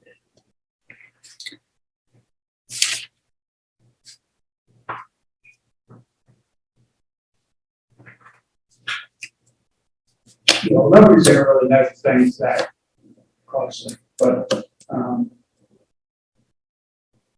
generally have some sense of where you spend yeah. significant, 2 minutes. I know that's the thing, but I've always had it. When you try to apply a hard number. Yeah. I guess one other question that came up, I was talking to Corinne about this, in the library, Angus, and, I mean, part of the intent was to have one policy for all staff, a separate one for the library, and a separate one here. And she was just wondering if they did have a positive case and they wanted to close the library for cleaning, which I guess some other libraries have done, that they could just handle that on their own, right? That would need to be part of this policy, right? I wouldn't, yeah, I don't think that would be, It's kind of like an added on thing. It's not something that would have to be spelled out here in terms of COVID response. I don't think so. I mean, if Corinne ever called me and said we need to close the library for COVID, I'd say, okay, just make sure it's posted. And That's what I thought. Yeah. Okay. So we don't need to vote on this. I mean, I think if you have us, I think it doesn't hurt in any way. I mean, I think it's like when I thought this might be just for the town building, this building, that is something that, maybe the board wouldn't, but if it's town-wide, I think it's probably just well to have you guys vote it. Okay, that be the case. What do you mean by town, what do you? As opposed, like, I think my initial reading of it was like COVID protocols for the town buildings, because I knew the library had prepared their own draft but if this is, because you're saying this is going to apply to union, non-union, that's something I'd then provide to the unions, they would now, so it is something that's got tangible ripple effect. So I would want to make sure that is done with the, board's approval. Yeah, I wasn't even contemplating the meeting. I was trying to accommodate, because I know Corinne was revising it. I think she submitted a copy.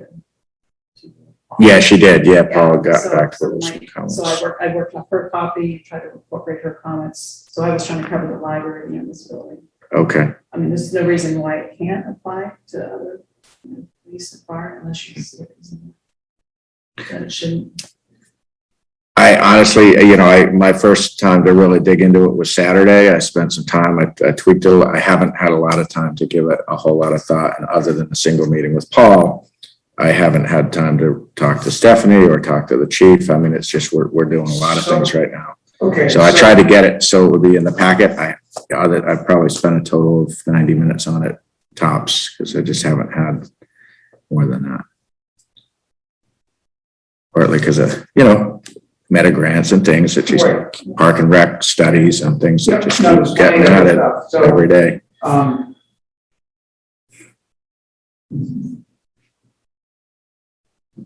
I guess, you could argue the immediacy to this, and then we got to deal with it right now, as opposed to waiting until we know more. If it's townwide, I mean, and it does apply to, I know on a lot of issues, or at least a couple of issues itemized in, the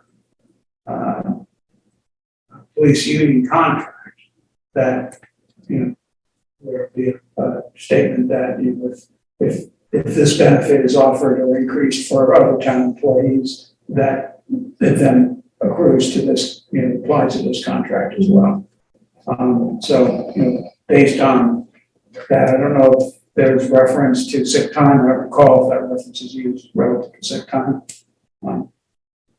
But do you recall? But I'm sorry. Oh, okay. Now, I was wondering if this, how frequently in the police contract is reference. Oh, I know exactly what you're saying. Yeah. Okay, so the question is, does this fall to that category where if we offer it to the community, to everybody else in the town, is it automatically? Well, it certainly has it's kind of a health-related thing, and certainly that applies to, that verbiage is in there for the health insurance. Yeah. Totally, so, Well, in terms of the percentage match, but in terms of, yeah. I couldn't recall what other, I know there's health insurance, I don't recall what else. Vacation, holidays is what I'm looking at, holidays. Okay. I mean, it hasn't gone through that level of review, it just hasn't been time. Okay. And that's, wasn't necessarily expecting that, so. I mean, are you both comfortable with this as it is to adopt? no, I'm not comfortable with the quarantine thing. It seems unbelievably restrictive. Someone thinks they might have been in close contact with somebody, and then they may elect to be tested on day 5, and then they can't return until day 8. I mean, that seems like just so. That's straight out of the CDC. I know, but we're saying must instead of may. I don't know. Yeah, part of the rationale. I mean, this could be less strict or less protective, but because we're not requiring vaccines or we're not requiring people to state whether they've been vaccinated, this assumes that nobody's vaccinated. So that's one thing I had talked about with Paul. He said, well, at the state level, you have to state that you've been vaccinated, and at least that would be something. Now, if we wanted to go that route, then some of this protection would be necessary.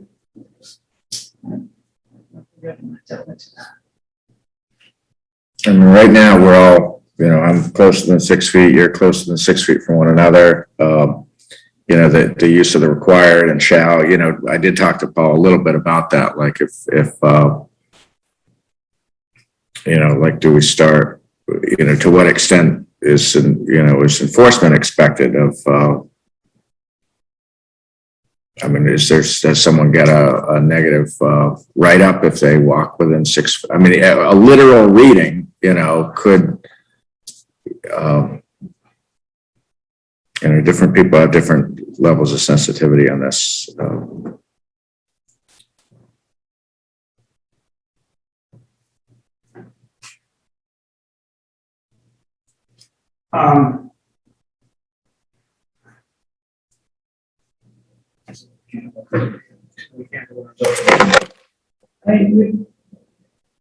I said I would draft it for you. I guess some employees are concerned, so. I'm not saying I don't want to, I put it in. I'm saying I haven't, I'm fine with it, is what I said. But I'm also not saying I have spent more than the amount of time I had to spend, which is not, we should be doing fewer things and doing them to more depth, but that's not what we're doing. We're trying to do everything. So you can't expect everything to be done to full depth. There is only 24 hours in a day.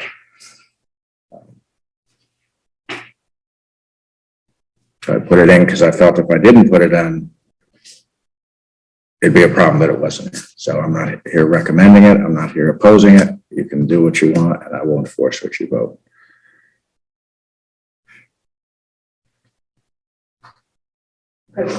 That was not the intent. I thought you wanted a policy that you could work with staff to implement. I didn't think the board was going to be part of it.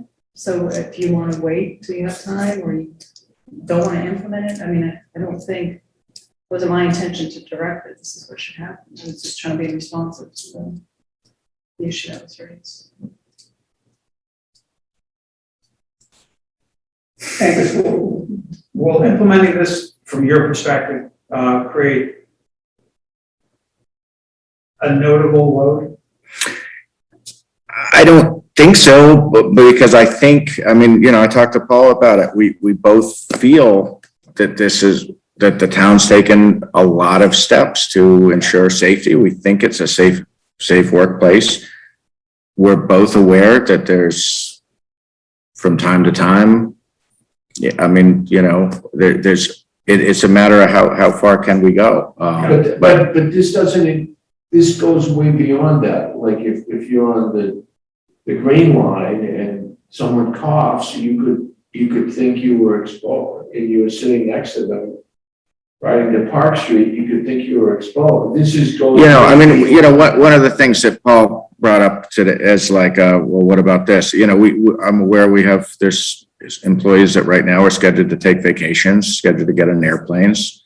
You know, are they obligated when they come back to say, you know, I was sitting in an airplane cabin, and are we obligated to have them stay home for 10 days in addition to their vacation time? I mean, a literal reading may be yes. Well, it's just an infected individual, it's not within 6 feet of anybody. I mean, it's only if they are infected. So I guess you can't tell on your plane. Right. Yeah, but how do you know if they're infected? No, I was just gonna say, yeah. That's the whole problem with the disease. Right, no, you sit next to them 3 hours and they get up and go eat their way, you go up, get up and go eat your way. I mean, you know, one way to advance the ball, I think, would be, you know, with those couple of tweaks, it's, you know, I think it's clear the way it's written. You know, we could circulate it for comment and see if, you know, and maybe some staff would say, great, that's what we've been waiting for all along. And other staff may say, that's overkill. And, you know, there is going to be a difference of opinion for sure. I'm just trying to do whatever I need to do to not be on the defensive constantly, honestly. So.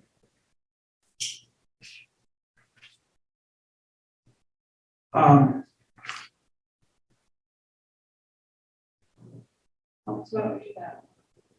Start Angus, circulate it. And then... How does that work? Does that work? Yeah, yeah. Why would That's you easy. I think you will fix it. Just, I'll circulate it for comment and see what the response is. And, you know, I do tend, it's gray like everything in terms of whose authority it is. I do think under the statute, it's probably something I could put out. But where it is something that, you know, depending on the union implications and other things, does confer a potentially significant, you know, benefit in terms of paid time off and things, I would tend to want to make sure I have the board's blessing before I do that unilaterally. And then potentially we start incurring more overtime and things. If I do that without telling you guys, then that's still not a good career move. So. Right.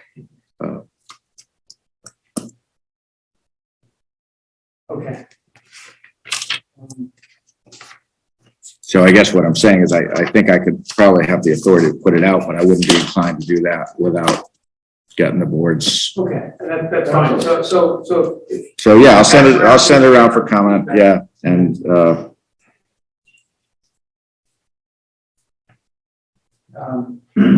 so we've got the draft policy. Require the town manager approval of overtime and hours worked above budget. do we want to maybe table this till next meeting? Just, I mean, it's been an open issue now so long. It's late. Yep. You know, I did not sleep well last night. Yep, no objection to that. So we'll take One question just to ask Wayne Sure. about that plowing. That's all I have to say. Well, this is written as non-union, because at least from where I sit, I feel like with the union, we have good controls in place with the union employees. So I specifically wrote it for non-union, because I just can't, you know, if we had a full-time finance director and HR director, I'd be happy to be a full-time town manager, but I don't have time to put myself between Wayne and his crew or the chief and his staff. Right, that's- I just wanted to know how you feel. Yeah, no, this is non-union. Okay, so we'll take that up at the next meeting. Item M, review proposed amendments to FY 22 wage schedule.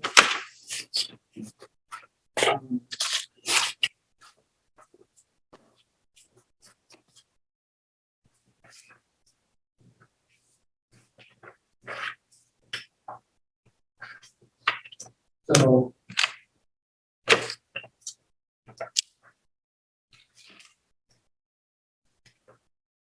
Was the, So the email from Leah, that goes back to what we just. Yeah, so, well, it was both to the, yes, correct, yep. Yeah, so that's kind of the advice I would give in the absence of a policy. Angus, to her, that in no instances should she be working 30 hours and putting down. Yes, correct. Yeah, I wanted to be crystal clear on that. Yeah. So in the absence of a formal policy, that's kind of the advice I would give. I do think we've got to get to a formal policy. It's, so late in the day that yeah, I don't know, it's the right time to start into that.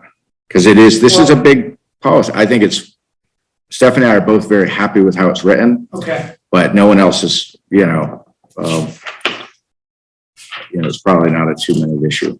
okay, so let's look at this quickly. So do we need to deal with item M now?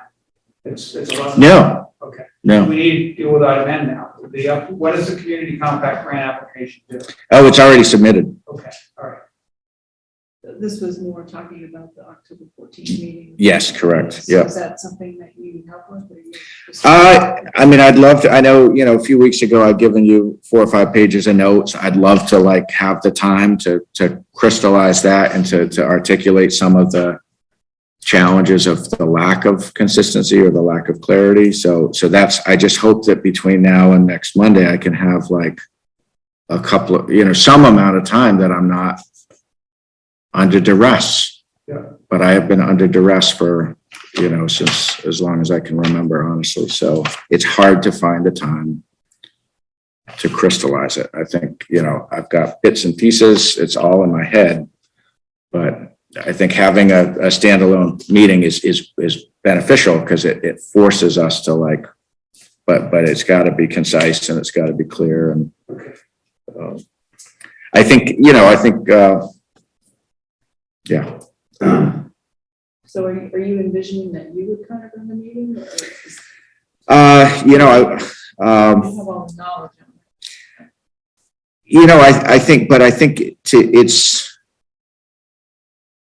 I think to be successful, you can't solve a problem until people acknowledge there's a problem. So part of the objective is to articulate with non-specific examples, the kinds of things that can happen, either some have happened, some haven't, or theoretical, but the kinds of things that can happen if there's either a lack of consistency or ambiguity. So to kind of frame the discussion of here's the problem we're trying to solve with the objective being fairness and consistency. And, I think are there any concerns about that? Or what are some of the things that might be, maybe we introduce this for discussion among not this, but these are the kinds of things that we feel we need to put in place that are standard practice in every other town. And maybe everyone's going to say, yeah, of course you should do that. Maybe they will say that.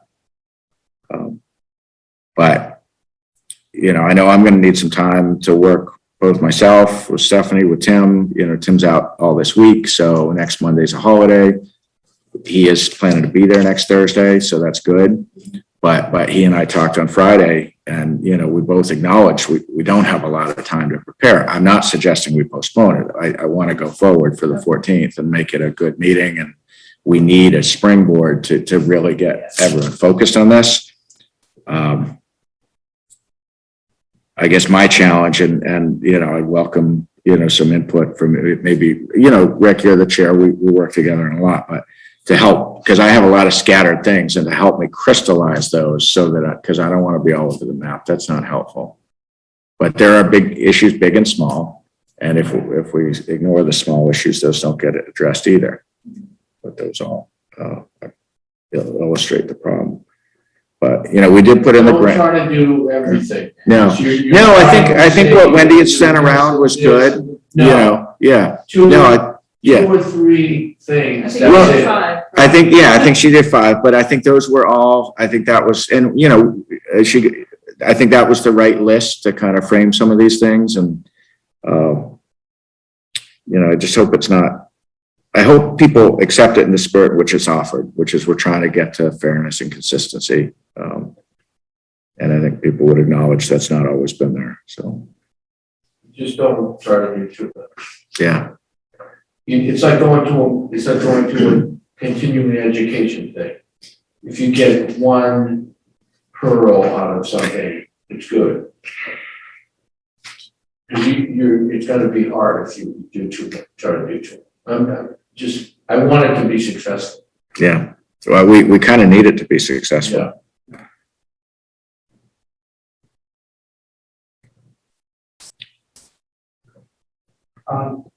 The discussion of affordable housing policy and strategy, I mean, I'd suggested that weeks ago before we knew tonight's agenda would be so full, so. and There's- meeting minutes, I move we approve the meeting minutes from July 26th and July 28th, 2021. Second. Discussion? They look great to me. They were good minutes. All in favor? They were excellent. No, they were, I'm serious, they were good minutes. They were. Yeah. Good. Yeah. Good. All in favor? All right. Item Q, I know we've made a great hire. It's delightful to have a new dedicated person, a lot of energy, very positive, a really good knowledge base. And, you know, I had a great conversation with Judy. We spoke for about an hour on Thursday evening, and I think we're totally in sync in terms of kind of her managing the work plan, me helping as, you know, basically like a safety valve, you know, to tell the agent, like, you are going to get stretched too thin. We don't want to burn you out. If that starts to happen, let me know. I'll work with the chair and we'll make sure that. Okay, we want to do Yeah, this. that was good. Yep. So yeah, no, we're off to a really good start there. We just don't want her to get spread too thin.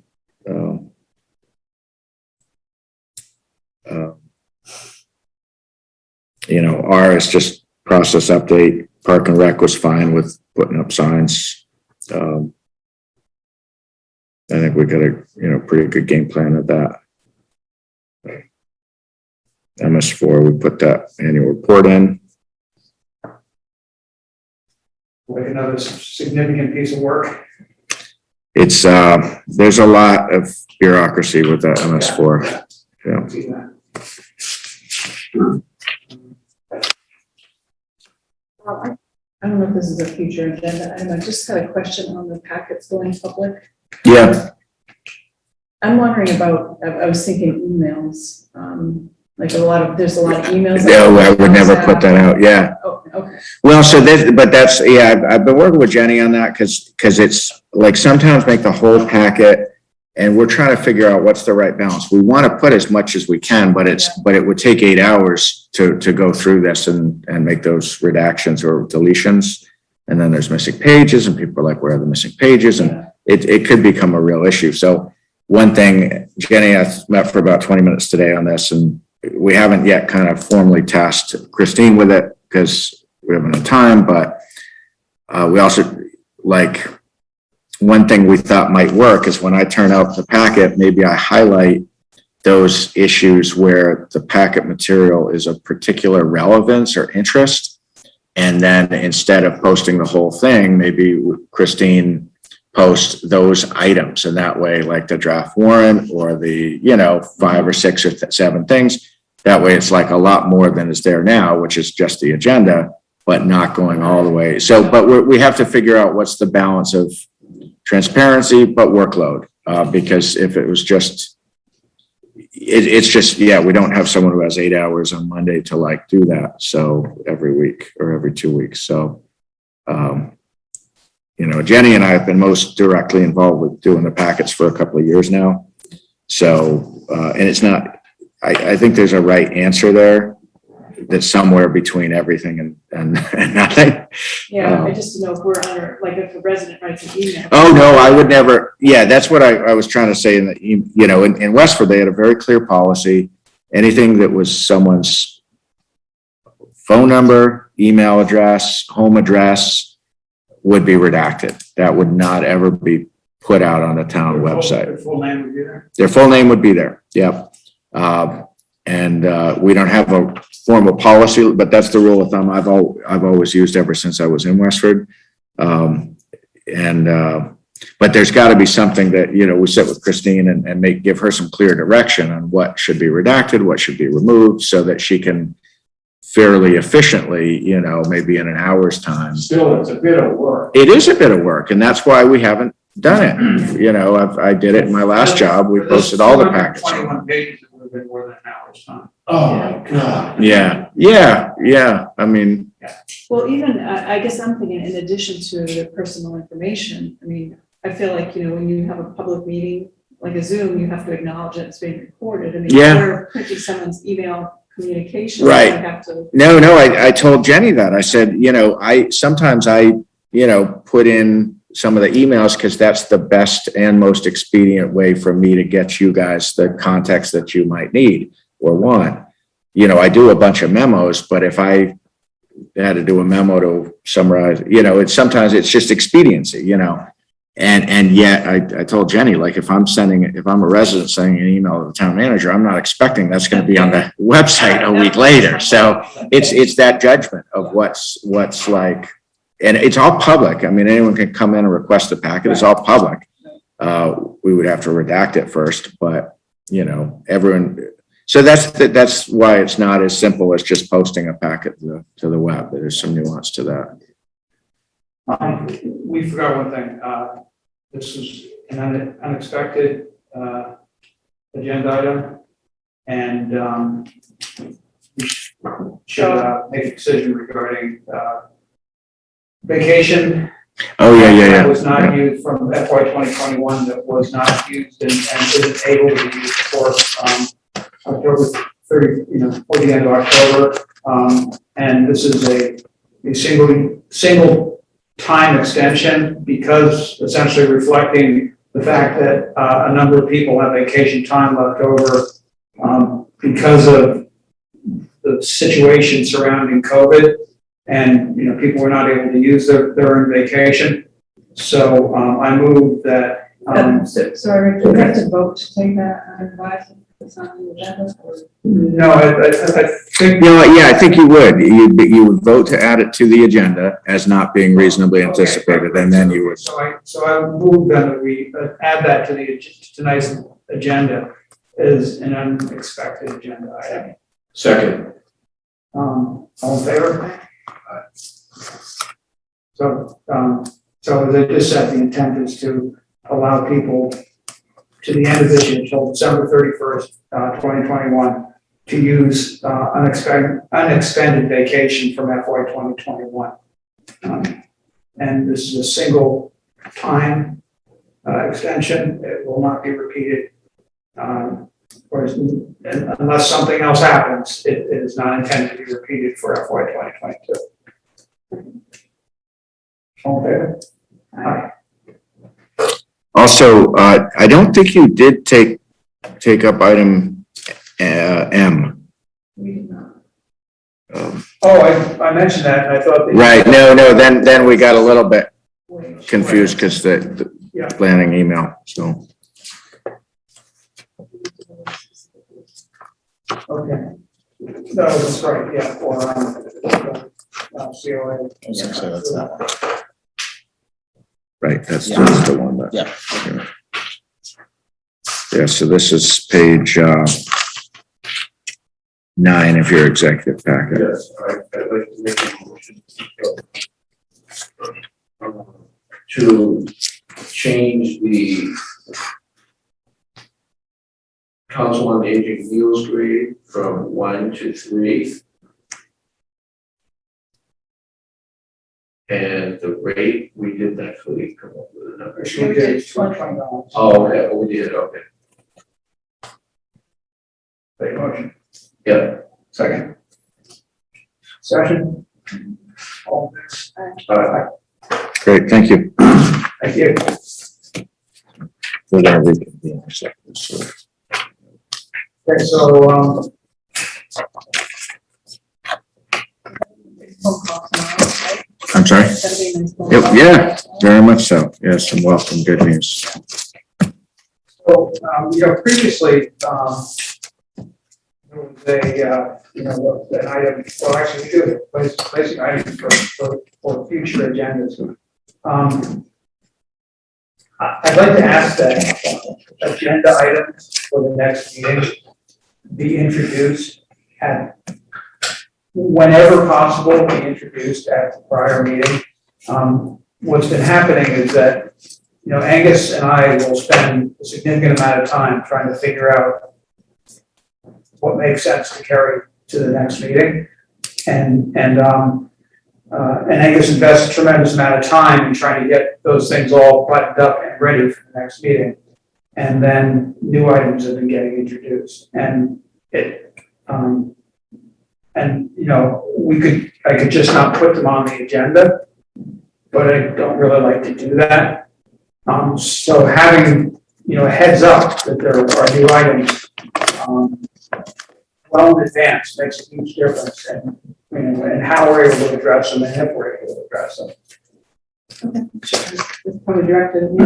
I thought you guys met the week before and I Yeah, just said to get you the items. Yeah. for that meeting. no, we generally meet, sometime between Tuesday and Thursday, depends on the week. Right. And, Yeah, so and I don't know what Archie's habit was, but that's the way Angus and I have been doing that. So, if we met for, 2.5 or 3 hours on Tuesday, and then the new items, it's sort of. Oh, yeah, I get that. I thought as long as we found by Tuesday. That's fine. Yeah. Okay. That's good. Great, thanks. Move to adjourn. We're gonna finish the. Oh, okay. Yeah, we need to go back into the section. Yes. Make a motion that we'll go